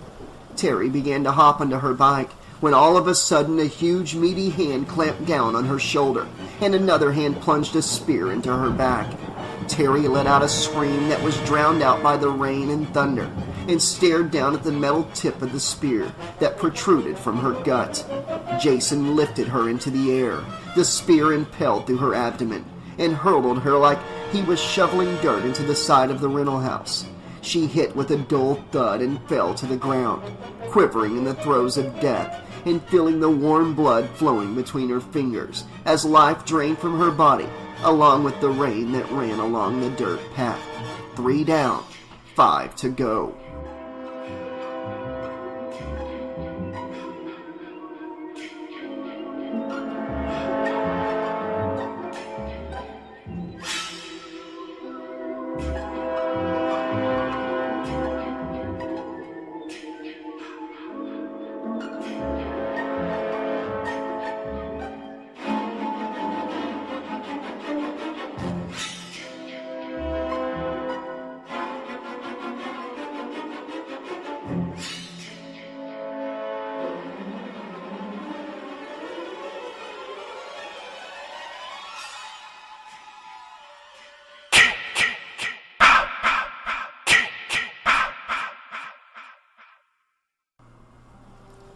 "Tommy, I'm going to towel off and then I'm going to strangle you," Mrs. Jarvis said, as she stepped inside the darkened cabin, shuddering from the rain she was soaked in. She had told him over and over not to leave the door unlocked. That psycho who murdered those kids at the old camp could just come waltzing right in. She sighed, closed and locked the front door, and trudged through the house into the kitchen. She grabbed a dish rag off the counter and mopped the rain from her face. What a perfect time to decide to go for a nighttime jog right before the bottom fell out, Mrs. Jarvis thought sarcastically. She poured herself a glass of water and glanced around, sipping it plaintively. She glanced around. Where were Trish and Tommy? They should be back from town by now. She had told Trish to take Tommy into town for a haircut before the storm started, and it looked like they were stuck right in the middle of it. She stared out the kitchen window at the rivulets of rain trickling down the glass and the lightning flashing across the sky. Thunder boomed overhead, rattling the walls of the old cabin. "Trish, Tommy, anybody home? Where the hell are you?" she called. She tried to squint through the dark interior of the cabin. "Matter of fact, where the hell am I?" She tried the light switch, but the cabin remained bathed in darkness. "Trish?" she called again. No answer. There must be something wrong with the lights. She hoped they'd be all right out there in the rain at night. The dirt road leading to the house could get slippery, and that old hunk of junk Trish was driving wasn't going to be any help. They would have had to walk home today if not for that guy that Trish found on the side of the road. She shuddered to think about it. What was his name again? Rob, that's right. The stranger Trish had allowed to just come over into their house. What could have happened if she hadn't been home? Would he have taken the chance to rob them? Hurt her children?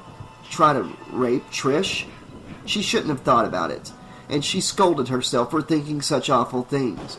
But she couldn't help it. Ever since the news of those murders, she had been thinking the worst. Mrs. Jarvis tried the light in the living room, and it didn't work either.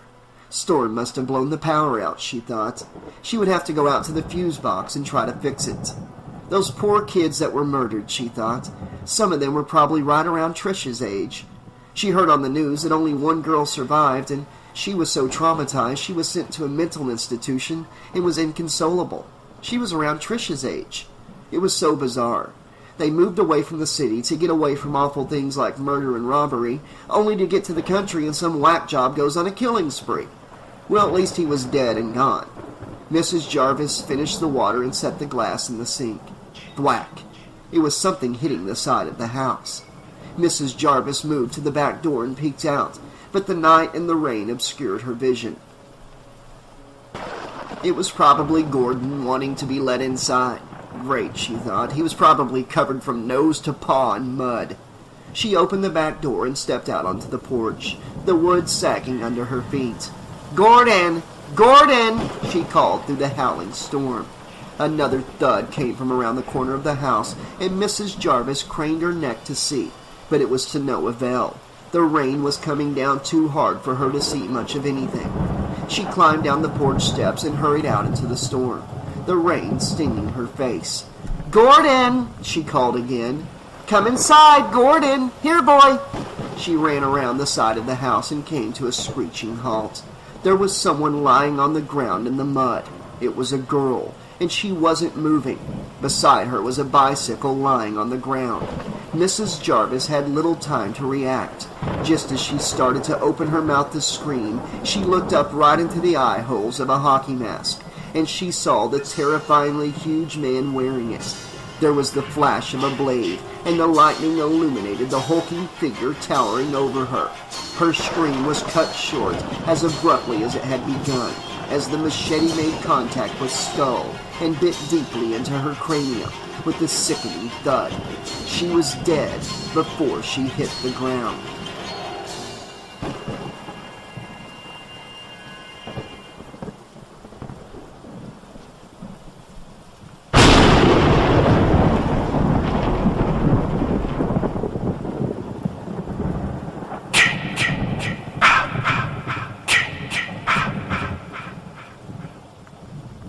One by one, the rain drummed down on the roof of the rental house, and the thunder cracked like a gunshot sounding off, drowning out Mrs. Jarvis's choked scream.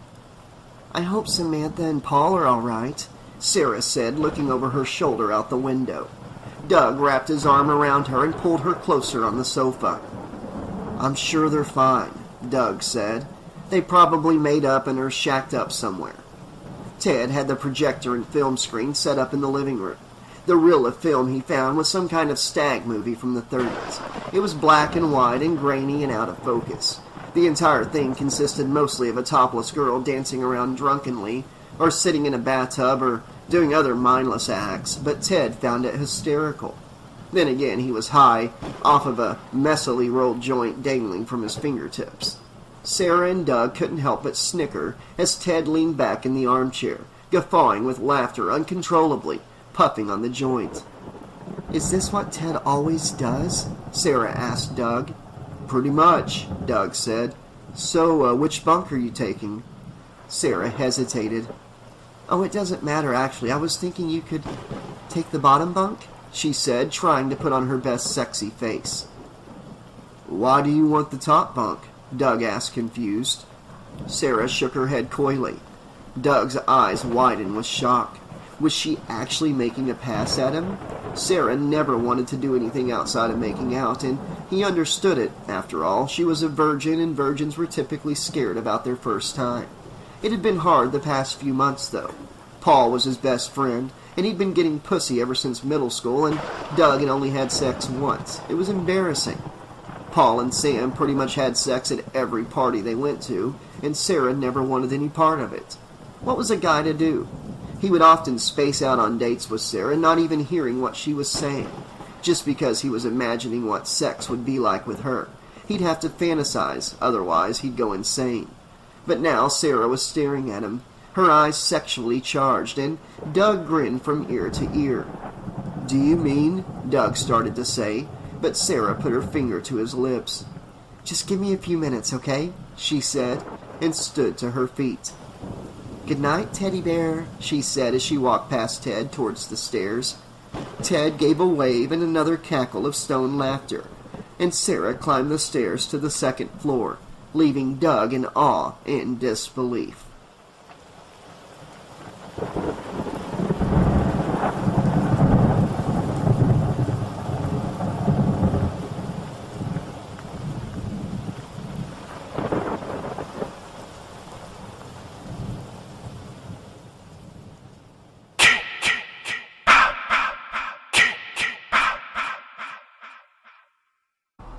Chapter 7.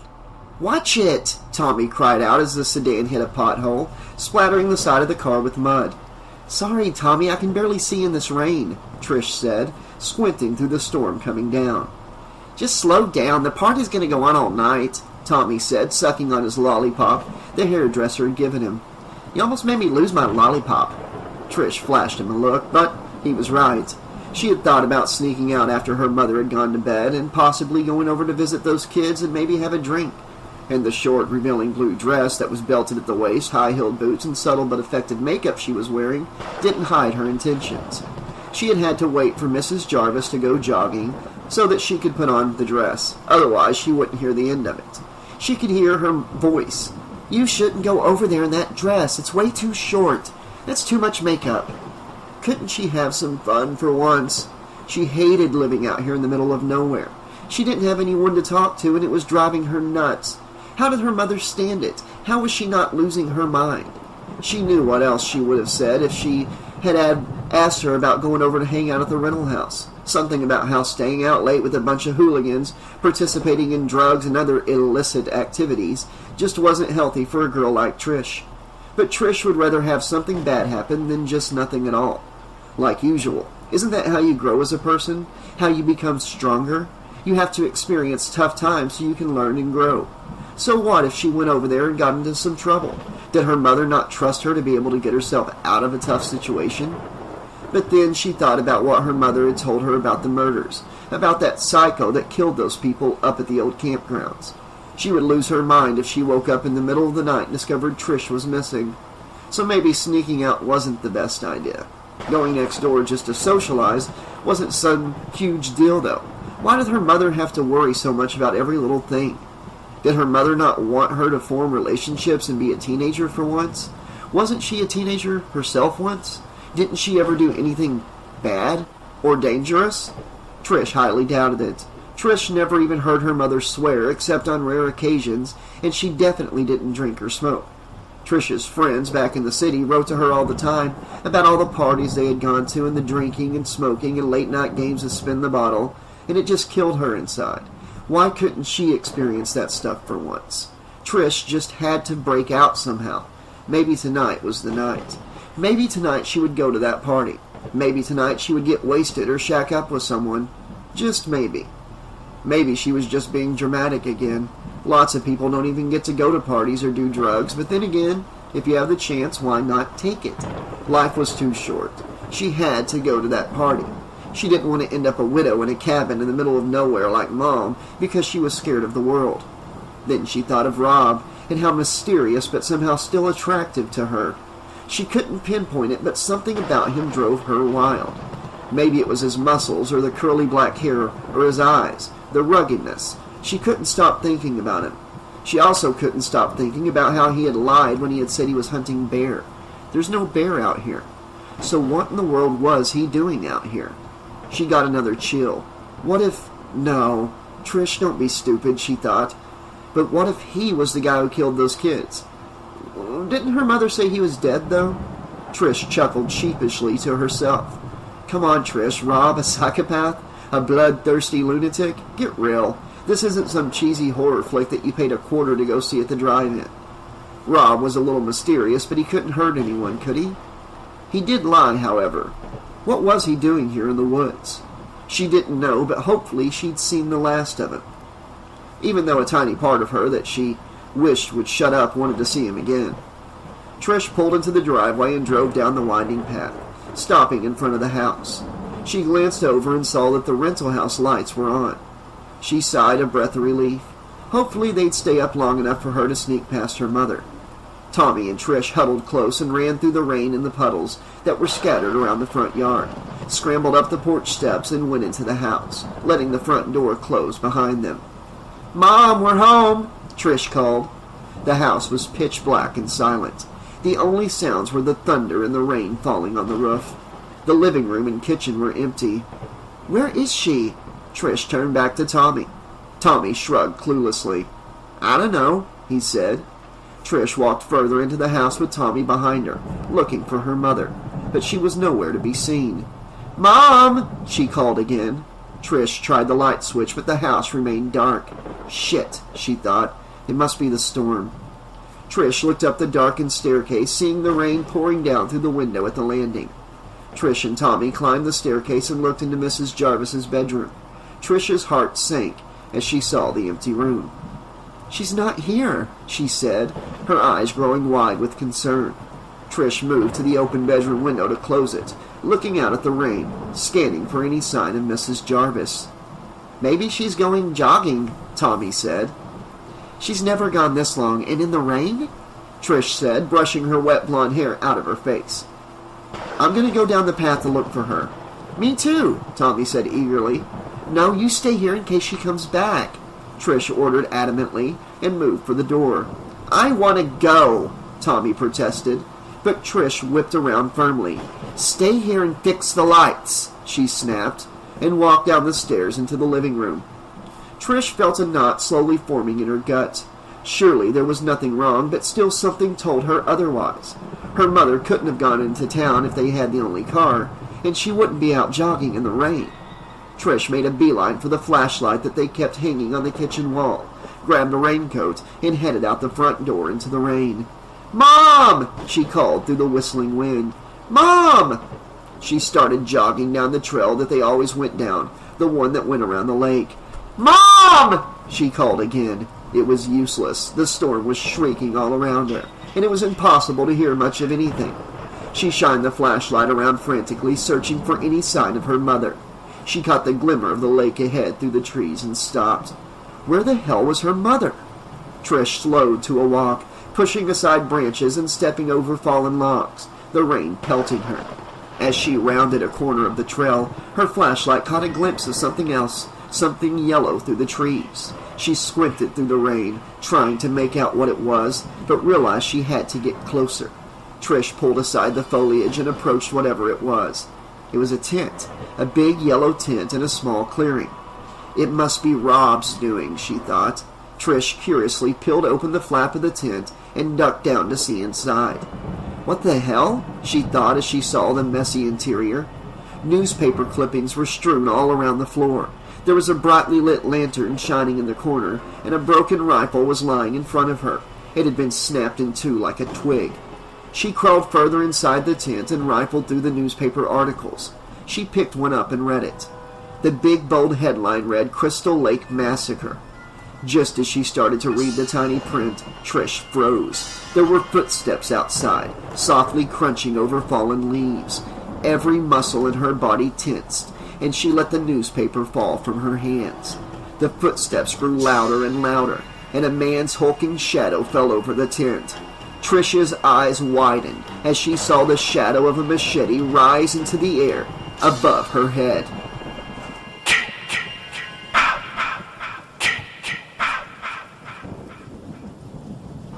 Jimmy and Tina were wrapped in sheets, bathing in the afterglow of sex. Tina's head was lying on Jimmy's bare chest, and his hand stroked her soft hair. Jimmy couldn't believe it. He couldn't believe that he actually got laid before Ted did tonight, and by a total babe. Fuck you, Ted. Fuck you and your goddamn computer. He did it. He had had sex, and it had been good this time. That's what everyone was talking about. No wonder everyone was crazy about it. It was amazing. The feeling of being inside someone like that and your body moving in rhythm with theirs. It was electrifying. It was stupendous. It was amazing, like nothing he had ever felt before. The climax went even beyond that. It was as if every inch of his body was being touched with some kind of elixir that brought a pleasure too intense to describe. From the nape of his neck to the tips of his toes, he had felt it course through his veins and pump through his blood. How ironic was it, he thought as he lay there beside Tina. Ted was purportedly a ladies' man and was getting laid every weekend, or so he would say in the locker room at Pinehurst High. And now he was actually the one getting laid while Ted was downstairs alone getting high. Everybody else would be pairing off with someone at the end of this wild night, and Ted would have no one.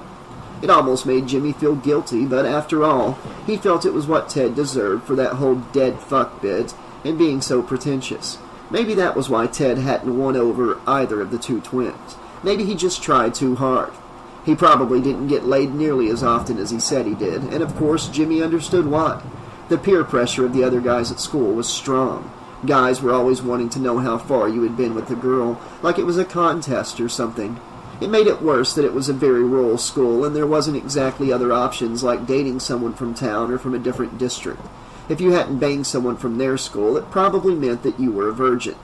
Of course, Jimmy knew there was more to life than that. It must just be a high school thing and a coming-of-age thing. People get sexually repressed themselves and bottle up those emotions and then project them onto others, like plenty of girls did at Pinehurst. The virgin shaming he had heard was even worse among the girls. Often it was the other girls in the locker room who would boast about going down on their boyfriends and then harass the girl who had nothing to say. It was a human thing. If you didn't follow certain social norms, you got ostracized for it. He had felt it himself in the boys' locker rooms. He mostly avoided all conversation about sex, but when the topic came up, he would lie and say that he had fucked some townie or something, just to get the guys off his back. He didn't know how Ted was able to keep his reputation up when in reality, he wasn't all that charismatic and can try way too hard. He guessed it was Ted's sense of humor and laid-back attitude, but even then, when Teddy was laughing, it was usually a crude joke or a joke at someone's expense. In a sense, Jimmy knew it was just his defense mechanism. He knew it was just a way of coping with his own insecurities, but it had really started to get on his nerves tonight. But now it didn't seem to matter because he had done it. He had actually gotten laid tonight, and he knew now Ted was too stoned to care, but in the morning, he relished at rubbing it in his face a little. He pictured them all down at breakfast, and he could walk in sleepily with a half-naked Tina on his arm, their after-sex complexions radiating off of them. But of course, what if Ted had been right? What if he was a dead fuck? He had to know. He felt awkward asking after they had just finished, but he just had to know. Jimmy hesitated and then spoke up. "Hey, Tina?" "Mm-hmm," she replied tiredly. Am I a dead fuck?" Jimmy stammered awkwardly. Tina laughed and then brought her head up to look at Jimmy. "You know what? I think you were incredible." Jimmy let out an elated sigh. "Really?" "Yeah," she said, laughing and kissing him passionately. "Don't you move. I'll be right back," he said. "This calls for a celebration. How about some wine?" Jimmy remembered seeing the wine bottles in the kitchen. If he could find that corkscrew that Paul used for the beer drinking contest, he could pop one open, have a glass, and see if Ted was still up to let him know just how incredible he was. He was going to make Ted eat his words if it killed him. "Sounds fine," she said with a sexy wink, as she watched him put on his boxer shorts and his shirt. She blew him a kiss as he walked to the door, picking up her panties, and stepped out into the hallway. Incredible? Was that what she said? He was incredible? Holy shit. I'm incredible. Jimmy sprawled out, shaking his head in disbelief, unable to stop smiling. He was incredible. He made his way to the stairs, a jubilancy glowing through him, swinging Tina's yellow lace panties on his index finger and whistling a cheerful tune. He came down the stairs into the now darkened living room where Ted was puffing on a joint alone in an armchair and laughing at the film on the projector screen. Jimmy casually sauntered over to the armchair and sat down on the edge of it, plopping Tina's panties on Ted's lap.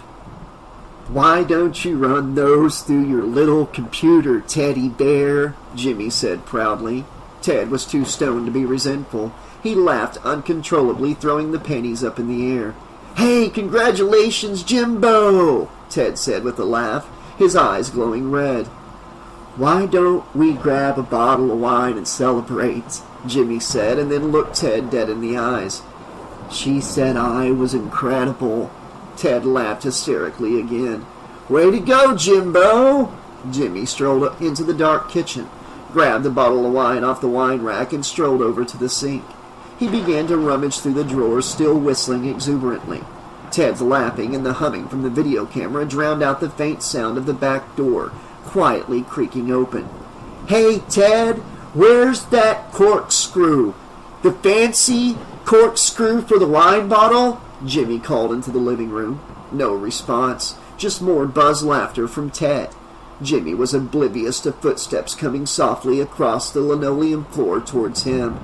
"Ted, where the hell is the corkscrew?" Jimmy called louder. All of a sudden, the missing corkscrew came out of the darkness at the back of the kitchen, and the blade was driven into Jimmy's hand with immense force, pinning it to the countertop. Jimmy let out a scream of excruciating pain, drowned out by Ted's cackling, and he looked up from his quivering, bleeding hand to see a huge man in a hockey mask and a grungy work suit. With his other hand, the mad killer reached into the kitchen drawer, withdrew a meat cleaver, and swung it into Jimmy's head, burying it right into the middle of his face. The cleaver sliced through Jimmy's nasal cavity and then into his skull with a sickening sound, but Jimmy felt nothing at all.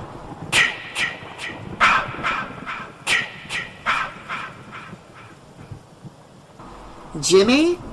she said. No answer. The room was empty as well.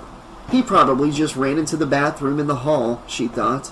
Tina glanced around on the floor for the rest of her clothes, seeing her panties were missing. Jimmy probably had run off with them to mess with her or something. God, I hate lying, Tina thought as she lay there nude underneath the covers. Of course, he was really nervous and he needed encouragement. Truthfully, he had just been all right. She had slept with better guys and much, much worse. He was one of those guys that had it in him, that rough, raw masculinity that turned women on. It just needed some coaxing and some polishing. She shouldn't have gotten his hopes up, but she wasn't able to say it to his face, especially after the way his eyes lit up when she had told him he was incredible in bed. He was one of those guys that were probably pressured really hard by all the guys at school. He was likely always one of the quiet, shy guys, kinda smart and sensitive. One of the guys on the sideline standing up for the bullied kid.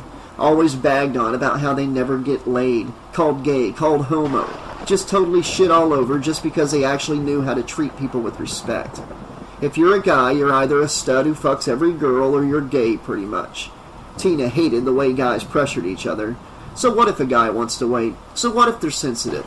She thought it was sweet when a guy was the nervous type. How awkward they could be was sometimes kind of endearing, and that's how it had been with Jimmy. To be honest, she really did like him. He was cute, and he actually respected her. He had been so gentle, and that was probably why he hadn't really turned her on, because, then again, it took a lot to turn her on. It took very confident and masculine men to really turn her on. She had gone for Jimmy because at least she knew he wouldn't hurt her or want to do anything crazy or get upset if she couldn't get him to orgasm. Jimmy didn't try hard. He knew how to just be his natural self and not have to put on a front. He had been terrified and hadn't really tried to hide it, and that was attractive to her. It was guys like that that still managed to turn her on enough to at least sleep with them and give them a good night once in a while, because she knew that he was one of the guys that people just loved to ignore and neglect. She had seen the longing look in his eyes when he watched Paul and Sam making out, and had been thinking about asking him to dance but not knowing how. He was so much nicer than any of her past boyfriends. She almost couldn't handle a good guy when she met one because she just wasn't used to it. It terrified her. This time he had been so natural and so real with her, and all of that went away. After all, she had been horny, and what was the problem if she let him have his night for once? She didn't feel bad about lying to him, because honesty was not always the best thing for some people. She had seen the way Ted had been prodding him and belittling him all night and acting like a jerk, and it just made her feel sorry for him. After all, she'd be leaving tomorrow and they would all go back to their worlds and forget about it. She just hoped that he didn't catch feelings for her or anything.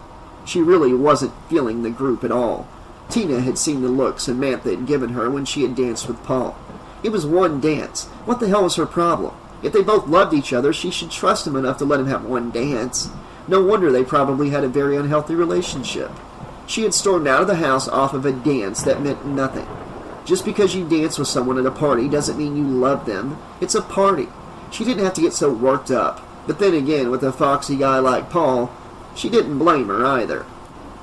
Where were they? She wondered. They had probably had a fight out there in the woods and gotten lost, all because of a stupid little dance.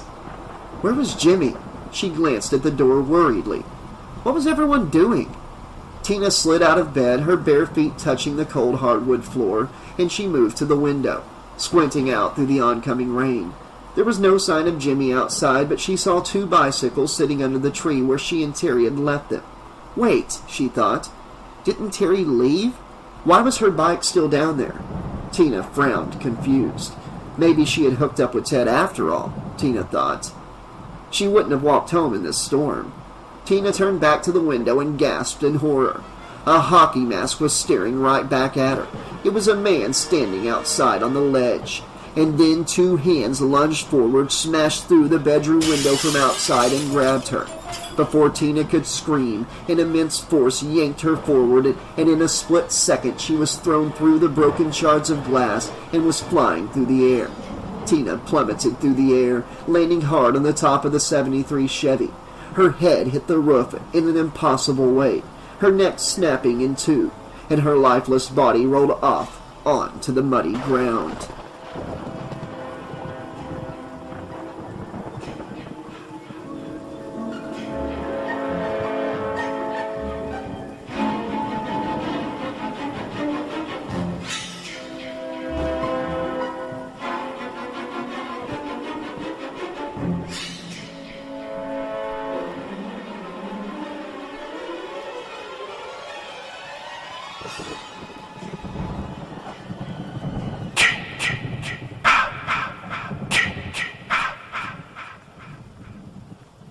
Trish let out a horrified scream as the machete slashed through the wall of the tent, coming 5 inches away from her.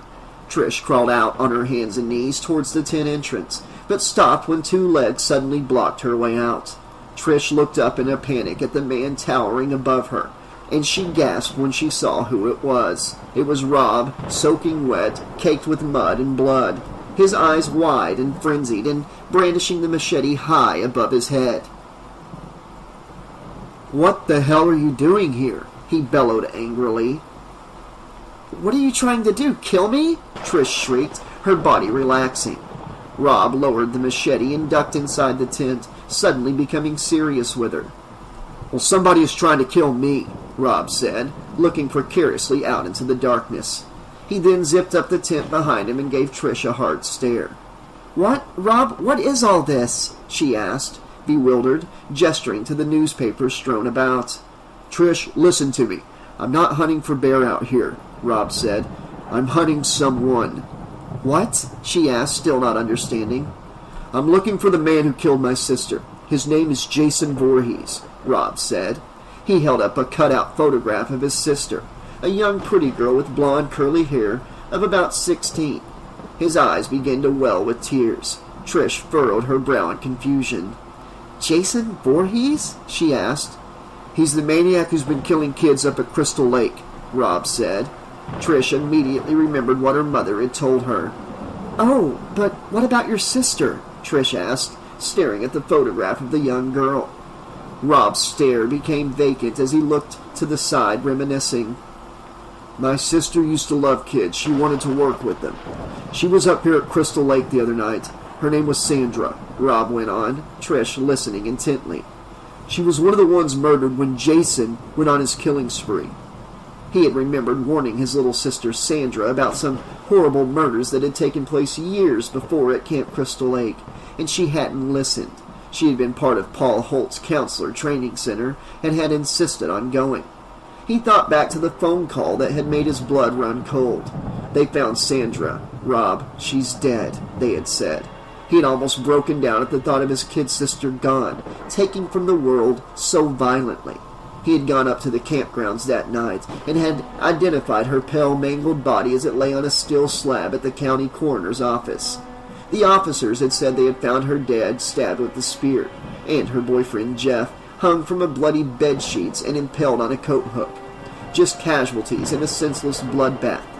Rob had tried to understand it, tried to put himself in the killer's mind, and tried to feel a sense of compassion. But the only thing he felt was a rage deep within him, and a voice that screamed at him to kill the bastard that did this to his little sister, and to seek justice for her. He had gone into town, into Crystal Lake, to ask the locals about how to get to the camp, and they hadn't been friendly. He had burst into the city hall asking for the records for Jason Voorhees and poring through them, searching all of the resources that he could find on his childhood, his family, and anything else that he thought was important. But still it wasn't enough.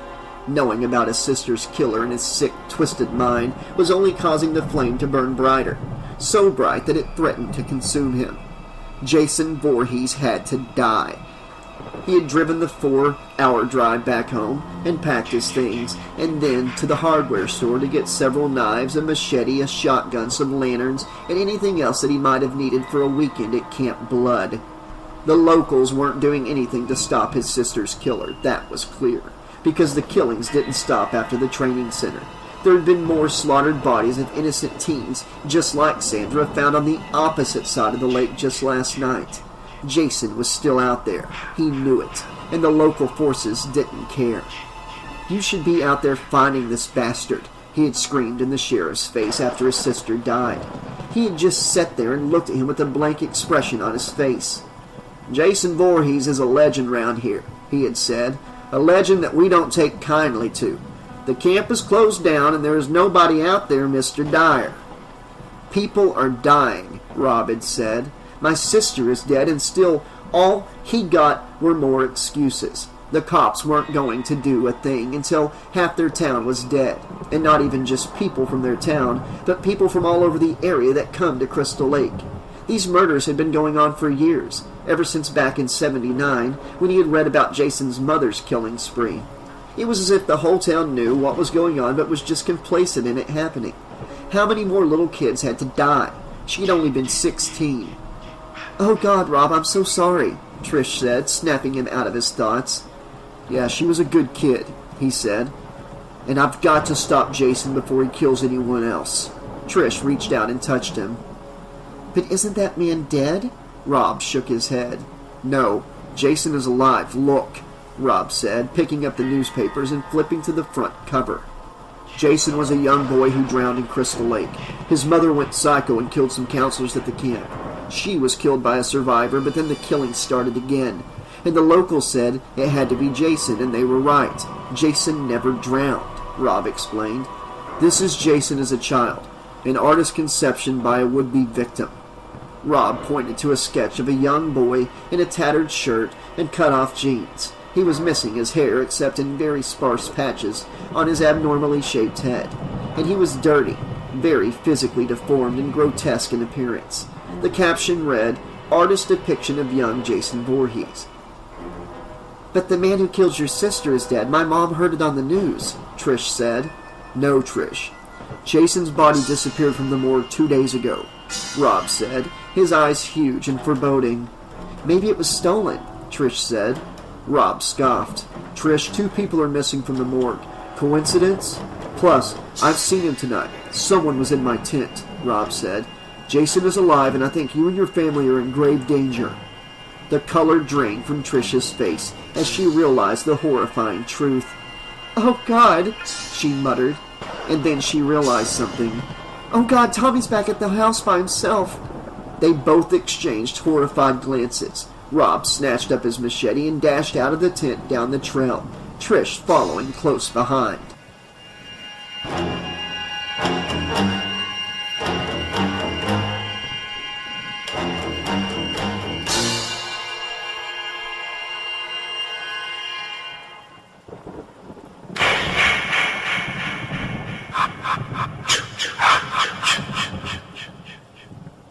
Sarah stared at her body in the bathroom mirror and let out a long sigh. She was in nothing but a white bra and matching panties. She was slim enough, and her breasts were of an all-right size. Certainly not the size of Sam's, but decent enough, she decided. She felt the knot twisting tighter in her stomach, and her hands began to get sweaty. Was she actually about to do this to have sex? She was scared out of her mind. Could Doug tell? Would he be able to tell, and would it not be as great because of how scared she was? Would it hurt? What if she chickened out? Would he use a condom? A million questions were racing through her mind. She continued to survey herself, hoping Doug would like what he saw. She grabbed a white, fluffy robe off the hook on the door and slipped it on, tossing her hair behind her shoulders and giving herself another look. "You got this," she consoled herself, feeling the knot screwing even tighter. God, this is terrifying. Even more terrifying than she thought it would be. Sam made it look so easy, but she had the looks to pull it off. Sam could have any guy she wanted. How she wished she was Sam sometimes, to be able to just manipulate any guy to do just about whatever she wanted, and to be able to be sexy and flirty. She just didn't have the same sexy olive complexion that Sam had, or the same hourglass figure. Her stomach stuck out a little bit, and she was lanky and awkward. Her tits weren't that big either, but she knew Doug, and he wasn't that shallow. She remembered what Sam had said about him and braced herself. She took one last look, checked to make sure she didn't have anything in her teeth, and strolled out into the hallway, seeing Doug coming up the stairs, his eyes lustful. "You look amazing," Doug said, wrapping his arms around her waist. Sarah felt her face growing hot as his arms caressed her, and she felt a tingling sensation rush from her head down to her toes. Thanks. Do you want to go to the bottom bunk?" "No, I was thinking about a nice shower," Doug said. Sarah hesitated, a small panic beginning to flutter in her heart. Sarah blocked out that thought. "Just go with it," she told herself. "Sure," she said seductively. They lip-locked in a passionate kiss, filled with a lust that they both didn't see coming, and backed away into the bathroom, closing the door behind them.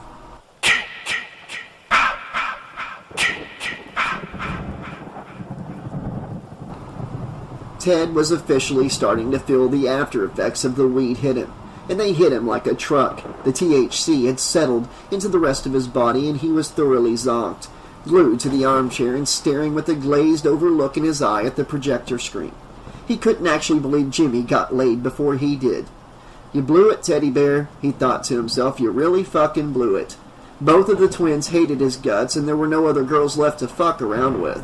Paul was probably getting action from Sam out at the lake.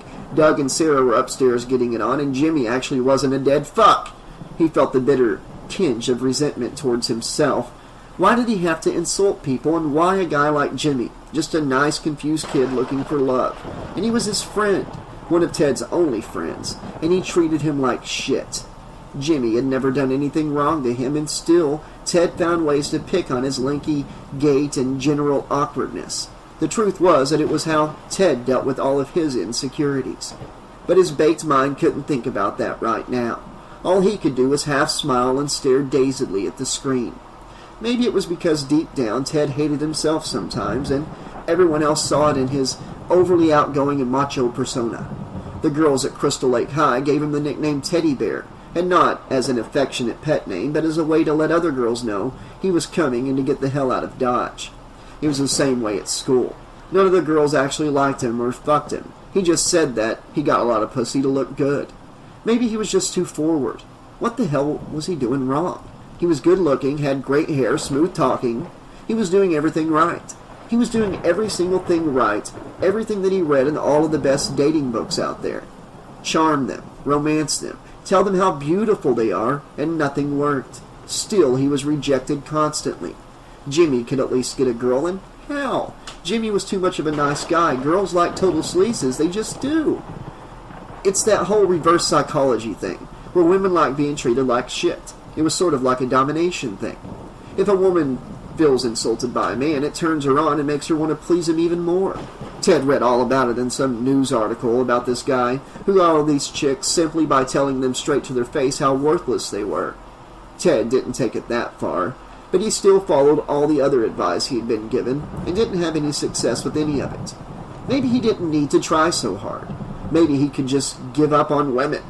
There were so many that were just so emotional, so needy, and such bitches sometimes. Just look at what happened to Sam and Paul tonight, wherever the hell they are. Good thing he didn't have to deal with any of that. No angry, jealous girlfriends, no birthday and anniversary presents.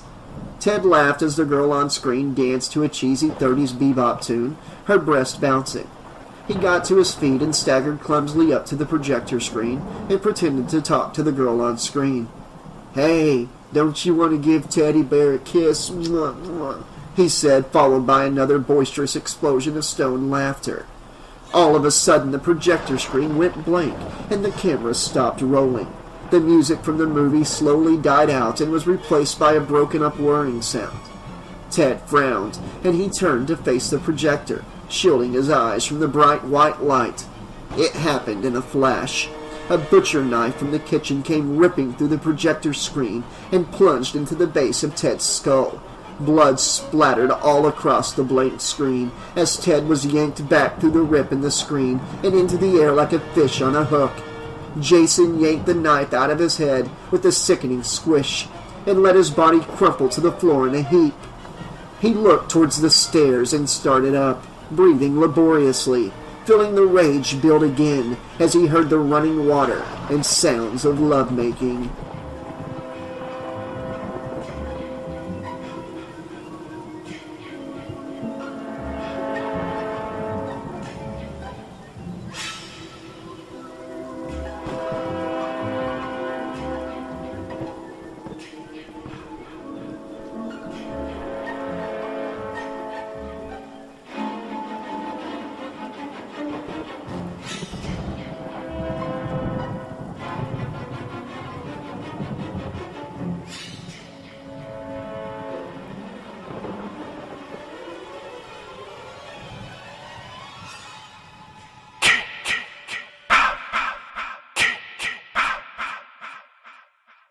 Chapter 8.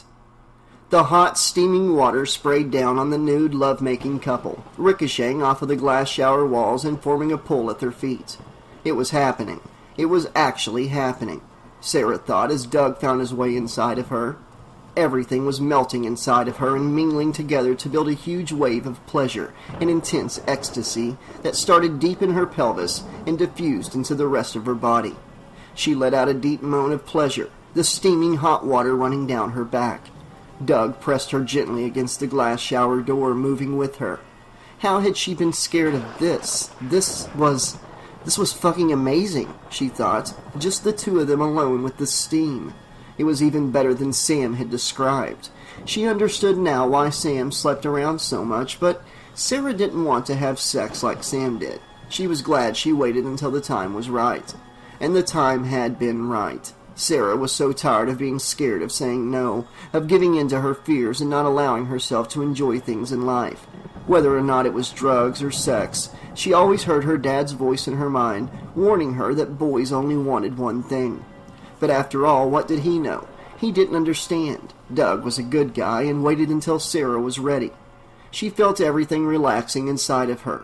Finally, after all this time being so worried about everything, it all didn't matter. Nothing mattered except for her and Doug, and the hot steam that swirled around them. Doug moved his hips a bit faster and began to voice his pleasure too, until they both crescendoed with the climax of their lovemaking coming to an end. Doug pulled away, kissing Sarah tenderly.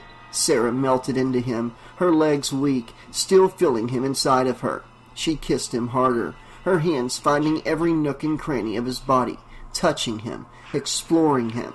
Sarah finally pulled away and stared up at him, mesmerized. They both stood wrapped in each other's arms for a few minutes, feeling the heat of the water and bathing in the steady flow of spray that misted them from the shower head. What had she been so afraid of? They used protection. It was with someone she loved, and she couldn't wait to do it again. Sarah kissed him again, climbed out of the shower, and wrapped herself in a towel. "Sarah, I think I'm in heaven," Doug said through the running water. Sarah smiled at him, looking back over her shoulder. "I think I'm in love." Doug kissed her again. "I'll meet you in the bottom bunk," Sarah said with a wink, and left the room glowing radiantly. Doug looked up at the steam of the water flowing from the shower head, letting it wet his hair and run down his back. He began to exuberantly sing Tangerine to himself. He couldn't believe they actually had sex. Was he dreaming? Sarah Williams actually just fucked him, Unbelievable. He remembered in 7th grade when she was known around school as the prude. She was quite a sight, too. Glasses, acne, braces, the works. She looked like a regular geek. But when she hit 9th grade, puberty hit her full force and the boys were noticing, including himself. On the first day of 9th grade, she came to school with her mousy brown hair curled and highlighted and in heels. Paul actually went for Sarah first, but when she wouldn't have sex, he went for Sam. Doug got the rebound, and sure, he was upset that she wouldn't fuck him. But there was something about Sarah that Doug really liked. Something sensitive and really special. Different than the other girls.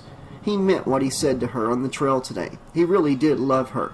It was a deeper love than anything he'd had with other girls. Something more intimate. He could sit and have a deep conversation with Sarah just about life, family, their problems, their insecurities. It allowed for a much more intimate relationship, and it allowed for them to just have the best sex Doug had ever had. God, he loved those types of girls. The ones that don't give in to sex on the first date. The down-to-earth girls always ended up being the best sex. Probably had something to do with all that sexual frustration. Sarah was one of those girls that you had to get to know them as people first, and deep down, that's what most everyone wants. At least Doug thought. Paul, deep down, loved those kinds of girls, but he suppressed it with his macho girl-crazy attitude that always fucked him in the end, like tonight with Sam. Sam was that type of girl, but suppressed it with jealousy and bitchiness. They were deep down right for each other, but their egos usually led to big blowouts like tonight. Where the hell were those two? Hell, they were probably screwing their heads off in the woods. God, he loved her, he really did. She was smart and beautiful and liked to just chill out every once in a while and enjoy the silence and really talk about serious shit. Damn, when he told Paul that Sarah had actually let him have sex with her, imagine the look on his face. Yeah, there was something truly special about Sarah, and he was glad that he was her first time. He wanted it to be perfect, and it was. Doug had even thought about marrying her, even though Paul constantly told him never to get tied down to one chick. But Sarah was the type of girl you marry, Doug had said. After all, what was so wrong about settling down? He didn't have to ask Sarah just yet. They could wait until after school was over and when they both got steady jobs and were settled down in the house somewhere. They could move off to the city, have a few kids. He could go to school and study to be a doctor like he always wanted. Sarah could find her a part-time job and they'd be set for life. Doug was snapped out of his thoughts by the bathroom door creaking open and then closing. "Hey, Sarah, did you change your mind?" There was no response. A shadow fell over the glass shower door. The glass was blurred and Doug couldn't see out of it. "Hop back in, Sarah, there's plenty of room. We could sing a duet," he joked. Still no response. The shadow grew larger. "Who is that, Polly? Hey, Polly, is that you?" Doug asked. Still no answer. The shadow moved closer to the shower door. Doug let the bar of soap slip from his hands. "Whoops, dropped my bar of soap, Polly, old buddy. Why don't you get in here and pick it up?" Doug teased, laughing. Then the shadow grew even larger, and Doug realized by the sheer size of whoever it was not Paul. Doug reached for the sliding door when suddenly 2 hands punched through the frosted shower glass, shattering it to bits. Doug had no time to see who it was as the huge, calloused, bloody hand clamped over his face, obscuring his sight. He slid back on the wet shower floor, trying to maintain his balance, just as the other hand grabbed the other side of his head and smashed it against the tile wall of the shower. Doug tried to scream, but it was muffled by the hand. Jason's thumbs and palm began to press down on either side of Doug's head, as Doug screamed in agony. His skull was beginning to cave in with a sickening crunching sound, as the powerful vice-like grip of the mad killer broke through facial bones in Doug's nasal cavity. Warm blood began to cascade down his shoulders and pull at his feet. Through the agonizing pain of his face being smashed like mush, Doug tried to swing his fist frantically, but it was of no use. The hand slammed him back into the wall, put both hands on either side of Doug's head, and pulled him forward, slamming his throat down on the broken edge of the shower door, the glass impaling his neck and ending his life quickly. The blood dripped down the walls and swirled around before disappearing into the drain as Jason heard the soft humming of Sarah in the other room.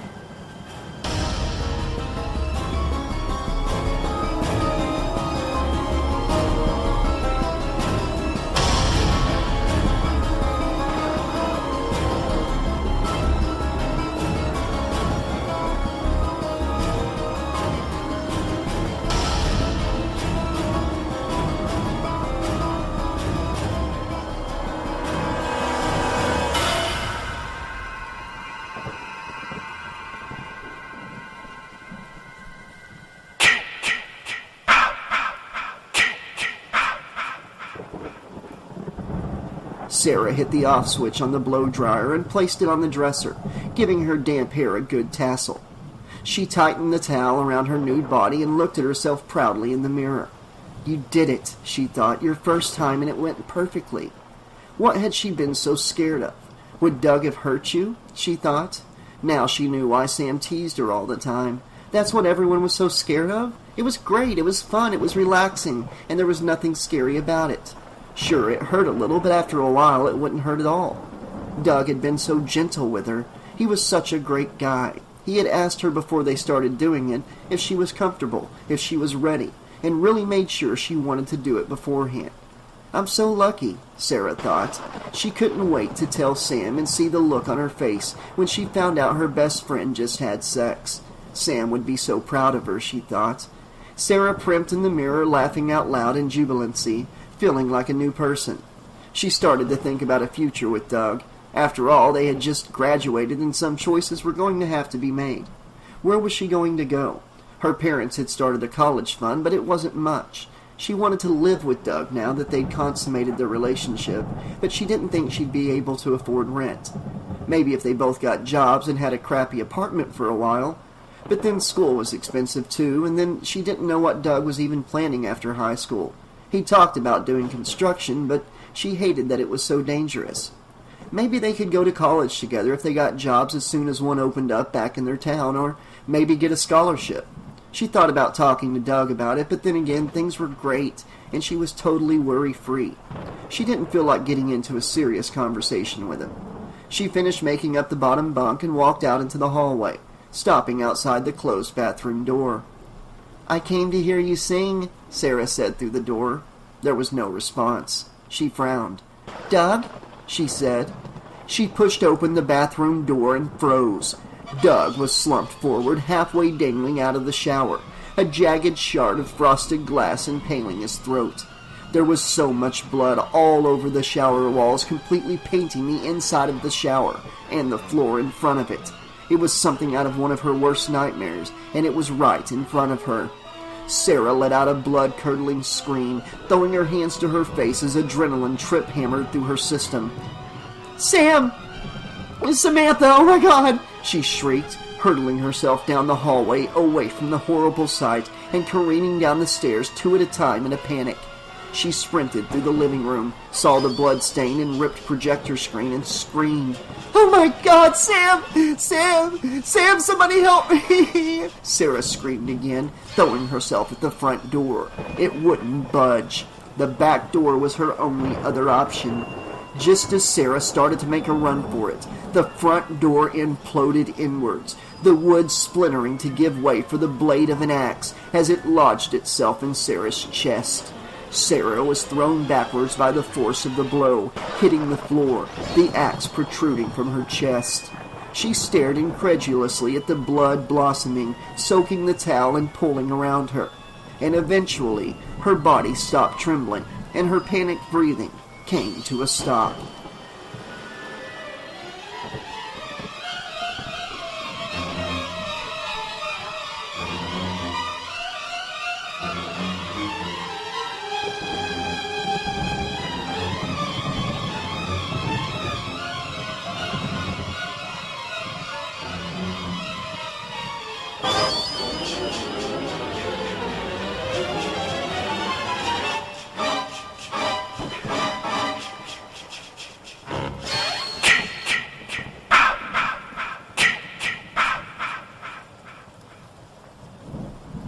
Final showdown. Tommy swept the beam of the flashlight down the basement staircase, listening to the storm howling outside and his own heavy breathing. He hated going down into the basement, the smell, the sounds he heard while he was down there, the cobwebs, the rats you could hear scurrying in the wall. It terrified him. Tommy didn't like being scared, even though he could sit in his room for hours and design the most realistic and terrifying masks. It was just that his masks didn't scare him. They were just a manifestation of all his real-life fears, except he was in control. Sure, his 12-year-old mind didn't really grasp it, but still, he could manipulate the mask how he wanted, and make it do exactly what he wanted, but he couldn't control what happened down in the cellar. He couldn't control the cockroaches running under his feet or the spider webs that brushed across his face. He couldn't control the shadows dancing around, and he couldn't control it if something was lurking in the dark down there, waiting to jump out and eat him alive, watching his every move, smelling his fear, waiting to rip him apart limb by limb and devour him. A monster just like from those movies that he watches. Tommy hated not being in control. When they were robbed back in the city, Tommy hadn't been in control. Someone had violated the sanctity of their tiny studio apartment and taken what was rightfully theirs, and it terrified him. Tommy hated that feeling, the feeling of real, raw terror. All he had done when it had happened was hide in the bathroom closet and cry, and wait until someone came home. He hadn't even tried to stop the creep. He had no control in the situation. He was trapped in the horrifying plot and could not escape or change his destiny. When he made his mask, he felt like he was in control again. That's how they came out so detailed. It was amazing to be able to manipulate every single feature of the mask. The shading under the eyes, the wrinkles in the skin, the sickly yellow shades of rot on the fangs that protruded out from the gaping jaws, the white shimmer in the iris of its eye. He just did them for fun mostly, but sometimes he would catch himself dreaming and fantasizing before he went to sleep at night about possibly being on the set of a big Hollywood movie, like Godzilla or Raiders of the Lost Ark, or working on the special effects. He wasn't ever scared of the movies that he watched either. He was a huge fan of Indiana Jones and Godzilla, of course, but also Creature of the Black Lagoon, It Came from Beneath the Sea, and King Kong. The movies didn't scare him because in a sense he understood them. He had volume after volume of film encyclopedias that would explain in detail how films worked and how the special effects were set up to make it look so convincingly real. What he couldn't understand was the terror in the real world, what humans do to one another every day. That was the true horror. It was a paralyzing fear that gripped him. It had made him feel like someone was squeezing his heart so tightly that it would burst. It was the fear that had happened that day when the house had been burglarized. He remembered the utter panic of hearing the hinges snap on the front door and heavy footsteps coming down the hall. He couldn't think straight. His mind had screamed at him to get out of the house or to grab a baseball bat.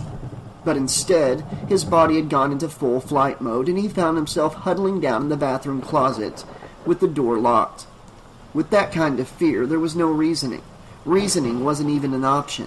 He had just gone with his first primal instinct that came to him, to run, to hide, to bury himself down under blankets and never come out, and hope that the horror outside would go away.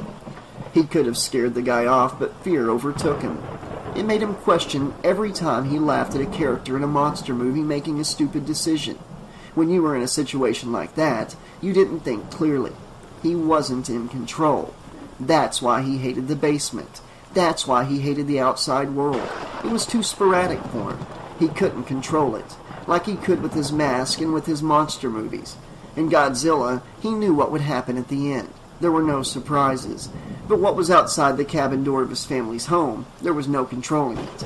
Life sometimes just happened, and there wasn't a thing you could do to stop it.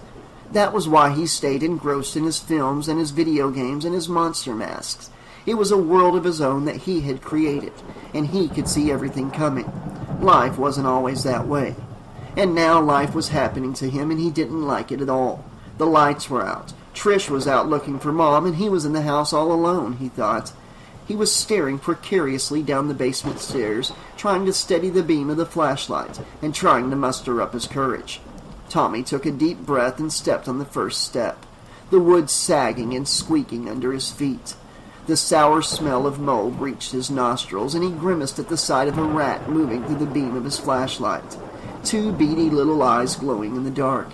He arched the flashlight around his head, illuminating the silvery sheen of cobwebs strung across the beams above him. He reached the bottom of the staircase and moved through the dark and cluttered cellar, trying not to notice the bugs and the spiders, trying to block out the sound of the rats squeaking in the fright and seeking shelter. He pushed open a small crawl-space door, squeezed through, and his flashlight beam came to rest on the fuse box. Every time the lights had gone out before during a storm, Trish and his mom always made him be the one to go down and fix it. Tommy, do this. Tommy, kill this spider. Tommy, go fix the lights. Tommy, Tommy, Tommy.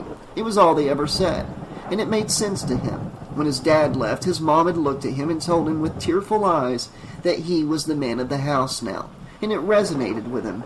Of course, what did that mean? At first it had meant nothing, just another stray comment from his mother, but now he had started to realize it was sort of his responsibility. Of course, his father had only been in a portion of his life, and he never really taught him how to be a true man. He only taught him how to fix a car and ride a bike and other typical boy stuff, but never how to actually handle situations like a man, like the head of the household should do, and that scared him too. He hadn't been the man of the house when someone had broken in. He'd have to teach himself, but what did being the man of the house even mean? What would he have to do? It seemed like such an overwhelming responsibility to undertake and a huge burden for him to have to be under. Tommy didn't know what he would do in a really bad situation if one were to happen again. To be perfectly honest, they lived out in the country and nothing all that bad happened anyway. What could he do? How could he take up so much responsibility? Just like that. He was 12. He had no idea how to make someone feel better when they were crying, or what to say to calm people down, or what to do in these awful situations that life inevitably brought. And now he felt a tiny seed of raw terror in his gut as he proceeded towards the fuse box. Where was his mom? And where was Trish? Tommy flipped the breaker switch and let out a sigh of relief as he heard the lights flickering on throughout the house. Then a rustling sound came from a dark shadow of the room, and Tommy didn't even turn around to shine his flashlight in the direction. He scrambled back through the crawl-space door, bolted up the staircase, and slammed the basement door shut, fastening the lock. He let out a sigh of relief just as he heard the front door bang open and the storm rumbling outside come rushing into the cabin. Tommy dashed into the foyer as he met Trish, frantically running into the kitchen to meet him. Rob came in shortly behind her, wielding a machete. Both of them were soaked from the rain and wide-eyed with fear. They slammed the cabin door shut and locked it. "Tommy, thank God," she said, hugging him tightly. Tommy could see the panic in her eyes. "Trish, what's going on?" Tommy asked fearfully. "Tommy, is Mom back yet?" "No, not yet," Tommy said. Trish gave Rob a look, her eyes wide with worry, and she made a beeline for the telephone in the kitchen. "I'm going to call for help," Trish said, hurriedly rotating the dial. There was no dial tone when she put the receiver to her ear, and the color drained from her face. "Rob, what's going on?" Tommy asked, fear starting to take over. "The storm must have blown the phone lines down," Rob said. "I'm going to go next door." Jason could be killing them one by one, he thought. He had to stop him. What the trio didn't see was the hulking figure just outside the kitchen door, the broken phone box in his hand, ripped from the wall of the cabin like it was a toy. Trish slammed the phone down in frustration. "I'm going with you." "No," Rob said staunchly. "It isn't safe." Trish stepped closer, looking him in the eyes. "I'm going with you," she said more resolutely. She turned to Tommy and grabbed him by the shoulders. She didn't want to tell him anything and didn't want to scare him anymore, so she did her best to convey the seriousness of the situation with her eyes. "Tommy, stay here and lock the doors, okay?" "Hold the fort, Tommy," Rob said, and they both ran for the door, as Tommy stood there flabbergasted and scared out of his mind. He judged from their manic behavior that this was real and it was happening, and he was galvanized into action, running frantically to make sure every door was locked. Trish stopped suddenly before they went out the front door and saw Gordon perched on the couch. She motioned him to follow. They had to get out of there, she thought. They had to somehow get everyone out of the rental house and into the car. But come to think of it, she didn't know where her keys were. She had been holding them when she had gone down the path looking for her mom, but that was the last time she had seen them. God, they were all trapped there with that maniac, my mother that had been talking about, she thought. The reality of the situation was dawning on her slowly as they followed the narrow, muddy path that led to the rental house. The rain came down like tiny bits of hell on the two of them, and lightning cracked across the sky like long incandescent skeletal fingers as they approached the now quiet vacation home. The lights were out and everything was still. There was no sign of life anymore. Trish began to feel a pang of dread in her gut as she huddled closely behind Rob. They both climbed down the porch stairs and stopped dead in their tracks. There was a huge gaping hole in the front door, and shards of wood were lying all around the floor. Trish cowered behind Rob, feeling her heart begin to race. "He's been here," Rob said, gripping his machete tighter. Gordon all of a sudden began to bark and snarl, baring his teeth like he was possessed. He was looking straight at the house, his hair standing up on end. "What if he still is here?" Trish asked hysterically. "Here, take this," Rob said, holding out his machete. Trish shook her head, intimidated by the huge razor-sharp blade. "Take it!" Trish reluctantly took the machete from his hand and held it out in front of her, like it was a venomous snake, as Rob quietly pushed what was left of the front door open into the house. An eerie, oppressive silence had fallen over the once rambunctious and rowdy vacation home. It was far too quiet, and it was dark except for a bright white light coming from the main room and a loud mechanical whirring. Trish and Rob inched further into the house, seeing the still-running video camera and projector screen set up in the living room. The projector screen was ripped right through the middle and stained with red. Trish felt a chill run down her spine, and she and Rob exchanged looks. It was blood. She knew it. It was blood. "This is happening," she thought. Gordon started to whimper, growling menacingly. Trish stroked him behind the ears, hushing him, trying to act like she wasn't scared shitless. She crept through the house behind Rob, gripping the handle of the machete so tightly her knuckles were turning white. "I'm going to the basement to turn on the lights. Stay here with Gordon," Rob said. "No!" Trish protested. "Stay here with Gordon," he demanded firmly. Trish sighed with compliance and handed him the flashlight. "Here," she said. He shone the light into a small alcove at the end of the hall and walked further inside, the beam coming to rest on the half-open basement door. Trish could see the beads of sweat trickling down his forehead and his chest heaving. He was trying hard to mask his fear, but she could tell he was scared shitless as well. Rob whipped his Bowie knife out of his pocket, held it out defensively, and tried to keep a steady hand on the wavering beam of light. He nudged open the door and shone the flashlight down into the musty, dark interior of the basement. Trish watched in fearful anticipation as he started down the basement steps, eventually disappearing into the darkness. She felt another chill across her bare arm as she realized she was now alone in the hallway. Where the hell was Gordon? She tightened her grip on the machete, looking all around her for any sign of the dog. God, I know he's here, she thought, her mind racing and fluttering with panicked thoughts. That maniac was here. She just knew something was horribly wrong. It was so quiet in the rental house, a deathly still silence that unnerved her. And then she heard a whimpering. It was Gordon, and he was scared to death. Trish hurried back into the living room towards the sound just in time to see Gordon go sprinting up the staircase to the second floor, whining the whole way, his tail tucked between his legs. "Gordon!" Trish shouted in a strained whisper. "Gordon!" Then there was the sound of breaking glass and silence. Trish glanced at the basement stairs and then back at the upstairs hallway where Gordon had just vanished. She held the machete out in front of her, ready to strike, and inched towards the stairs. Her heart was about to burst through her chest, and her hands were clammy and trembling. Every hair on her body was standing on its end, and she felt the lump in her throat growing to the size of the one in her gut, screwing tighter and tighter, until it felt like someone was hitting her repeatedly in the stomach as hard as they possibly could. "It's all a misunderstanding," she kept telling herself. His body was stolen. Jason's body was stolen, and that's why it's missing. Bodies get stolen all the time. Jason is dead. This was all some joke.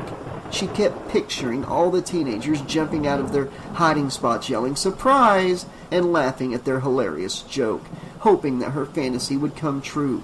But this felt all too real. A voice in the back of her mind kept telling her Rob was right, and she was fighting desperately not to listen. She glanced at the bloody projector screen, trying to convince herself that it wasn't blood. Trish precariously began to climb the staircase, listening to every creak on the floorboards and watching every fleeting shadow. She reached the second-floor hallway and pushed open one of the bedroom doors to reveal an empty room. "Gordon!" she yelled. "Gordon!" She saw another door that stood wide open, and when she looked inside, she gasped at the broken glass littering the floor. Gordon had broken through one of the windows in the bedroom. Trish's blood ran cold. Something or someone spooked the shit out of him. Trish instantaneously felt everything in her body telling her to run and get the hell out of that house. Get out! Run! He's here! Jason is here! Her mind screamed at her. She started to move for the stairs, and then she froze. From where she was standing, she could see straight into the open bathroom, and she saw the red on the floor, the crimson red staining the tile. Trish didn't know why she didn't run. Something, some kind of primal animalistic curiosity was drawing her towards the slightly ajar bathroom door. She made her way towards the bathroom, pushed open the door, and her stomach sank into her feet at what she saw. It was Sarah, strung up from the bathroom ceiling light like a slab of meat, an axe protruding from her chest. Blood stained the white towel wrapped around her naked body and dribbled down her leg, pulling below her dangling feet. Doug's nude, blood-soaked corpse was propped up in the closet. What was left of his face was twisted in a frozen, soundless scream, a carving knife impaled through his throat. The room was flooded, and the floor was covered in several inches of water mixed with the red of blood that swirled down the drain under Sarah's dangling corpse. Trish let out a horrible, piercing shriek that erupted from her throat, and she instinctively went careening in a blind panic down the staircase.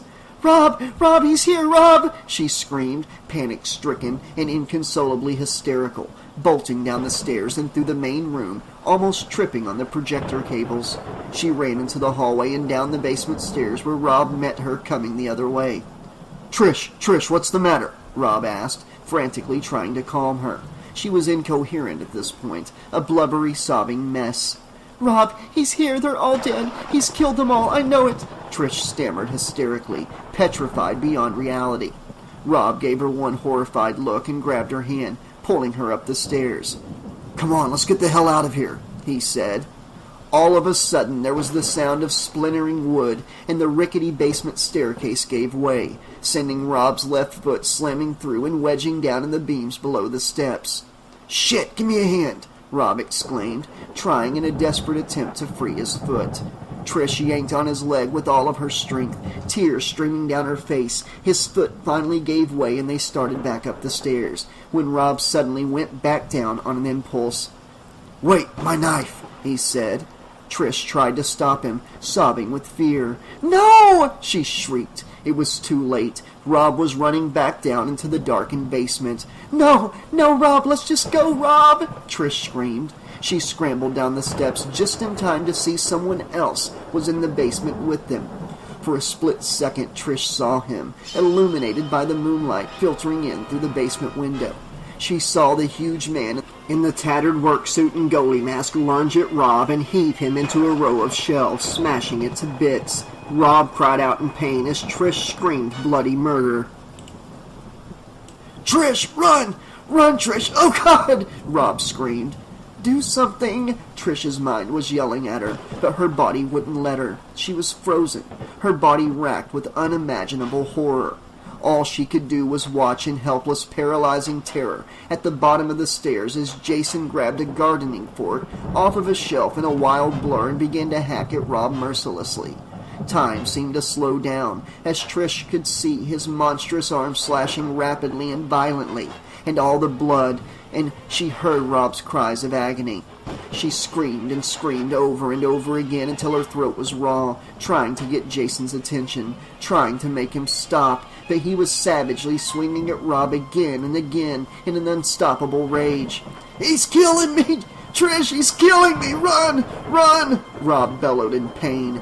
Finally, Trish's instincts surged through her body, and she spun around, scrambling up the staircase as fast as she could, and stopping at the top to look back down. Rob's screams had stopped, and there was nothing but an unbearable silence. She began to hyperventilate, her mind racing. She couldn't just leave. She had to do something. She couldn't leave him down there to die. She mustered up every ounce of strength and courage in her and ran back down the basement steps, stopping dead in her tracks halfway down. Trish could barely make out Rob's mangled body on the floor in the moonlight. She saw the bright red blood flowing from the gaping wound in his head and let out a horrified sob. "Rob!" she whimpered, tears streaming down her face. A wave of nausea had begun to hit her at the sight of Rob's mutilated body, and she held back her instinct to gag. Then she felt the terror and panic kick in.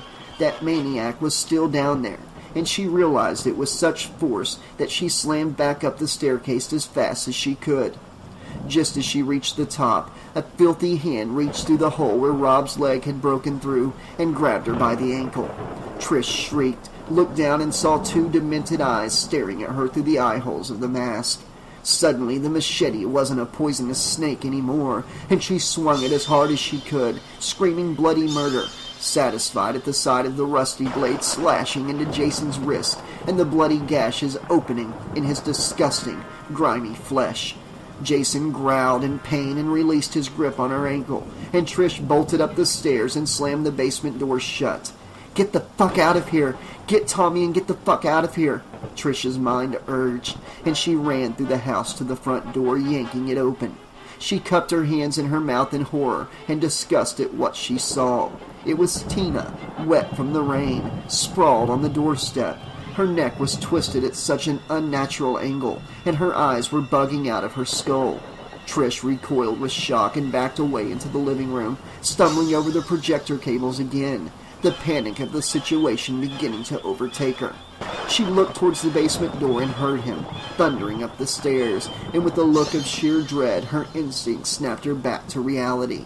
Trish sprinted for the kitchen in a panic, threw open the back door, and screamed at the top of her lungs. It was Jimmy, crucified to the doorframe, 4 huge spikes nailed through his hands and feet, a huge gash in the middle of his face. She brought her hands to her face and screamed, hyperventilating, and then, looking frantically for a way out, she saw the kitchen window above the sink. Trish didn't have time to unlock it and open it. Jason was coming through the living room looking for her, smashing things in his path. She snatched up a chair from the table and hurled it at the glass, smashing it on impact. She dropped the chair, climbed up onto the counter, and threw the machete out onto the ground first. Then she dove through the window, picked up the machete, and started running through the pouring rain towards the Jarvis house, just as Jason grabbed at her over the sill. Jason growled in anger as he watched her run, screaming, but then felt the bubbling, seething rage that threatened to consume him subside as he heard her terrified screams. Scream, just like he screamed when no one would come to save him in the lake. Scream just like his mother had screamed. Feel the terror that he felt. Feel the horror and helplessness. Feel the anguish that his mother felt about losing him. Feel the anger and heartbreak. He had watched her see Rob being murdered, just like he watched his mother be decapitated that night on the shore of the lake. She still had to die. Hearing her horrified screaming eased the rage within him, but it was back in a matter of seconds. Jason walked towards the back door and ripped Jimmy from the doorframe, the nails tearing through his hands, and his lifeless body was hurled several feet through the air like it was made of cardboard. He headed straight for the Jarvis house, with the insatiable lust to kill driving him forward.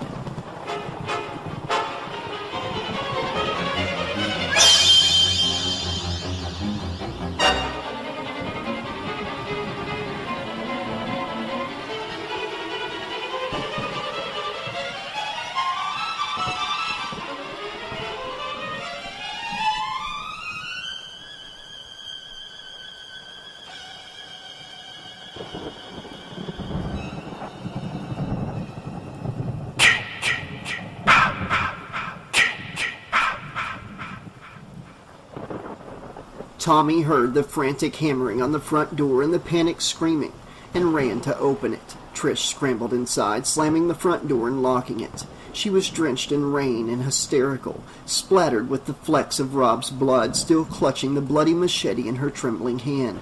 "Tommy, are all the doors locked?" "Yes," Tommy replied, his eyes wide. "I need you to get me a hammer and nails right now," Trish ordered firmly, setting the machete down by the door. All of the color drained from Tommy's face when she saw just how terrified Trish was. "Tommy, go get the hammer and nails now," she screamed frantically. They didn't have any time, her mind screamed. He would be here any minute. The keys, she thought, no time. She didn't know where they were. She ran into the living room and began to make her rounds, locking every window and bolting every door. She saw the newspaper clippings and the artist sketch of young Jason Voorhees on the table and realized Tommy knew all about him. Tommy was in and out of the laundry room in 2 seconds, hurrying into the foyer with the hammer and nails. As she saw the look in his eyes, she knew that he had read the articles. Trish took a nail and began driving it into the front door, securing it to the frame, and then started with another. No way she was letting this old door hold Jason by itself. Trish could picture Jason being able to break through it like paper. She tried to focus on securing the door, but she kept seeing the blood and the bodies and Rob's lifeless form just lying there over and over in her head. It was throbbing in her head. This can't be happening, she thought, as she pounded in the last nail and backed away from the door, shaking with fear. Trish, Tommy started to say, the inevitable reality of the situation beginning to hit him in one overwhelming rush. Tommy, it's going to be okay. Just go make sure all the windows are locked, Trish said, trying her best to console him. But even she had a horrible feeling this would probably all be in vain. Jason had killed that entire group of kids and Rob. Trish knew they probably didn't stand a chance. He was going to come for both of them and kill them like he killed all the others. Trish didn't want to think that her own mother was dead, and that soon they might be dead, but she knew the horrible truth all too well. Tommy didn't move. He was standing by the staircase, watching the front door with huge eyes, ravaged with the horror of what he was realizing. They had to get out. They had to run to the main road. They had to get away. All of a sudden, they both leaped out of their skin as the huge picture window in the living room imploded inwards, and Rob's blood-soaked corpse came crashing down on the hardwood floor. The gardening fork was embedded in his skull. Trish screamed as Tommy just stood frozen in shock at the sight. Rob, Trish said, her eyes wet with tears. She bent down and shook him slightly, a tiny sliver of hope in her that he was still alive. But he didn't budge. Then Trish heard another deafening crash, and she sprang to her feet to see a terrifying sight. Tommy had backed into the other huge window in the room, and Jason was now reaching through the shattered glass, his arms wrapped around Tommy's tiny form, and pulling him through the window. Trish! Trish, he's got me! Trish! Let me go! Tommy screamed at the top of his lungs. Trish screamed a battle cry, snatched up the hammer from the floor, and ran to the window. She looked at Jason dead in his hate-filled eyes through the holes of that hockey mask, and she began to swing the hammer at his head, delivering solid blows, but Jason didn't budge. It barely fazed him. She was bashing him as hard as she could, but he didn't seem to feel a thing. She could smell the acrid body odor and his stinking hot breath through the mask. She saw his eyes again, and she caught the loathing, the hatred. She didn't have time to think about it, because he was reeling back to drag Tommy's comparatively tiny body through the glass. In a last frantic effort, Trish swung the other end of the hammer with all of her might at Jason's head, and the two claws of the hammer buried themselves in the side of Jason's neck, right under his left ear. Jason growled in pain, finally releasing his grip on Tommy and staggering back out into the night.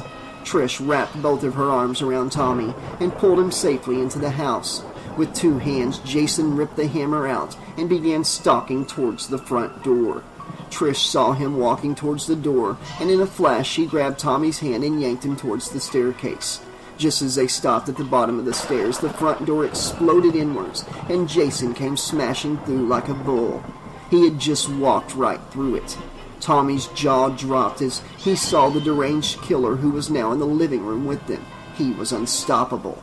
They both watched in disbelief as Jason reared back and hurled the hammer at them. It whistled through the air and impaled itself in the doorframe right beside Trish's head. Then he advanced towards them, his hulking figure looming upon them, his crazed eyes boring into Trish's soul. "Follow me up!" Tommy screamed, running up the staircase with Trish not far behind. She followed Tommy frantically into his room. They heard Jason thundering up the steps after them, and quickly closed the door, bolting it.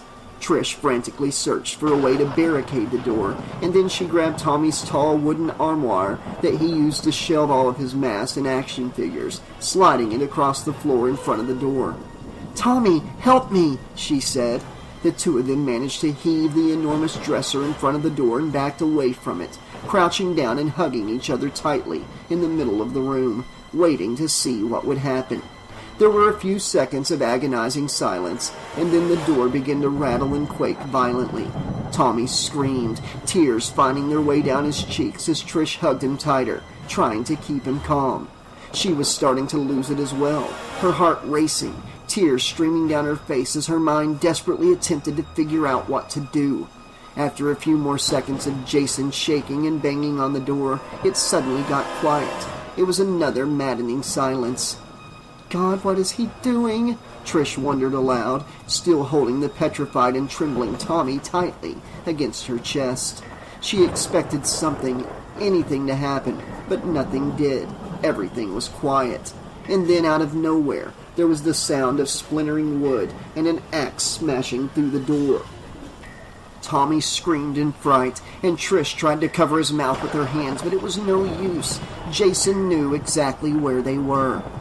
Jason swung the axe again, and all Trish and Tommy could do was watch in horror as the barrier keeping them inside and Jason outside was being destroyed. Seeing Jason start to reach his arm into the room, Trish knew she had to act fast. They were trapped like cage animals. He was going to kill them in this room. She had to knock the bastard out long enough for them to make a fucking run for it. It was their only chance of survival. It had to be something to incapacitate him. There was no going up against him with an axe.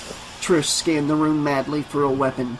The knife replicas on Tommy's wall weren't sharp enough. There was a baseball bat in the corner, but it was made of foam. Oh, fuck, she thought. Then she turned her head towards Tommy's desk and her eyes lit up madly. Trish ran to the desk and lifted Tommy's computer monitor off the desk and heaved it into the air, carrying it across the room on her shoulder. Jason was shoving the dresser out of the way, reaching his head and arm into the room. He never saw it coming. Trish slammed the monitor down on his head with all of her strength and watched the sparks fly. Jason's body convulsed wildly as smoke began to fill the room. Trish ran back over to Tommy and shielded him from the sparks, putting up her own hands to deflect them from herself. The monitor crashed to the floor and Jason staggered back into the hallway, with a dazed groan crashing to the floor like a fallen tree. Then it was silent again, and Trish and Tommy didn't dare move or make a sound, listening and waiting to see if he was really dead. Jason didn't get up. Smoke still lingered in the air. Trish stood to her feet, gestured for Tommy to stay, and inched towards the door, looking through the gaping hole in the bedroom door.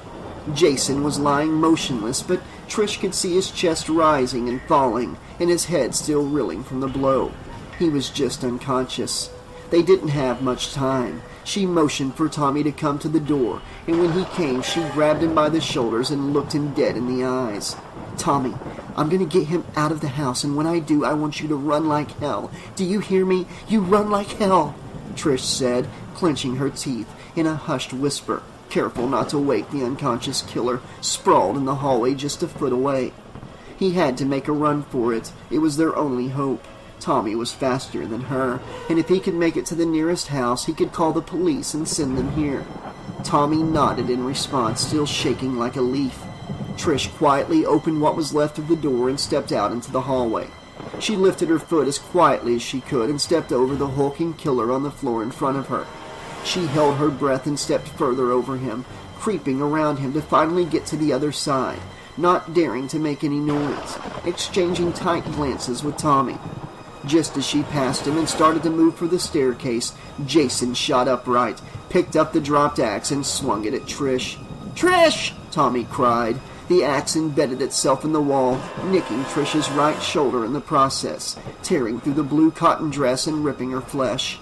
As Jason struggled to pry the axe from the wall, Trish shrieked and lurched forward down the hallway, grabbing hold of the banister for support as she looked incredulously at the blood beginning to flow from the gash on her arm. Jason gave up on the axe and started to head for Tommy, who backed away in fear, shaking his head, pleading. "No! Tommy!" Trish screamed. "Chase me, you son of a bitch!" she thought. Jason turned to Trish and then back to Tommy, and then back to Trish, as if he were deciding who to go after first. "No, Trish!" Tommy yelled, but Trish kept urging him on. "No!" Trish screamed. "Leave him alone!" Jason complied. He charged at Trish with full force, and Trish screamed, whirling around and running down the staircase, hearing Tommy urging her on above her. Trish bolted for the front door, leaping through what was left of it, and ran out into the pouring rain. She spun around and saw Jason barreling out of the house towards her. "That's right, chase me, you fucker," Trish thought. She had to get him away from the house so Tommy could get out of there. She ran as fast as she could down the muddy path, keeping as much distance as she could between them. Jason was hot on her trail. Trish looked over her shoulder to see Jason coming up on her horrifyingly fast, barreling across the yard like a pro quarterback. She shrieked at the sight of the hockey mask right behind her and ran faster, almost slipping in the mud, making a mad dash towards the only place she knew to go, back down the path towards the rental house. She jumped over Tina's bloodied body lying on the porch, not even registering the sight, and scrambled into the house, not bothering to close the door. Jason was right behind her. She stopped at the foot of the stairs and turned around, seeing Jason standing there in the doorway, his huge form blocking out the light from the moon outside. His shoulders were heaving. He was fuming, his eyes glaring at her with that insatiable lust to kill, full of blazing fury that threatened to explode out of him at any moment. She bolted up the stairs, because it happened so fast. The next thing Trish knew, Jason was running at her again, and she screamed. Jason, just an arm's reach behind her, growling as she ran down the hallway, coming to the end and turning around to see the madman at the top of the stairs, those demented, unblinking eyes still staring at her. It was a standoff. Trish stared back, hyperventilating and sobbing, pleading with him. She wanted to try to evoke any kind of sympathy that she could out of this maniac, but she knew it was no use. He was an unstoppable monster, and there was nothing she could do. He kept staring her down, his eyes devoid of any empathetic response or emotion. She was trapped at the end of the hallway like a caged animal, awaiting slaughter. Shrinking back into the corner with fear, Trish backed away, shaking her head. "God, please just leave us alone. Please don't hurt Tommy," she thought. Jason didn't flinch. He charged at her. Trish instinctively turned, looking for a place to run, and she saw the large picture window at the end of the hall. It was her only shot. With a scream and a quick split second to brace herself, she ran towards the window, made a flying leap, and threw herself at the glass. Fortunately, the glass smashed through on impact, and Trish went flying through the window and through the air, hitting the porch roof, smashing through the wooden balcony railing, and landing hard on her back in the mud. Jason leaned through the shattered window and looked down at Trish, lying on her back on the muddy ground, motionless. Trish struggled to breathe for a moment, the wind knocked out of her, squinting through the rain falling down on her face. She could barely see him staring down at her from the window, and she held her breath tightly, hoping he would think she was dead. The second she saw him disappear into the rental house, Trish slowly started to pull herself to her feet as fast as she could and started running back towards home.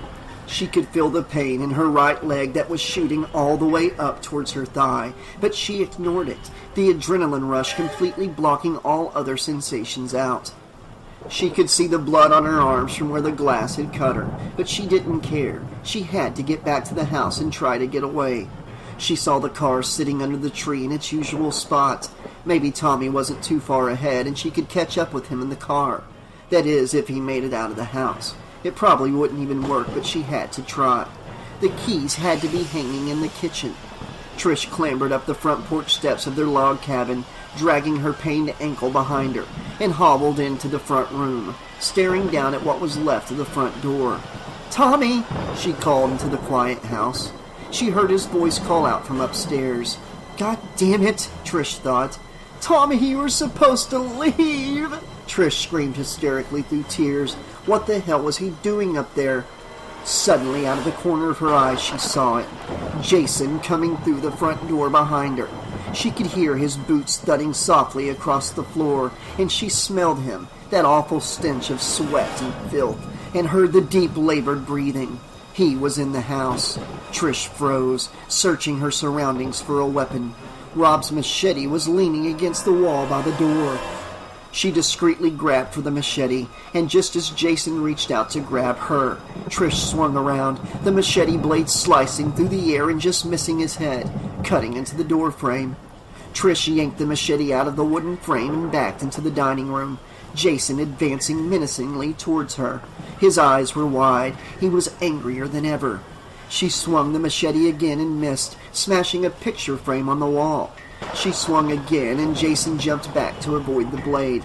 "Stay away from me!" Trish screamed, swinging at him again. He reached for her, arms outstretched. Trish swung, and this time she made contact. The blade sliced into his left hand, right between the knuckles of Jason's middle and ring finger. Jason growled in pain and yanked his arm back instinctively. He held up his hand, staring with his head tilted psychotically at the blood spurting from the gaping wound that had almost split his hand in half. Trish looked on in horror, shock, and relief that she had actually hit him, but that soon faded. The wound hardly fazed him. He lunged at her again, and Trish screamed, looping around the dining room table and running into the living room. "Tommy, get the hell out of here!" Trish screamed up the staircase and leaped back to avoid another grab from Jason. "No!" she screamed. She swung the machete and missed. Jason kept coming, completely unafraid of the razor-sharp blade slashing at him. "You son of a bitch, I'll give you something to remember us by," Trish said through clenched teeth, her fear quickly bubbling up into anger. She reared back like a slugger and swung the machete like a baseball bat. The blade lodged deep in Jason's chest. He didn't flinch. Jason snarled with rage, and with a single swipe of his hand knocked Trish to the floor. She screamed as Jason lunged at her, climbing on top of her and pinning her to the floor. Trish hysterically began to fight with everything in her. She kicked, screamed, clawed, but to no avail. He was huge and he was too powerful. The stench of his body odor was making her gag. His hands were grabbing for her throat. He straddled her and she started punching him in his mask, hammering the tough plastic with all of the strength she had left in her. It was no use. It was not affecting him. He was going to kill her right there on her own living room floor, leaving her bloodied, mangled body there for Tommy to see and have that image of his sister ingrained in his brain forever. "God, you bastard, just please spare Tommy, please don't hurt him," she thought, her life flashing through her eyes. Time seemed to slow down as she began to picture all the things he could do to her. Would he do other things to her, torture her, rape her? No, Trish thought in horror. She saw the look in his demented eyes and knew exactly what he was planning to do. He took both of his hands and wrapped them around Trish's throat, clamping down and strangling the life out of her. He was going to kill her, plain and simple. Trish couldn't scream, and she felt her body going weak from the loss of oxygen. She clawed at his hands, tried to pry them free from her neck, but it was hopeless. And then, almost by godsend, a voice rang out loud and clear. "Jason! Jason!" the voice bellowed. It was inhuman, it was filled with anger, but still held the youthfulness of a child. It was Tommy's voice, Trish realized, but something was different. "Jason!" the voice continued, until finally Jason stopped strangling Trish and looked up at the staircase. Trish glanced up as well and saw her brother standing there, his head almost completely shaved. Tommy stared at Jason in the eyes, through the holes in the hockey mask. "Jason, remember me?" Tommy asked, walking closer to Jason, talking in a soothing, hypnotic voice. "God, no, Tommy, what the hell are you doing? Get the hell out of here!" Trish's mind screamed. "Run! Save yourself!" She tried to signal to him with her eyes to run and get the fuck out, but Tommy's eyes were transfixed on Jason. What was he doing? She scrunched up her face in bewilderment. Then she realized what he was doing, and she was in awe. He looked just like the artist's sketch in the newspaper of Jason as a little boy. It was almost as if he recreated the sketch to a T. He had put foundation on to make his face look deathly and pale, and made dark circles around his eyes. He had shaved his head, but not completely, leaving sparse patches of hair like in the photo. He had cut his jeans off at the knee like the shorts the little boy was wearing. It was almost like he was creating one of his masks or one of his action figures. He was young Jason Voorhees. Trish tried to say something, but Tommy gave her a knowing look. She knew exactly what he was doing. She saw Tommy's eyes flicker over towards the machete discarded on the rug, and Trish's mind clicked into place. It was a distraction, and it was working. Jason was either confused or intrigued and was just kneeling motionless, cocking his head to the side like some kind of confused and curious animal, staring at Tommy, staring at what looked like himself as a child in a silent daze. "Trish, this is your chance," her mind screamed. Jason rose to his feet and stared at Tommy, almost in a trance. "Jason, remember what you were, Jason. Don't you remember?" Tommy said, drawing Jason closer and closer until they were an arm's reach apart. It was working. My God, it was working, Trish thought excitedly. It was putting the bastard in some kind of trance. It was working. Trish had to act fast before Jason realized their plan. She quietly but quickly snatched the machete up from the floor and crept behind Jason, slowly bringing the machete back over her shoulder. She wasn't fast enough as he heard her quiet and furtive footsteps and spun around, snapping out of it and leering at her. Trish panicked as she saw the utter loathing in those eyes and swung the machete at his head with all of her might. Her panicking had caused her to miss her mark, but the machete grazed Jason's mask, knocking it off his head and sending it flying. What was under the mask made Trish recoil in pure, unadulterated repulsion and terror, and the machete fell from her hands onto the wooden floor. He didn't even look human. His features were distorted and grotesque. His skin was graying and decayed, covered in oozing sores. It was 10 times more horrifying than any of Tommy's masks.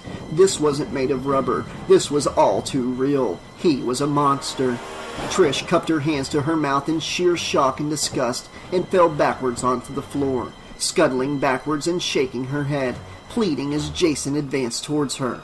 All she could do was watch helplessly. His mouth opened, revealing a set of broken and rotting teeth. It was something out of a nightmare. What happened next, Trish didn't see coming. She heard Tommy's voice scream Jason's name with the fury that she didn't know Tommy had in him. When Jason turned to face Tommy, Tommy swung the machete at the side of Jason's head like a pro batter. This time, it didn't miss. It buried deep into the side of Jason's skull, slicing through his deformed flesh all the way up to the hilt and cutting through the side of his left eye. Blood squirted out and dribbled down Jason's cheek. Tommy stared on in shock as Trish stood with her hands at her face, crying hysterically and hyperventilating. They both watched in terror and hopeful anticipation as Jason fell to his knees and pitched forward, landing on the machete protruding from his eye and burying the blade deeper into his skull. The grotesque abnormalities of his face were twitching and moving around, and his body began convulsing.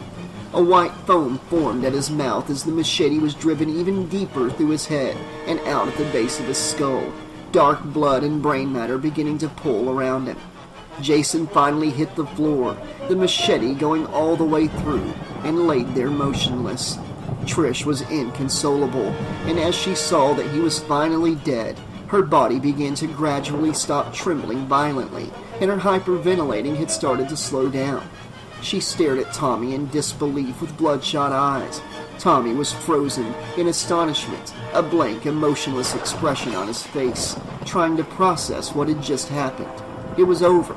It was all over. The initial shock of it slowly resolved into an overwhelming relief that washed over both of them. Trish sprang to her feet and ran to Tommy, embracing him. Tommy began to cry into Trish's arms, turning from a killer into a scared little boy trembling, all over with fright. She wanted to say something, ask him what came over him, ask him if he was okay, but she was barely able to speak. She just wanted to hold him and tell him everything would be all right. Jason was dead. He was dead and the nightmare was over. Then, without warning, Jason's hand came to life, grabbing Trish's ankle. She let out a bone-chilling scream and yanked her foot away. What happened next was the ultimate shock. She watched as Tommy picked up the machete, and in a split second his tiny body went into a frenzy. He lifted the machete into the air and brought it down on Jason's body.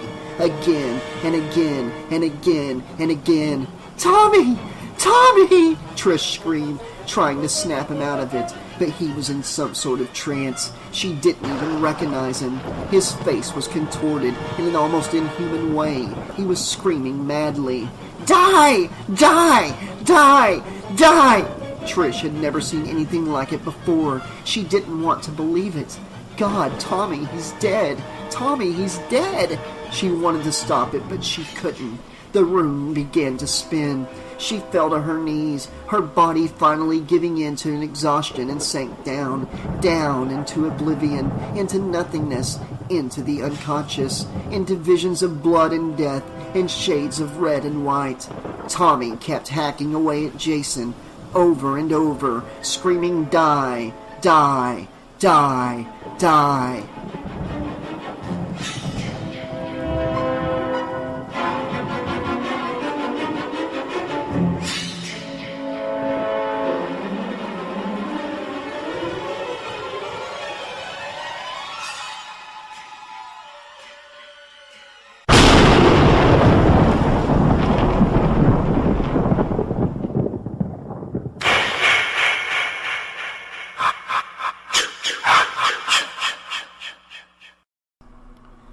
Epilogue. Trish's eyes fluttered open and she came to, realizing she was in the living room of the house. She looked down at her clothes, seeing the blood and mud caked all over her from head to toe. Then she remembered last night, and when she took a few seconds to process everything, she let out a sob. Jason was lying on the floor in front of her, his head nothing but a mass of bloody tissue, the machete still driven through his skull up to the hilt and transfixing his body to the floor. She could see bits of brain and gore through the rotting skin, and she grimaced. The house was quiet. Tommy was nowhere in sight. Trish looked over and saw Rob still lying there on the hardwood floor in a pool of blood and broken glass. It didn't faze her. After all she had seen, after seeing Doug and Sarah and Jimmy's mangled bodies, and seeing her brother hack a madman to death, she had become totally drained of all of her emotions. She slowly pulled herself to her feet, wincing in agony as she dragged her limp ankle over to the window.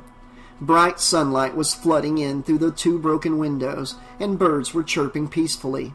Her eyes lit up as she saw the police cars coming down the winding country road. "Tommy! Tommy!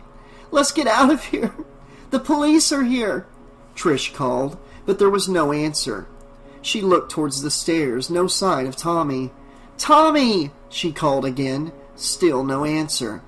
Trish stepped over Jason's unmoving body and began walking up the stairs. She got to the second floor and rounded the banister, going down to the last door on the right and pushing open what was left of Tommy's bedroom door. His room was empty. The smashed computer monitor was still on the floor. Trish stepped back, confused. Where the hell was he? The sirens outside were growing louder. "Tommy!" Trish started to say, when a noise caught her attention. It was the sound of running water. Then she saw the water flowing out from under the bathroom door.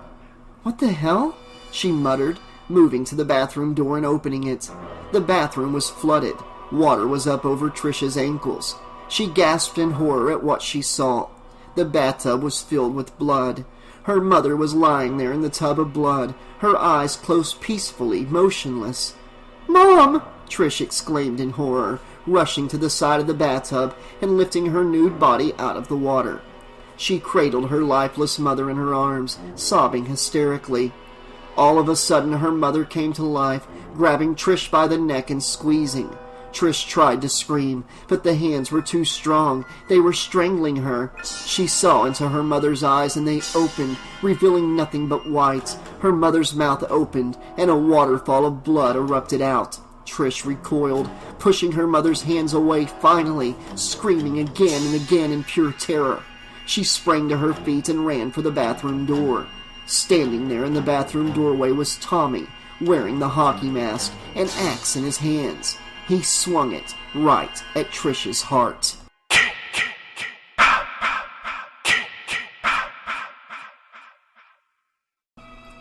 Trish woke up screaming. 2 hands pinned her back down to the bed and her eyes flashed open, a white light blinding her. Trish's body relaxed as she realized she was safe. There was no dead mother, no Tommy with an axe, just a hospital room surrounded by police. She stopped screaming, seeing the concerned faces of the officers. "Mrs. Jarvis, are you all right?" Trish looked around the room, letting it sink in all at once, and she remembered all of it. Rob being murdered, that maniac chasing her and Tommy through the house, Tommy grabbing that machete and going absolutely batshit crazy. It all came back to her and hit her like a truck. She let out a small sob as she looked down and saw the gauze on her ankle, and the gauze wrapped around tightly on her upper arm where Jason had hit her with the axe. "Yes, yeah, I'm okay.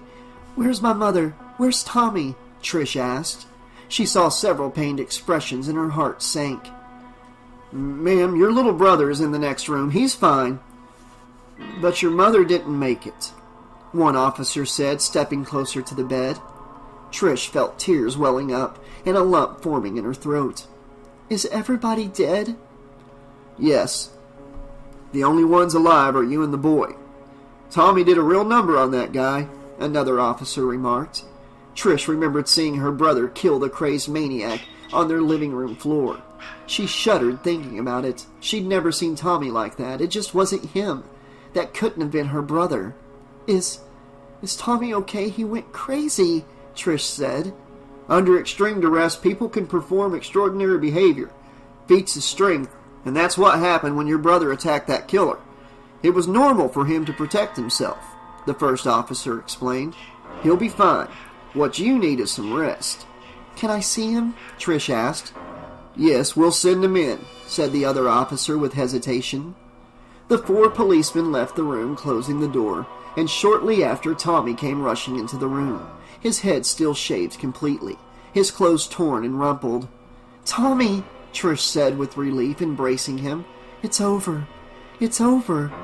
Trish didn't see the look on Tommy's face as he stared blankly at the wall behind her. His eyes were glassed over, his face drained of color, his eyes empty and soulless. Tommy could feel a white-hot intensity bubbling up within him, a rage, a burning rage that threatened to consume him. The end.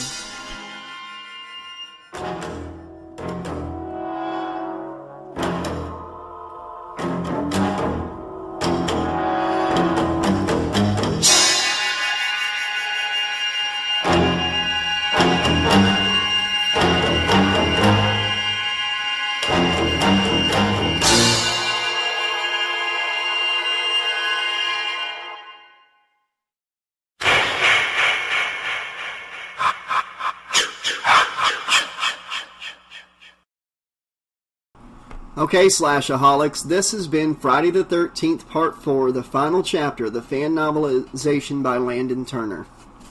Gotta say, I really enjoyed this fan novelization. Landon, you did a great job.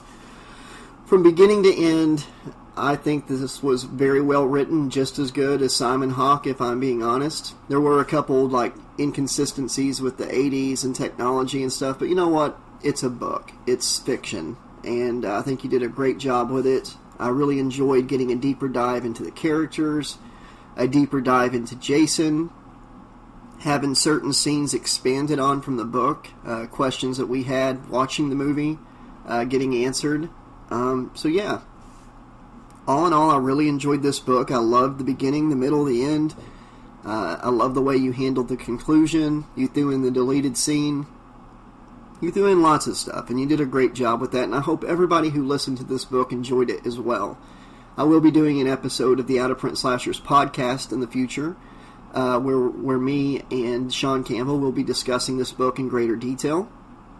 I've also given little mini reviews on each chapter as I've narrated them. You can listen to the playlist version of this book if you're listening to the unabridged version right now. To get those little tidbits where I discuss each chapter a little bit and what I thought of each chapter individually. But yeah, overall, I thought that Landon did an amazing job on this book. I really enjoy Friday the 13th Part 4. It's one of my favorites. It's one of the best in the entire series, and it really did deserve a novelization, and I'm glad that Landon Turner took the time to write this for us to enjoy, and I hope everybody that's listened to it has enjoyed it just as much as I have. If anybody listening wants to write novelizations for Friday the 13th, 5, 6, 7, 8, a novelization for Jason Goes to Hell, go for it, and I will narrate it on this channel. I would love to see more fan novelizations written for the movies that did not get direct official novelizations commissioned back in the 80s and 90s. But yeah, I want to know what everybody else thought of this book. So all of you slashaholics that gave this book a listen, please let me know in the comment section what you thought. Be sure to thank Landon Turner for writing this for us. He did a very great job. I'll be back very soon with more audiobook narrations, podcasts, and Slash Tracks episodes here on 80 Slasher Librarian Presents. Until then, this has been your friendly neighborhood 80 Slasher Librarian saying thanks for listening, be excellent to each other, and I'll see you soon.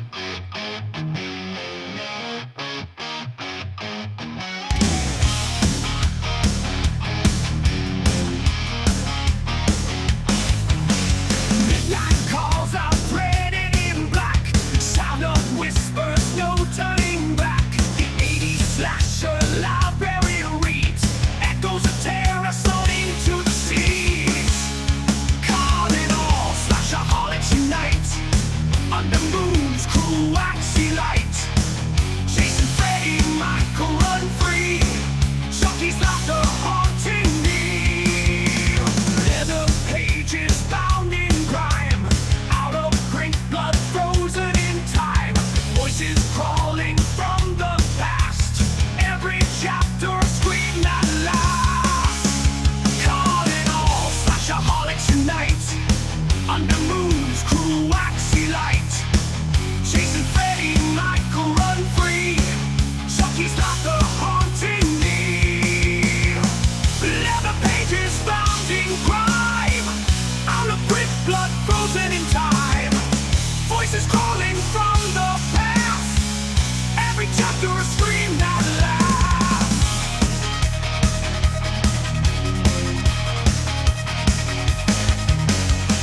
Each tale turns razor sharp. His voice strings you like a harp. Silent screams behind locked doors. Librarian knows you're craving more.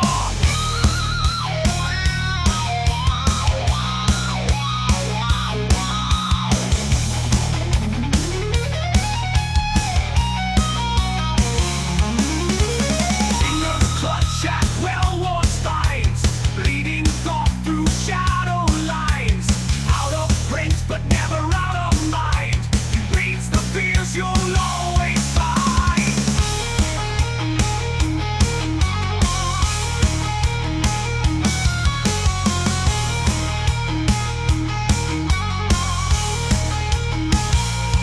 Calling all slashaholics unite. Under moon's cruel waxy light. Jason, Freddy, Michael run free. Chucky's laughter haunting me. Leather pages bound in crime. Out of print, blood frozen in time. Voices crawling from the past. Every chapter a scream that lasts. In me, itching me. In me, it's me that lasts. In me. Each tale turns razor sharp. His voice strings you like a harp. Silent screams behind locked doors. Librarian knows you're craving more. Fingers clutch at well-worn spines, bleeding thought through shadowed lines. Out of print but never out of mind. He reads the fears you'll always find.